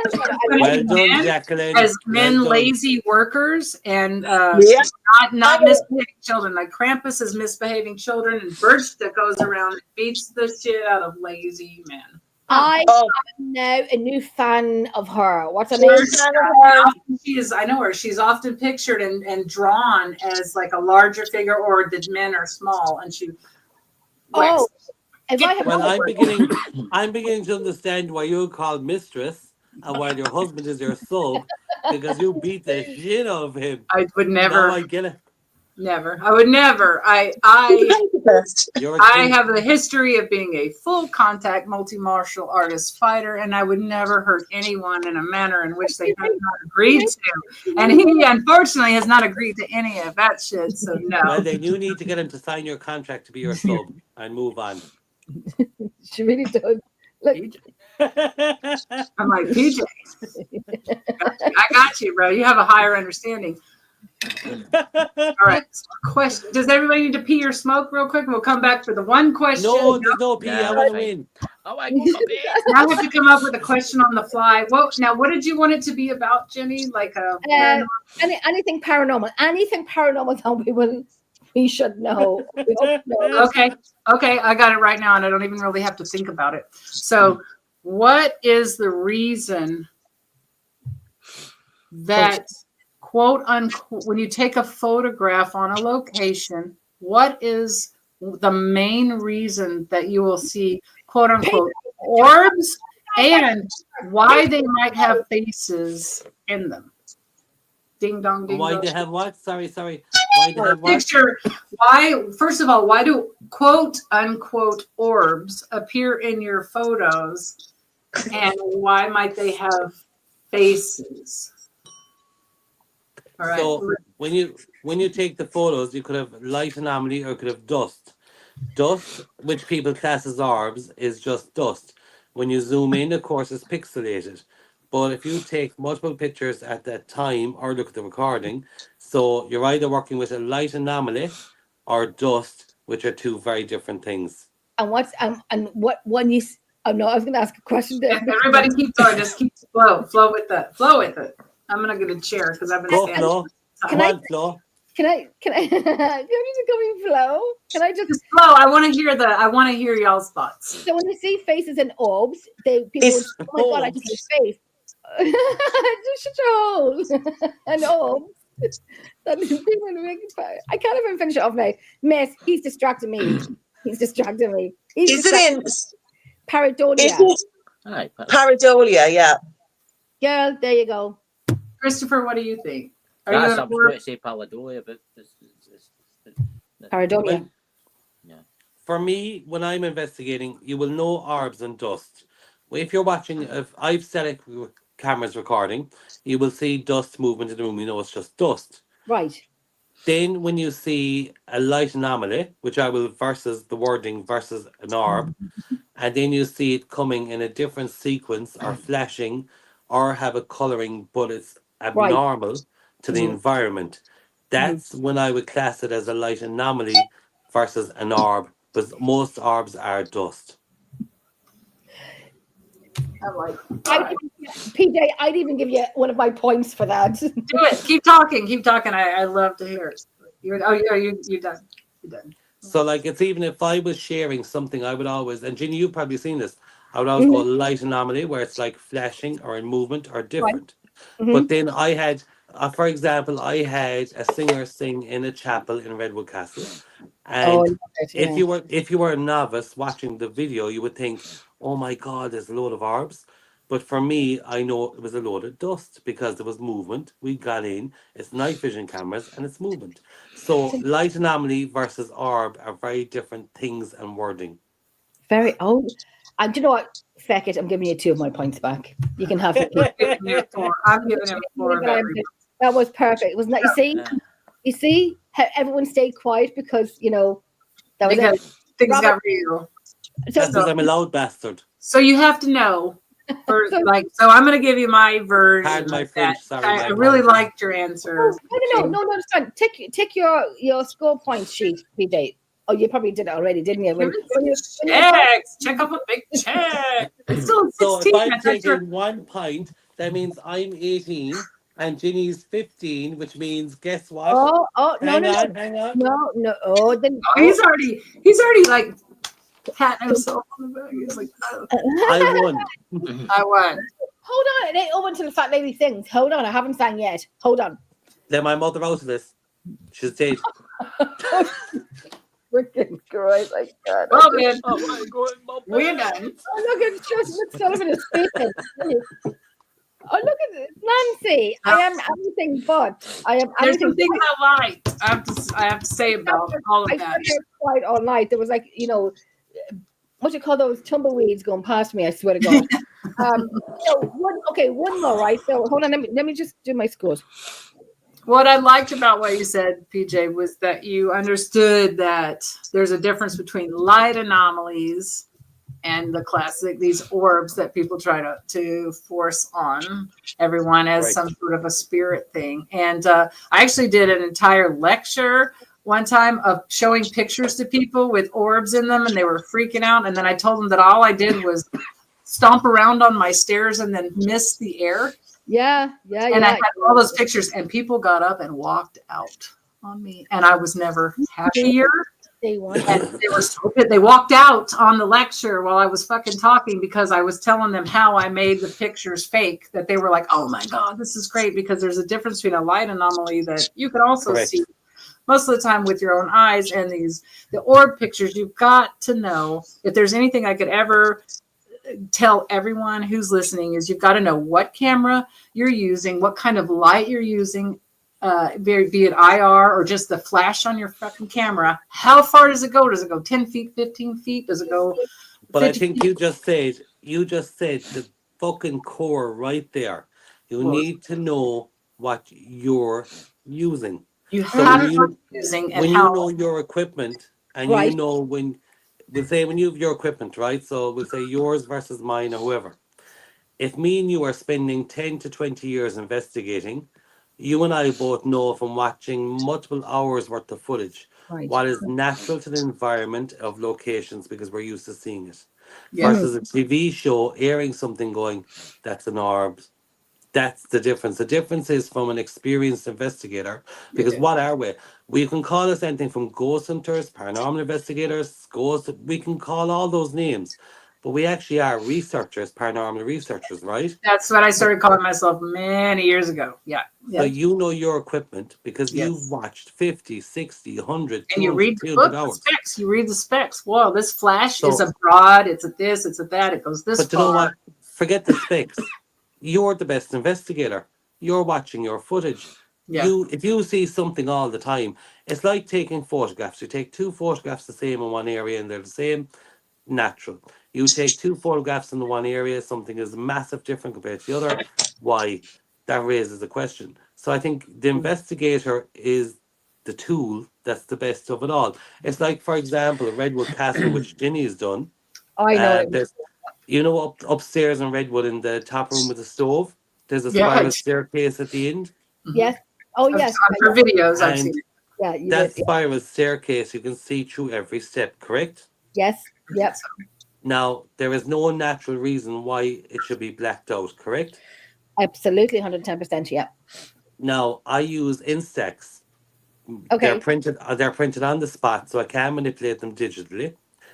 So when we got bangs, so forth in those steps, and I said, would you step in the photograph, will you show yourself through picture, painting? Because obviously back in their day, a photo would have meant something different to them.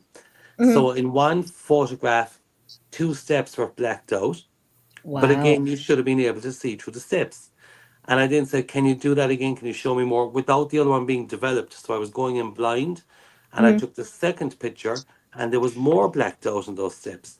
But there was no natural reason for any of those steps to be blacked out because the environment wasn't creating it. I know the location that PJ is talking about. I've been doing there for about 4 or 5 years, and PJ, this is like his second home, so he would know it a lot more.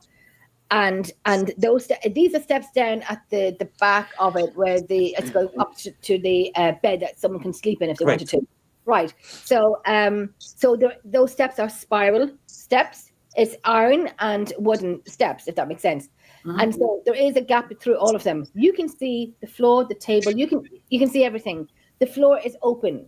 There's nothing. It's not in. So there's no kick plates on the stairs. So it's just the risers, and there's no. So you can through it through. Yeah, and you can see the floor that we all sit and sleep in and set up in, and so on and so on. The fire's lit there, and so on and so on. So there's nothing there, and only behind those stairs would be that window, and a table as well. You can, apart from that, the lights are lit because everyone's setting up, or with the lights on at the time, PJ. So this was nighttime. It was later in the night. I actually focused it out away from those because it's on the Instagram, but there was no natural reason for that to happen. But take it back a step to me having the musician in the chapel. And if I shared that video and I was like, oh, look at the orbs, I would totally be ridiculed. Fake. Yeah. Yeah, I'd be faking it, and that's not what we do. Because if you and to someone on a TV show going orbs and blah blah, that would have looked Not what we what they should call it. do. It's not what But we do, but it's what people do. Yeah, but surely Correct. that comes back to Robyn's So original point of ethics. So that's what I say. Anything I will ever post is something I can send over. But I think it's like everything. Jenny, Christopher, Jacqueline, yourself, Mistress. I'll always call you Mistress. If any one of us, we're used to what our cameras do, what our audio do, what we do.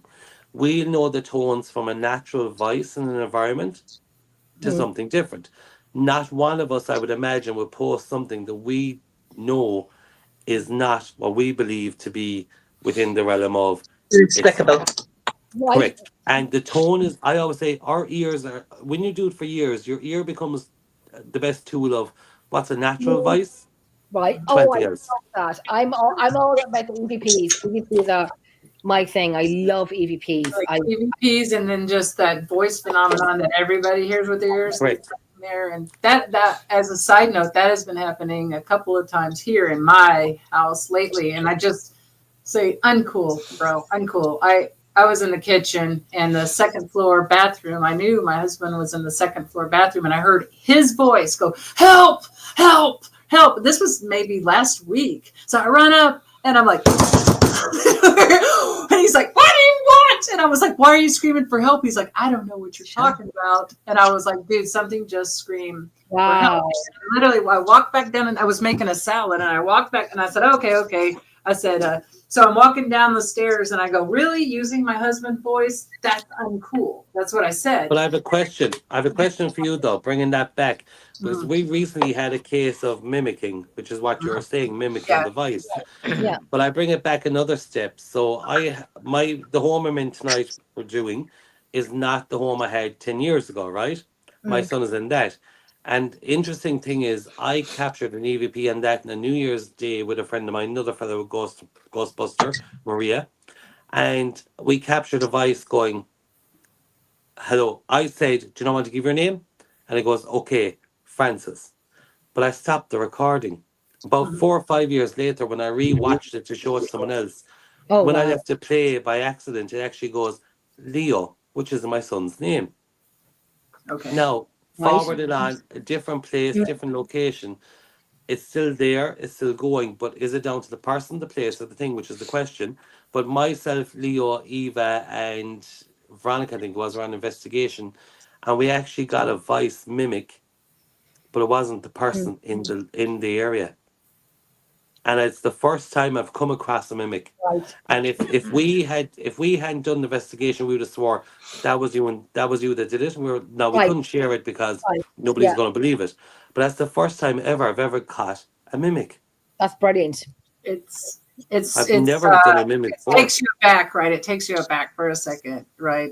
So I have had plays with your mind of who was what, when, and where. Because I'm always very conscious. I can because I use 5 cameras, I can always account for, because generally we're a group, but I can always account for if someone to know where everybody is, and then the dynamics of the building and how sound travels through a building. Because I have had places where you've been on like second floor, you don't hear the people. You get to the third floor, you're like, you guys shut up on the first floor, dude. We're trying to do EVP, so we can hear you down there in the kitchen. Second floor, we couldn't hear it. But to go take one step back about recording people, I have had an instance where I take detailed notes when I'm listening. This is what was said. This is the EVPs. This is who's saying what. And I went back to actually play it for someone else. And what I heard as an EVP at that time, when I played it back, we both heard something completely different. You could kind of discern what I thought it was at the first point. And I mean, I was pretty sure. That's why I wrote it down. But it's like it had somehow morphed over time. Yes. No, but more, or I just got it completely wrong. And you can get shit completely wrong, right? Completely, but I agree with what you're saying, because technology has changed. I find I've gone back to stuff 10, 12 years ago. Yes, that long ago. I was using a mini disc, like from a video camera that used to use those DVD. Yeah, and I was like, that's not going, what am I? You look at that now, and you run that through something where you take out the background noise, or you do vocal only. And there it is. And the wording is so different. It's like totally different. But There even is. I find we even had a case there now where we went back to a location. We often do multiple location, and something we captured. Do you ever have something just sits with you? Yeah, of course. Yeah, I'm sure I've heard that. And I went back to about 8 years ago. The fucking same recording 8 years ago, I got 8 years later on a location. But what I do love though is I did location in Dublin. It was a Georgian house, no electricity, just our cameras, battery packs, whatever. The camera was facing the stairs up and the camera was facing the stairs down. So you would either have to come down to go down to the corridor or up. Nobody came up, nobody went down. Yet there's laughter and so forth happening above. And I always say laughter is one of the best energy builds. That's why I like to have a bit of a laugh. I want people to be comfortable. So you get stuff when everyone's relaxing at that moment. You're like, and like you get stuff. Yeah. That's when you get the most. The most is when you have people happy, comfortable with each other. And at the back of it, we got a bang, and next to there's me. But there's nobody there. Nobody came up, nobody went down. So that's what I love when I can physically go, nobody came up, nobody went down, nobody was there. It's like even the reel I shared there, Jenny, of Tarbert Jail. So in that reel, even though I'm out of view, I shut the door and I go, the room is sealed. And you'll hear the pitter of my feet going down the stairs because the echo sounds. And it's important to make those notes. And I just go on camera, the room is sealed. So the room was sealed. You hear me pittering down the stairs to the group where I kept everyone together with 2 members of my team. Shortly after I leaving, there was the voice. But there was nobody in the room. So I love that. I love that because to me that's concrete of if you've no contamination, you don't have people wandering, you know where everybody is. That's what I love. I love when it's that, or they call your name, or there's an area. That's what I love. Yeah. Sorry, that was a bit of a rant. No, I completely agree. I love it. And just as the room I'm standing in used to be a different configuration.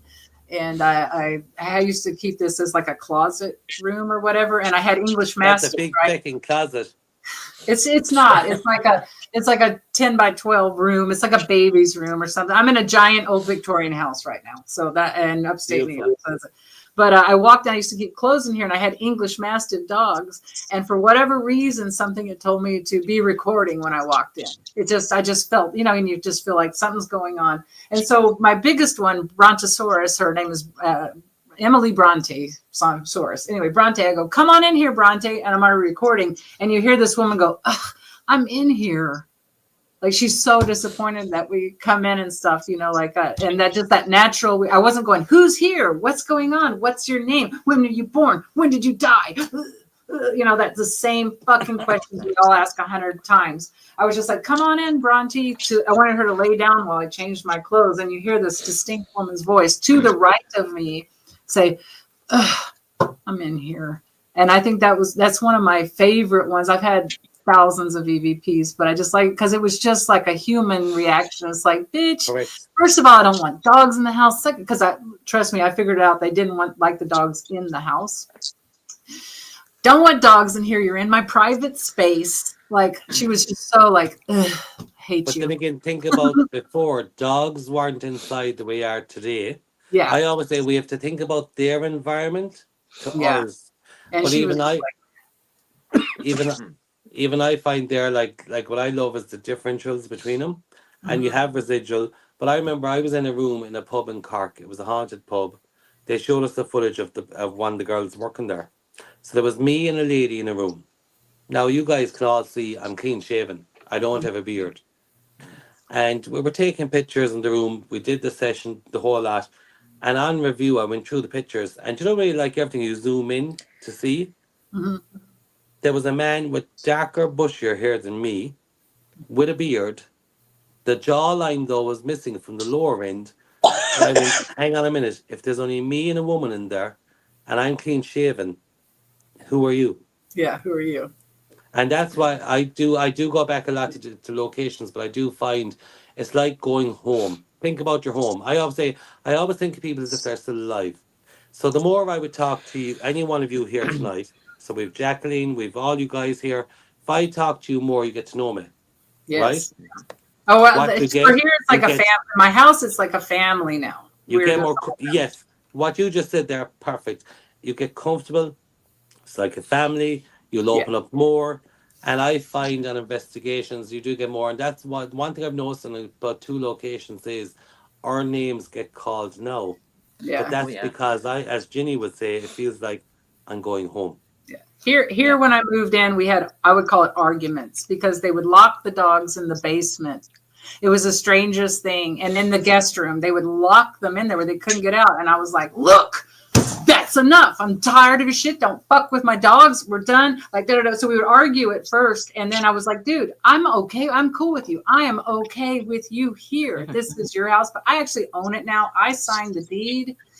We can all live together. So we had this like period of acquiescing to each other. Like, okay, you're here, I'm here, we're all good. And now there's no trouble. There's communication. There's stuff that happens all the time. Stuff just slides around. There's a lot of sliding and moving objects.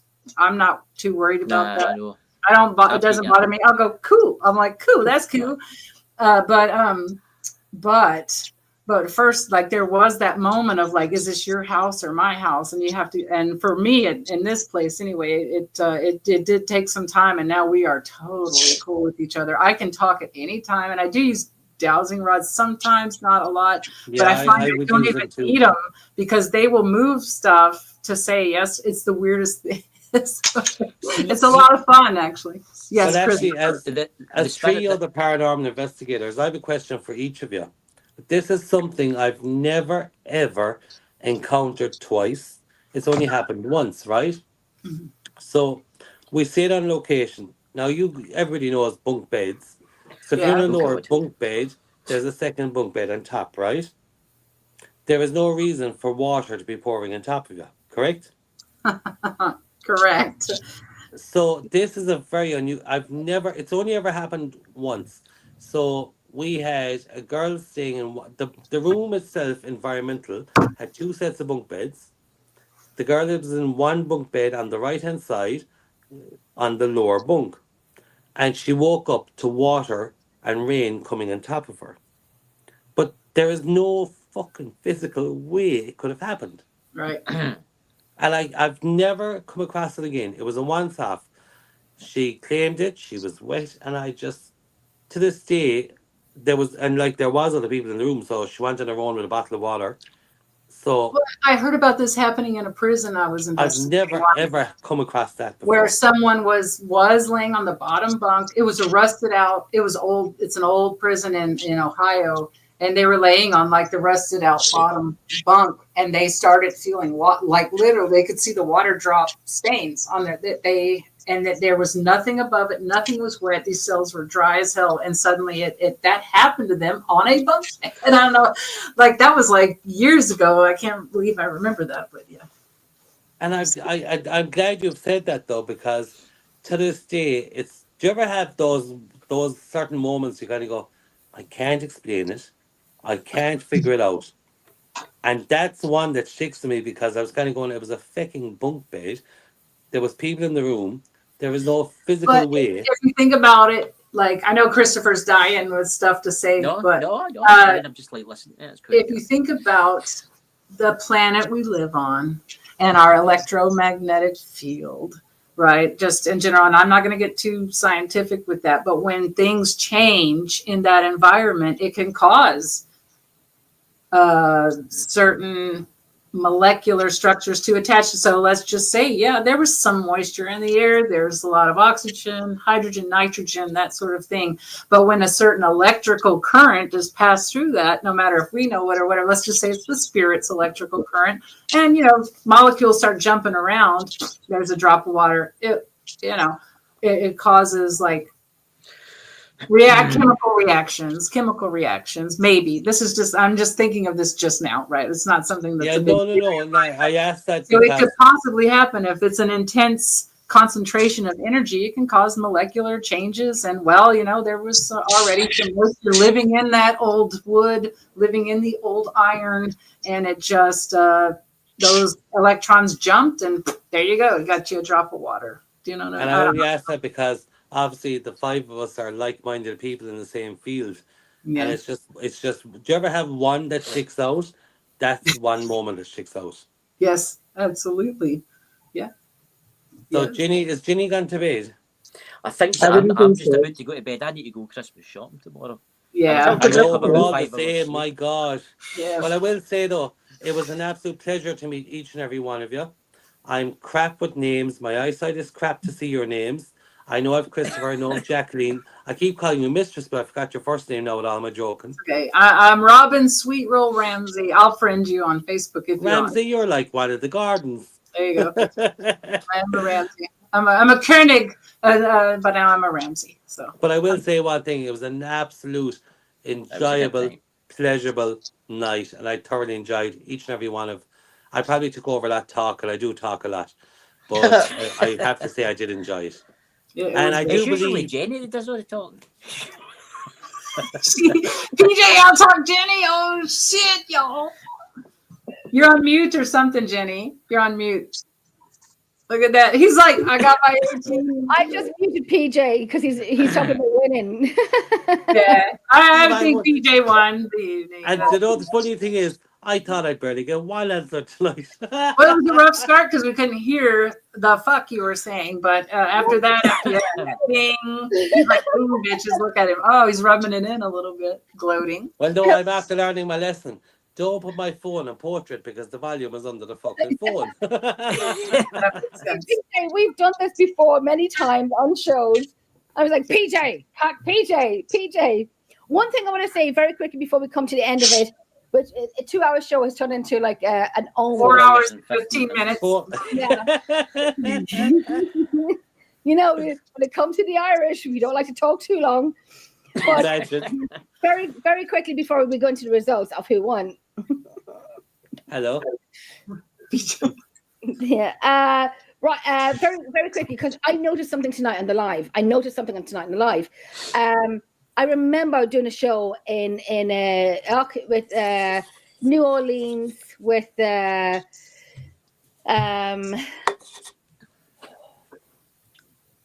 don't want to say any names because they may be persona non grata. No, you can say the name. No. Was it with Howard or Howard? Oh, Howard Petrie. Howard the Petrie dish. Yeah, many years ago with Howard, right? And I did a show with him, and there was 5 people on the panel, and we were talking away and bantering away and so on and so on. And Howard's show is like, it's funny show, it's paranormal, but it's banter. And I tell you, it gets dark and it gets dirty. And we were talking away, and I heard my name. And I have it on video. Where I could hear. I'm sitting here and I have the video. I wish I could put it up now, but it'll take too long. But I sent it to you. I sent it in the group chat or privately, where I heard. You can see me smiling and laughing. We're talking about dog shit, how much it smells, and why dog likes to eat it. Oh. That's what we were talking about. You're classy. That's what we were talking about.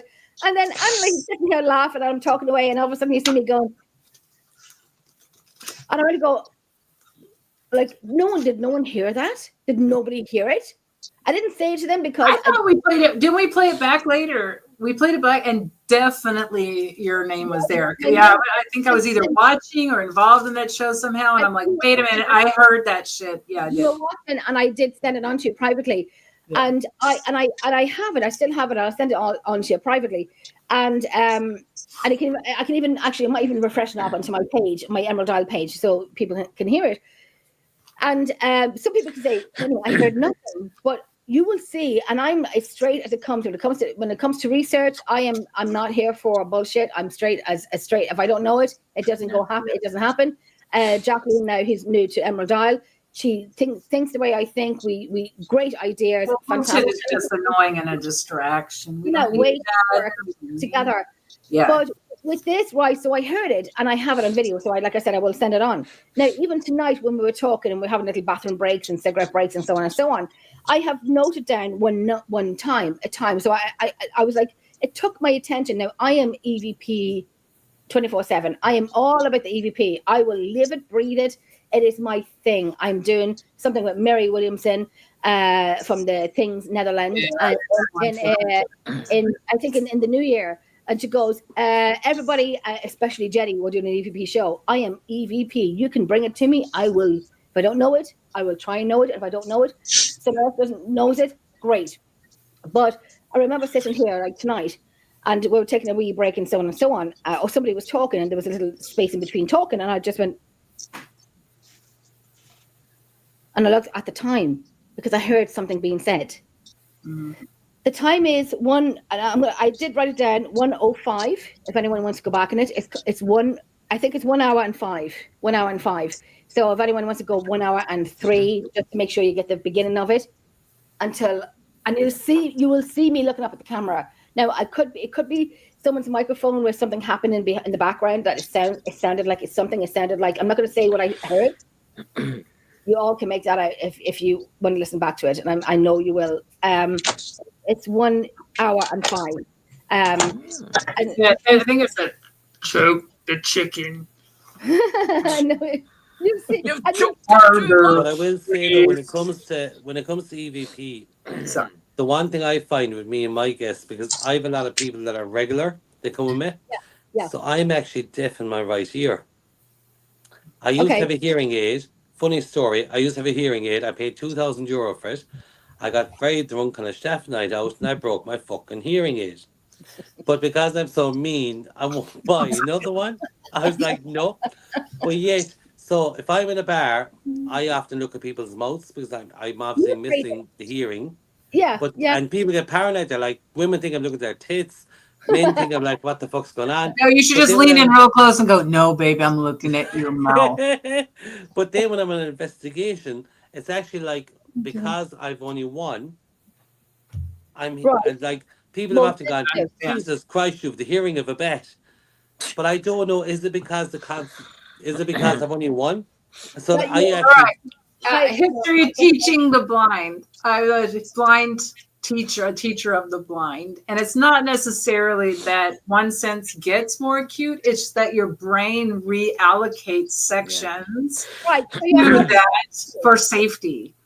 So your brain, which was like, oh, I'm going to do half over here and half over there, your brain may have just said, okay, we got to focus. We're just focused over here now. That's my little answer. Now, don't get me wrong. If I'm on a night out and I come home half drunk, I'll hear nothing. I snore until morning. You hear something from me. I was out last weekend up in the north of Ireland in Dungannon. It's beautiful, beautiful cottage. We started at like 4:00 in the afternoon in this fabulous cottage. Let me tell you. Didn't bar you? No, not yet, but I will be going back. It is the best. It was just, this place was, I said to the owner, I said, I am with your permission, I would love to give your number and your location out, because they do rent it out in Airbnb. It is the best of the best. It is fabulous what they did with it. Rose Hill Cottage in Dungannon. It's fabulous, darling, fabulous. It's fabulous, fabulous. And it's just, look, PJ, look at your screen. You gave a thumbs down. I dare you, bitch. I dare you. It's fabulous. And it looks like but the whole cottage is built only 5-6 years of age.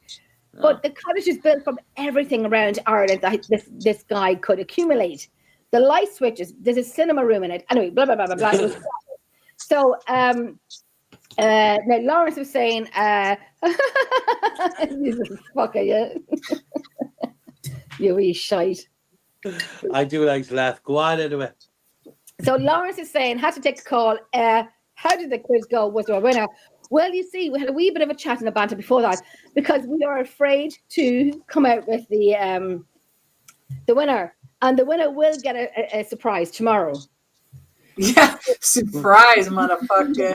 The quiz went really well. Everyone was very astute. They knew all. The quiz went great. Where's my numbers? Where is it down there? PJ, having a somewhat feeble start because of his audio, came back really strong. Well, I went jack shit, but I actually, for something side that I thought I'd be taking a back seat, just laughing away, couldn't really give a shit, and I fucking beat Ginny. Well, listen, hold on now, Mr. O'Sullivan. I dropped my phone. That was my belly. My belly hit the table. Listen, it ain't open to That's the what happens when you're fat.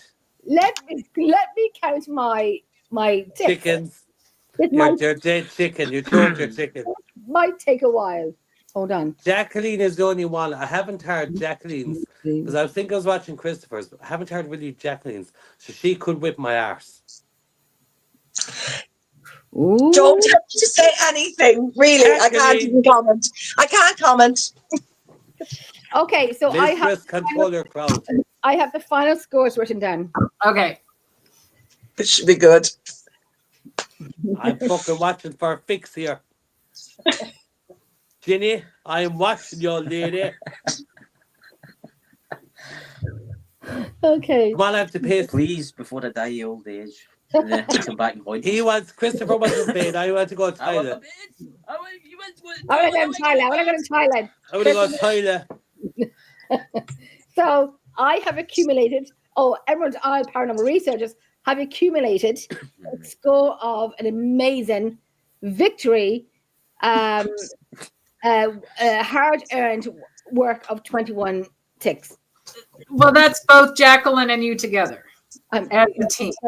I'm lying. Robbed. I'm lying. I'm lying. Hang on. Mistress did it better. How'd I choose? Okay, so 17 Neverlands. Jacqueline and Jen as a team got 17. Christopher, what did you get? I think I get 3 right or something like that. 3. I know that Tracy got 2. I got none.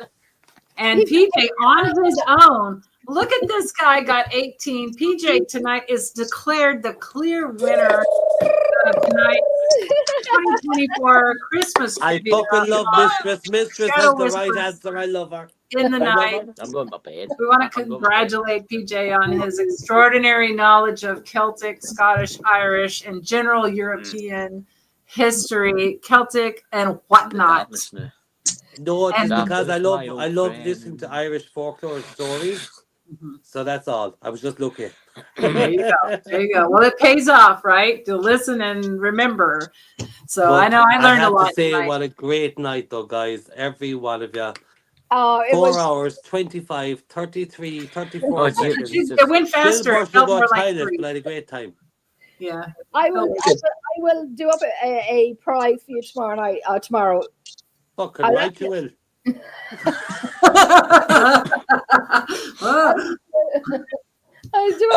I am going to do up a prize, right? I just need I need nothing. I'm just going to do it myself.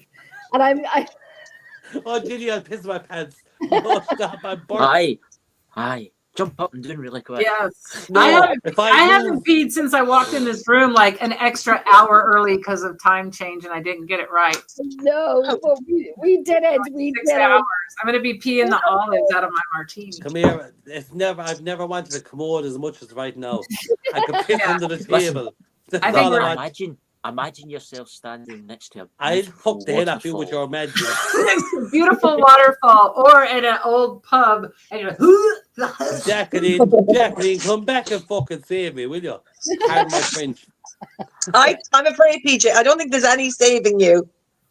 I mean, it's going to be that there's fun a reason anyway. There's 5 of us still here. There's no saving any one of us. I have to agree with that. Yeah, I would agree with that too. Well, look, Goodbye, happy everyone. Christmas, everybody. Christopher's like, bye. Bye, Christopher. It was great to see you. Jacqueline, great. PJ, great. Robyn, thank you, everybody. Thank you. Hold on, Chris. Chris, you can leave because I know you have to go to the bathroom. The rest of you stay for a second. Chris, I know you need to go to the bathroom. I know. Hello. I said I need to go to the toilet. What we're going to do is, what I'm going to do is, if anybody wants to stay in the background, we're going to stay for like one more little drinky poos and a bit of a banter. Pucavogue Paranormal Investigations has been the winner of tonight. Well earned. Oh, Pucavogue. And with that winner's choice, I really have to go to the toilet. Goodbye, everyone. Good night, Christopher. Good night. Thank you. I'm going to bring us into the background. And Chris, God bless him. I break his heart every time we do a show together. That looks like a Texas flag that PJ's got in the background. That blue background with the white star and then the red at the bottom. I bet it's white at the top. Sorry to talk over you. I just need to turn off my PC. I've got to pee. Okay, my love. Can we end the show and then we can talk? Because I think we all have to pee. I know. I'm going to bring us into the background now. I'm going to say goodnight, everyone. Thank you so much for being here tonight. Thank you. It was a fantastic show. It went a longer. Robyn, you can go for a pee if you want to, and I'll say goodnight and end it off now. Into look, see, find yourself with the questions. Find yourself.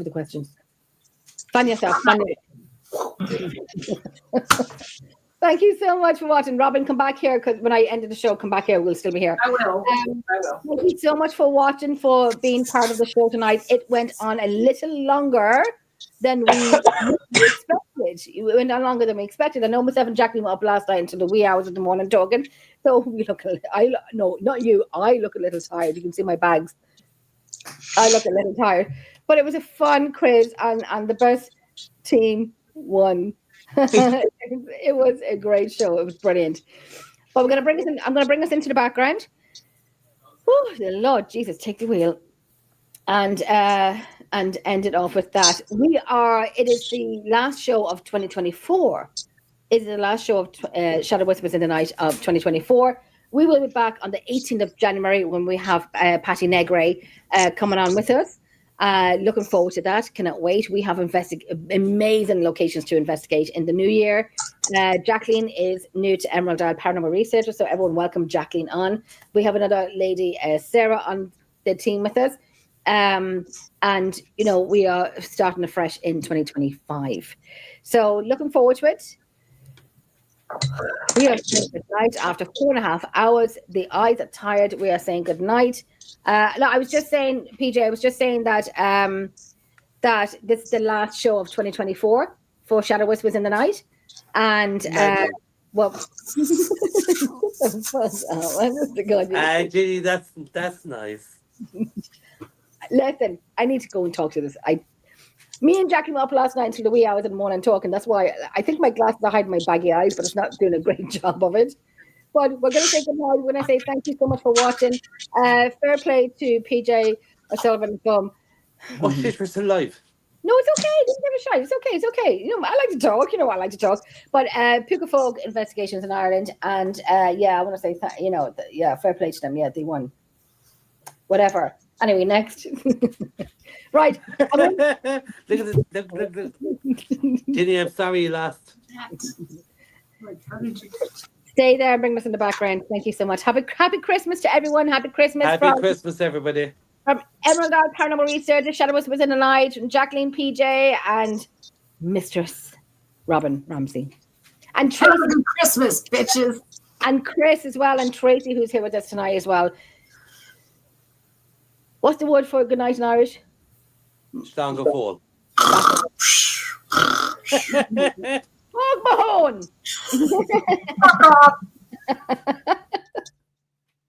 I'm removing everyone.